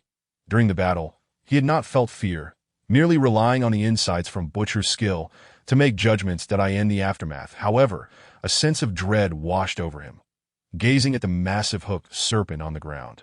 He even questioned whether he had truly been the one to slay it. Such a formidable creature had fallen to his blade in just 2 strikes. Phew! Taking several deep breaths, Muzhi examined the Dragon Slayer knife in his hand. Truly, it was a reward from the system. Otherwise, it would not have been so easy to dispatch this beast. Steadying himself, Muzhi approached Aotong Tang, who had reverted to her human form, her eyes gleaming with a trace of smile despite her weakness. Senior. You are so powerful. Muzhi glanced at his bloodied hands, offering a faint smile. Of course, how else would I protect Tang Tang? Aotong Tang lay on the ground, eyeing the hooked serpent's carcass. Senior, this strange uncle possesses treasures, which are immensely nourishing. Muzhi was taken aback, glancing at the serpent's remains. Indeed, when he had employed Butcher's skill, he had observed a glowing object within. With his sticky hands, he carefully located the spot and sliced open the hooked serpent's body. With a swift motion, he extracted a fist-sized spherical object. Inspecting the radiant item in his hand, Muzhi frowned slightly. Could this be the so-called demon core? He presented the demon core to Aotong Tang. Is this it? Here, take it. Aotong Tang blinked in surprise. Senior, you don't want it. This is the demon core of a demon emperor. Muzhi shook his head, realizing that this object held no use for him, and he was unsure of how to utilize it. Aotong Tang gratefully accepted the demon core, her face alight with joy. Thank you, Senior. Muzhi smiled gently, beginning to wash his hands and the knife with water. As long as you are safe. Aotong Tang nodded obediently, beginning to absorb the demonic energy from the demon core, and immediately felt a surge of vitality return to her. Muzhi exhaled a sigh of relief, realizing that Aotong Tang had not sustained any serious injuries. After a brief moment, Aotong Tang stood up, her face alight with joy and exclaimed, "Senior, let us continue to gather fruits." Li Muzhi glanced at the hawthorn trees perched on the cliff, narrowing his eyes slightly. "Tang Tang, we shall not be picking any more fruits. Instead, assist me in uprooting those 3 trees along with their roots and soil." Tang Tang blinked her eyes and nodded eagerly. "All right." With a rustling sound, Li Muzhi soon witnessed Tang Tang using her dragon claws to lift the 3 trees, laden with hawthorn fruits. A smile spread across Li Muzhi's face as he stored the 3 trees away, saying, "We will plant them near the house upon our return." Meanwhile, Albai was still fixated on the swirling molten flames of the black dragon pool. "Tribe leader." A dragon swiftly returned, kneeling behind Albai. "Tribe leader, we have located the little princess." Albai's face lit up with joy as he hurriedly inquired, "Where is she?" "She is in the territory of the hook snake." Chapter 173. The next ingredient, having completed the collection of hawthorn fruits. Li Muzhi examined the map in his mind. The golden dot beneath his feet had vanished, while the second golden dot appeared to be quite distant. Turning his body, he found the direction, westward, a staggering distance of 100,000 miles. This distance was exceedingly far, prompting Li Muzhi to let out a sigh. That golden dot represented the hawthorn fruits. The next, it would likely indicate something akin to sugarcane. Gazing towards the west, Li Muzhi sighed helplessly. Initially, when he saw the system pricing the candied hawthorn and sugar figurines at 100 taels, he thought it exorbitant. Now, reflecting on it, he realized he would traverse mountains and rivers for these 2 snacks. Merely the journey itself was troublesome, not to mention the potential encounters with ferocious beasts. That price of 100 taels now seemed exceedingly reasonable. As he contemplated traveling another 100,000 miles westward, Li Muzhi felt as if the one seeking enlightenment from the west was not Zhen Yuan, but rather himself. Tang Tang glanced at the hook snake on the ground and approached Li Muzhi, saying, "Senior, let us make haste." Tang Tang, no. The aura of her father was rapidly approaching. If they did not leave soon, he would surely take her home. That Li Muzhi regarded Tang Tang, his heart filled with hesitation. The next golden dot was too far. If only Tang Tang could carry him, it would be far more convenient. However, they were close to the dragon clan, and allowing her to return home was indeed the best choice. Accompanying him might lead to numerous dangers. This time, he had relied on his skills to defeat the beast, but what if they encountered another monster that could endanger her? Furthermore, according to Dragon Kin's age reckoning, Tang Tang was still a juvenile dragon. Taking her along without Albai's consent would be akin to abducting a minor. "Tang Tang, we are quite near the dragon clan," Li Muzhi said with a gentle smile. "Shall we each return to our own homes?" Altantan exclaimed, "No. Tang Tang will not return home. Tang Tang wishes to accompany the senior." Tang Tang clung tightly to Li Muzhi's arm, fearful that he might leave her behind. Li Muzhi sighed softly. Seeing her determination, he realized he could not persuade her otherwise. Alas! Then transform. Tang Tang's heart leaped with joy as she swiftly transformed into a silver dragon, declaring, "Senior, hop on." Tang Tang loves having the senior ride her. Li Muzhi's lips twitched at her words, which seemed somewhat inappropriate. With a whoosh, Tang Tang awaited Li Muzhi to settle himself before soaring into the skies. With her father's aura drawing near, Tang Tang dared not fly too high, instead gliding alongside the cliff for several hundred miles before ascending. Li Muzhi paid no mind to her, only sensing that Tang Tang's speed had noticeably increased. Boom! A few minutes later, Albai arrived at the cliff's edge. "This is the hook snake?" The tribesman behind Albai gasped in astonishment upon seeing the corpse of the hook snake, exclaiming, "And the fruits are gone." Albai cast a glance at the hook snake before noticing the dragon blood amid the fallen trees. "This is Tong Tong's blood." Albai furrowed his brow, detecting a lingering scent in the air. "This child must be afraid that I would take her home. The little princess is truly remarkable." Albai's tribesmen admired as they looked at the hook snake's corpse. The hook snake was actually slain by the little princess. Observing the hook snake on the ground, Albai inspected the wounds, his expression shifting that he was all too familiar with Tang Tang's strength. This was the work of a human. Albai's eyes narrowed as he muttered. The hook snake didn't even have a chance to employ its full strength before being dispatched with just 2 strikes. The dragon clan had frequent dealings with the hook snake, which, despite its emperor-level strength, bore an exceptionally hard shell on its back. Coupled with its potent venom, ordinary demon saints would hardly dare to provoke it. Albai examined the wounds, his lips twitching. The cuts on the hard shell were remarkably smooth, as if cleaved by a single stroke. The positions of the two strikes were extraordinarily precise. One severed its mobility, while the other extinguished its life force. This Muzhi seemed quite familiar with the anatomy of the hook snake. Albai slowly rose, unable to suppress the question within himself. I wonder if this king can prevail against him. Oh. Albai exhaled slowly, turning to his tribesmen. Bring the hook snake's remains back for the tribe to refine for healing. The dragon clan tribesman nodded, frowning. But what of the little princess? Albai took a deep breath, chuckling softly. Do not concern yourselves with her. Let her be. The dragon clan tribesman complied. Collecting the remains of the hook snake, Albai gazed towards the sky, pondering that perhaps following Muzhi would be a fortuitous opportunity for her. After flying for a while, Tang noticed that her father had not pursued them and finally breathed a sigh of relief. Allowing her speed to decrease slightly, Muzhi felt the wind pressing against his face, as if he were lost in a dream. That as a child, when he ran around the house, adults would scold. What are you running for? Is a ghost chasing you? This sentiment seemed fitting for Tang. Goodness, the wind had tousled his hair back, creating a wild look. Tang turned to glance at Muzhi and remarked, Senior, Tang is feeling a bit hungry. Muzhi surveyed the ground below and pointed to the ridge ahead. Let us descend there. Tang nodded and dove down. Oh. Muzhi let out a sigh of relief, vigorously rubbing his face, finally feeling some sensation return to it. Tang looked at Muzhi and asked, Senior, what shall we eat? Muzhi repeatedly attempted to smooth his hair down. However, no matter what he did, it remained defiantly tousled. Alas! Muzhi sighed, realizing he would need something to tame his hair in the future. This style was certainly unappealing. Seeing Tang's expectant gaze, Muzhi suddenly slapped his forehead, exclaiming, How could I have forgotten to take that snake with us? Tang pouted, feeling distressed. Indeed, Tang echoed, lamenting, Such a pity. Muzhi sighed again. That snake was enormous, enough for several meals. Forget it, he said, finding a flat spot to lay out the ingredients.